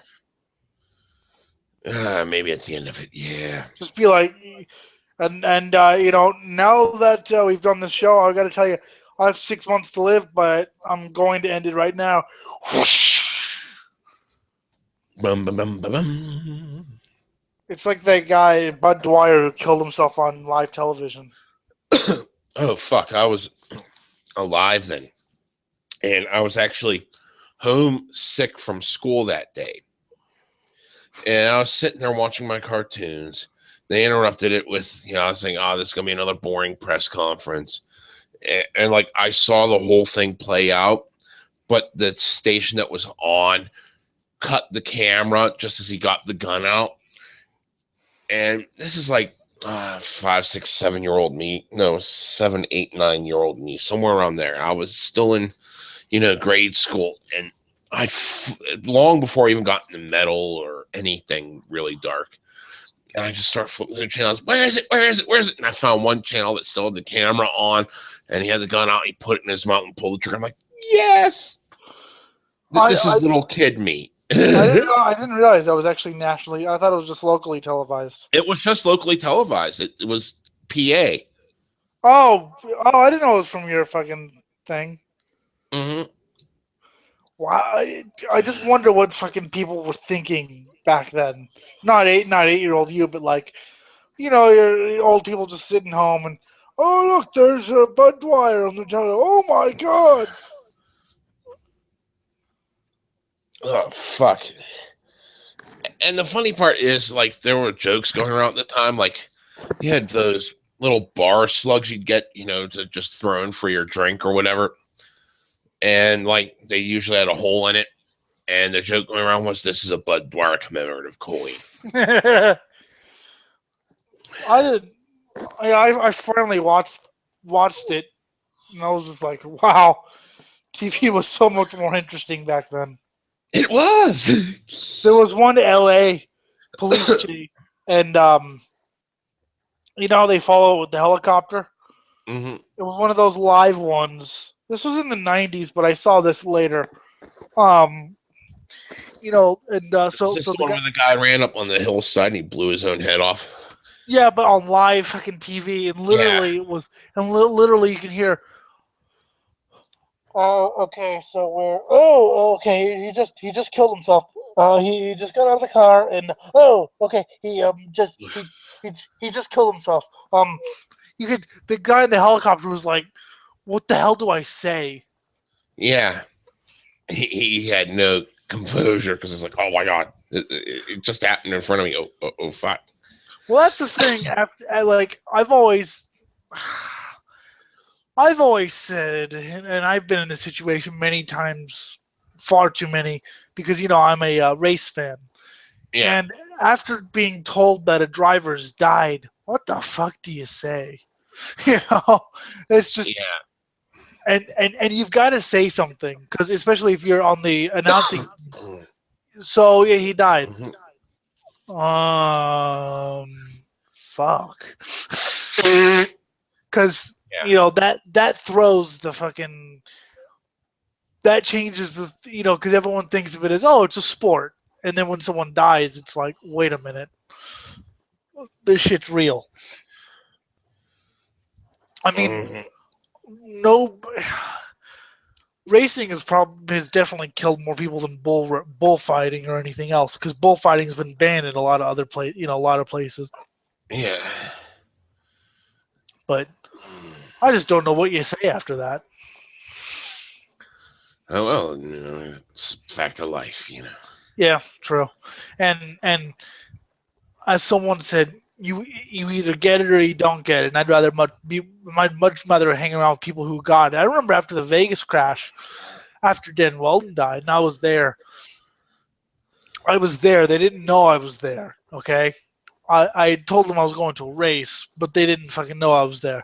And we had missed Mondays because we were driving home, and you know, we kind of talked, and it was just basically normal. I mean, it was really sad, but it was very we realized we had to move on with our life. And when I came back to school, everyone's like, "I'm so sorry about what happened." I'm just like, dude, you don't get it. I'm sorry, you don't get it. Yeah. People kept trying to pretend like they got it. I'm just like, dude, you're you're not a race fan. Thanks for saying sorry, but you don't get it. And then they found out I was there. But that was a bit surreal, actually, coming back from. It happened when I was 5, but you're 5 years old. You you don't realize that shit. You don't realize what happened until later. But yeah, coming back to school that day was really, really weird. uh, Mhm. because it was just like, whoa, we ain't Kansas anymore, Toto. And then Toto was eaten by a wolf. Yes. But I remember, fuck, when the World Trade Center thing happened. Hmm. I had what? See, I just remember I was sitting there, and yeah, my one buddy though, he told me like whenever he was watching it, he was like, "Yes, yes, they're jumping out of buildings. This is great." And then he called me up and said, "Jim, turn it on, turn it on, turn it on. Look at this. Oh my God, they're jumping out of buildings. Isn't it cool? Hell yeah." They're like, we're watching people die in real time. We're like having a blast. I remember. I remember I had faked to stay home sick from school because I fucking hated school, because fuck Yeah. school. Yeah, I know And that's your opinion. Go ahead. well, fuck you. Um, Not literally. Sorry, Jim. Just not into you. That's good. uh, and I remember, I kind of spent a normal day of, listening to watching old races and playing Gran Turismo. Okay, crashing on Gran Turismo. And then Yeah. Dad came home and he was all sad. I was like, "What happened?" He's like, "America got attacked." And he had listened to the news a lot, and I didn't understand. I was like, "Well, people get attacked all the time." I thought it was just, because I was 7, I didn't know the fucking difference between anything. He's like, "No, this has never happened before." And finally, it just kind of struck me. It didn't strike me till years later, the magnitude of it, because back then I was just like, I don't get it. And then when I don't remember anyone talking about it when we came back to school. I don't remember. I know there was a church service and I slept through it. Yes, even then I was a blasphemer. Blasphemer. Blasphemer. Even, yeah, there was some church service, and I remember going, and all I remember is I really had to take a piss. But it's a weird time. It's a weird thing because I didn't even pay attention to that until you get older, and then you're like, oh wow, I was actually alive during a pretty interesting time. But Yeah. you don't know anything about it because you're 7 years old. You don't have something. I didn't have the internet back then to tell me, hey, someone you need to turn on the news. Shit's going down. Yeah. Um, Well, you, I didn't have internet back then either, but my friend, was still calling me from college about this shit that, I was seven. I was like, yeah, I know the planes were flying into buildings, but like, he turned me on to the people jumping out of windows. I remember Cool. Biafra told what And we thought it was pretty damn cool. Biafra told the story. His friend called him up. He was in Alabama getting ready to do a spoken word show that afternoon or that evening in the uh, have you seen the news? And he's like, it's 9 o'clock in the morning. Don't you realize civilized people don't get up till after 2? Well, the World Trade Center has been destroyed. 2 planes just flew into the World Trade Center. Another one hit the Pentagon. Really? Call you later. I'm going back to bed. And of course he couldn't sleep. So he turned on the TV, and of course the first thing he saw was World Trade Center destroyed. I mean, there's just something that hits you that situation. But it's I was just so used to like people going batshit insane, and the worst part is I called it years earlier. I think back in '97 because I was talking to people online, like whenever I had college internet access, and I was talking to someone that was in the airport industry doing security, and they were talking about how they were doing their typical like fucking corrupt business thing where like, well, we'll give you benefits after a year, then after like 9-10 months they fire you and get someone else in, so that way they didn't have to pay you benefits. And the long-term employees got sick and tired of it because they're being treated like shit, and like a lot of them are doing half-ass jobs because, and the guy was complaining because he's like was like supposedly management. I think maybe he wasn't. I don't know. But I know he was bitching about, people doing a half-ass job and shit. And then in 97 hit and the fucking suicide bombing at the embassy happened. And I remember right then and there, I was like, okay, I have this information back in my head just popped up about, airplane security being lax. mm-hmm. I knew they had hijacked planes many times before, and now they're suicide bombing buildings. They're probably going to wreck a plane into a building.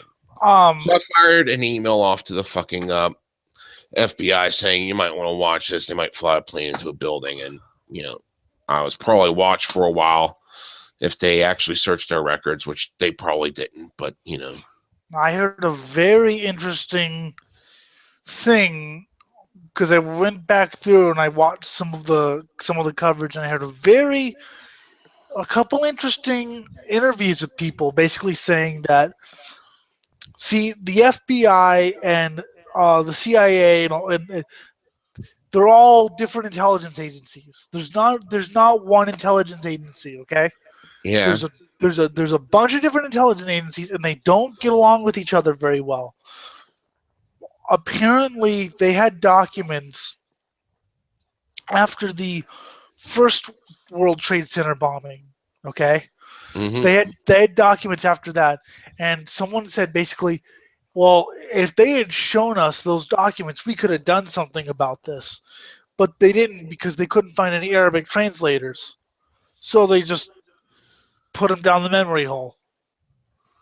That was a very interesting thing I heard. I don't think that was cleared by anyone. Yeah. I mean, there were a lot of things that went up. Oh, fuck. There was shit that went up that, like, they had, like, a fucking documentary on, like, the intelligence agencies, and then it never aired again, and it was never spoken of again. Just because, oh my God, there are too many secrets out. I bet you could probably find it somewhere. Someone probably recorded it and uploaded it somewhere. I bet you could if you really wanted to. I remember. What was I gonna say? Something about Arabic translator. I already said that. I was gonna say something, and you took my mind off something else. Fuck. You've ruined. Oh, Fox News. So tell me, How does this compare to the Monica Lewinsky scandal? Will this take America's mind off of Chandra Levy? I shit you not. I shit you not. Those were the questions that Fox News asked. Yeah, I know. I was alive. That is so fucking not even close to being tasteful. No. That is, well, yeah, 2,000 people died or so. And, okay. I actually, something I really wanted to talk about. There's this movie called The Conjuring 2, The Enfield Poltergeist. Okay? Okay. And the Enfield Poltergeist was basically children in England, obviously Enfield, convinced their single mother that their bad behavior was the work of spirits. So she called down some tabloids and some, I don't know, ghostologists. Because Yeah, that would be a cool. paranormal. No, ghostologists. That's an awesome name. Okay. So she called down some ghostologists, and they would do things like tell them to stand in a corner with their back towards them, and then suddenly slippers and toys started hitting them. Okay, and they would do things Yeah. like they would do things like take a motion cam or take a camera that would record pictures every couple seconds and record a girl levitating on a bed. And of course, they believe this, and there's going to be a movie based on a true story out, which is of course not going to be about the debunking and the skeptic, because it's a load of shit. Yeah. Now, I don't have a problem with movies about ghosts or demons or anything. I have a problem when they're based on a true story, like the Amityville Horror. If you look at the Amityville Horror, none of that actually happened. I mean, the family lived there, then they moved away, but that's about it. Um, it's funny because whenever I read, like I was reading a thing about 9/11 conspiracy theories, and something inside my brain, as much as I knew that people really believed this, something inside my Yeah. brain kind of refused to accept it, and kind of, it looks like a novel to me. I mean, think about it. The Illuminati would make a great evil villain in a novel, especially with like the World Trade Center. Someone needs to write that and publish it under fiction. But when it's based on a true story, quote unquote, then it gets to the point where it's like, okay, now you're kind of pissing me off here. Okay. I see where you're going. But But oh fuck! I remember whenever fucking Blair Witch Project came out, they said it's based off a true story. but that was actually funny because it turned out to not be based on true story. Not they were actually just fucking with the crowd. I've watched the Blair Witch and I thought it was boring. Oh god. Fuck. I just gotta say that like everyone went gaga over it, saying, "Oh my god, this is so awesome! It's like so real," and blah blah blah and blah blah blah and blah blah blah. And I was like one of like three people out of my entire group of friends. I was like, it's fucking complete bullshit. The only thing that I could even possibly come out of it that would be entertaining for me is if this was actually a plot to murder the first guy that died. Yeah, And I then they mean, did all this other shit around it to hide the fact they murdered this guy. I mean, it was real in the fact that the students didn't really know what was going on, and the dialogue was all improvised, and they would do shit like harass them at night, so they would have I mean, it was an interesting concept, but I'm watching it and I didn't really find it scary. I just find I kind of found it kind of funny, and the dialogue was more realistic than most horror films, but still, it's just I didn't think the dialogue was realistic at all. it wasn't it. It was it. No, it was totally improvised. It was actually 100% improvised. Yeah, there was no script for that shit. So The dialogue was actually very realistic. I didn't think so at all. I thought it was forced and hammy, but whatever. Well, I'm not saying it wasn't forced, but I'm just saying it was improvised. You can usually tell a good improvise from bad. Ow, I just got a shock from one of my chords. Electrocock. Electrocuck. Boop, boop. Do-do-do-do-do. Soylent. Remember Soylent? I showed you that article. Yeah. That's awesome. Someone honestly doesn't want taste in food. And I was reading up on it, and like one of the ingredients in it, like gets estrogen going in the body. So there's gonna be like fucking tech dudes that are lactating. Great, Complete we'll have. estrogen, great estrogen agent, fucking great. What it also does is it makes you completely joyless. Apparently, Yay, completely joyless. yes. Apparently, it's actually been proven to just make your life completely joyless and drab. And somebody actually suggested denying food stamps to the poor and forcing them to have Soylent. No, see, that's just meaning you're gonna kill the homeless. That's all it's gonna do is like kill all the poor people. Is that you that's beeping? No. Oh. Not that I know of. Either there's someone home or I'm about to be attacked. Okay. Turn the camera on, we'll watch you die. Fuck you. I know. You are such a dick. I know. That would suck if if all of a sudden someone just burst through my door and shot me right now. Yeah, that would suck. You'd have to end the show. Yeah, and then it would still go on because I don't have the actual end show button. No, it would go for another 4 hours while all you hear is the drip of the blood. Yeah. Because my microphone would still be on. So all you hear is. Then you'd never have to think of that manifesto ever again. True, but fortunately, I would die before the next cover album comes out. Yeah. So fuck that shit. I don't want to die yet. Yeah, yet. That's what everyone says. I don't want to die yet. Well, everyone. Doesn't matter if you really want to die. You're gonna die. Yeah. You're gonna die one of these days. You're gonna die. All of a sudden, big huge earthquake happens.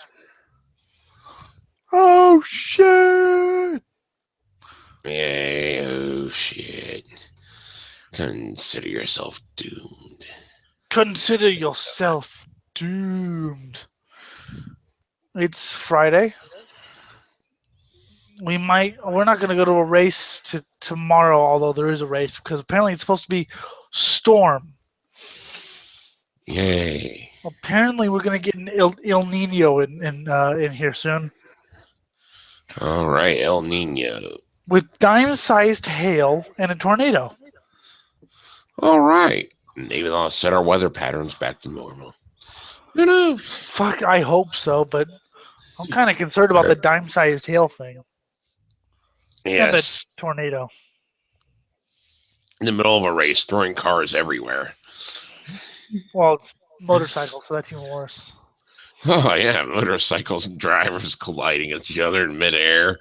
They're being swirled about. But I really, it'd be fun. Welcome to Political Trendy Radio. You might be wondering why I'm shouting.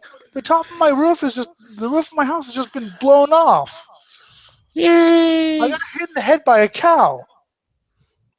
It was a cow. It was a cow.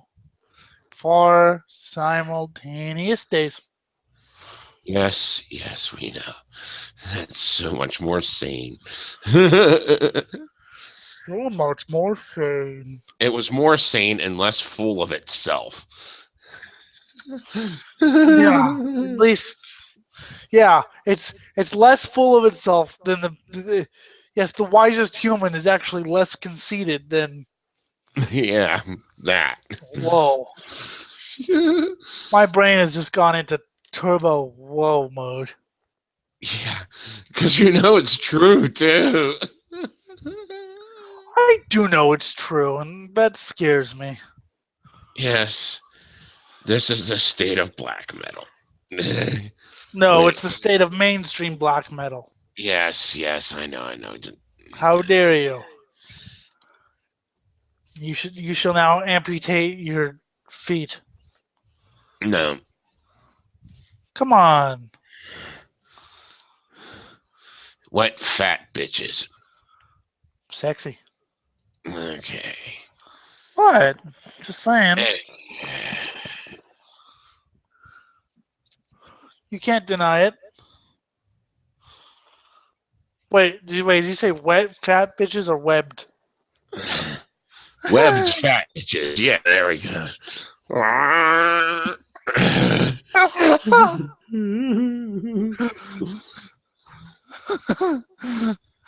What is wrong with my brain? I think we spent too long. Oh God, Sweden. we have no talking points. Everything is degenerated as usual. At least we had talking points. Yeah. Then we had the one that just fucking killed everything. And as we started to regain a little bit of sanity, it went back to the way it usually goes. This is life. And now we have another story to tell of pure suffering. Go. No, just what happened earlier, you know. Oh, yeah. Pure suffering. Oh god, my brain is now permanently scarred. Yes. And we're going to put happy little trees over here. No, I don't want to desecrate him because oh god. Ugh. He was actually a fucking nom that decorated. So you know you had to get some serious shit done in order to get decorated. He traumatized himself to the point of happy little trees. No. Happy little trees. Angry little trees. Trees with anger problems. Yeah. Nah, I'll just, listen to like Swedish death metal. There we go. Or that neo-Nazi Swedish chick that's a really hot voice. All right, there we go. Seriously.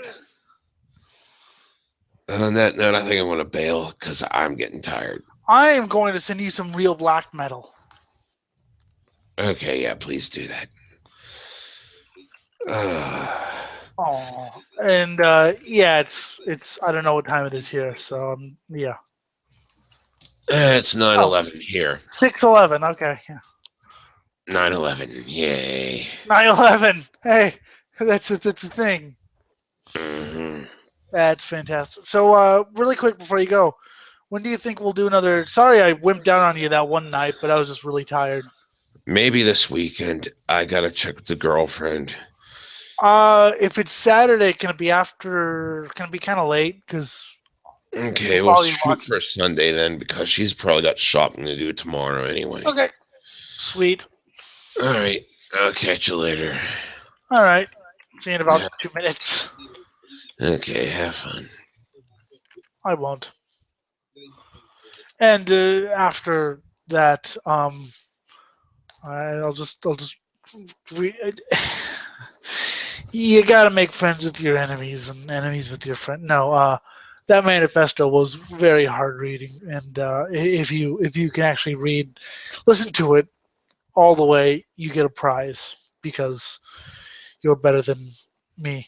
No, this has been Political Trendy Radio, episode 54 for the 8th of January 2016. 16. Get used to that number. It's what year we live in. CE, unless you belong to some other faith or non-faith. You can email the show at ellinthemood@gmail.com. You can like us on Facebook and send us hate mail at facebook.com/politicaltrendyradio. Twitter is at PTRadio666, and a whole host of other fun links are at our YouTube channel, which of course is youtube.com, obviously, /user/GGAllen is God1. For Jim Thompson, the only one here, I've been Elliot Lindemood, and Listen to some real black metal. Listen to some Gorgoroth or some Dark Fury.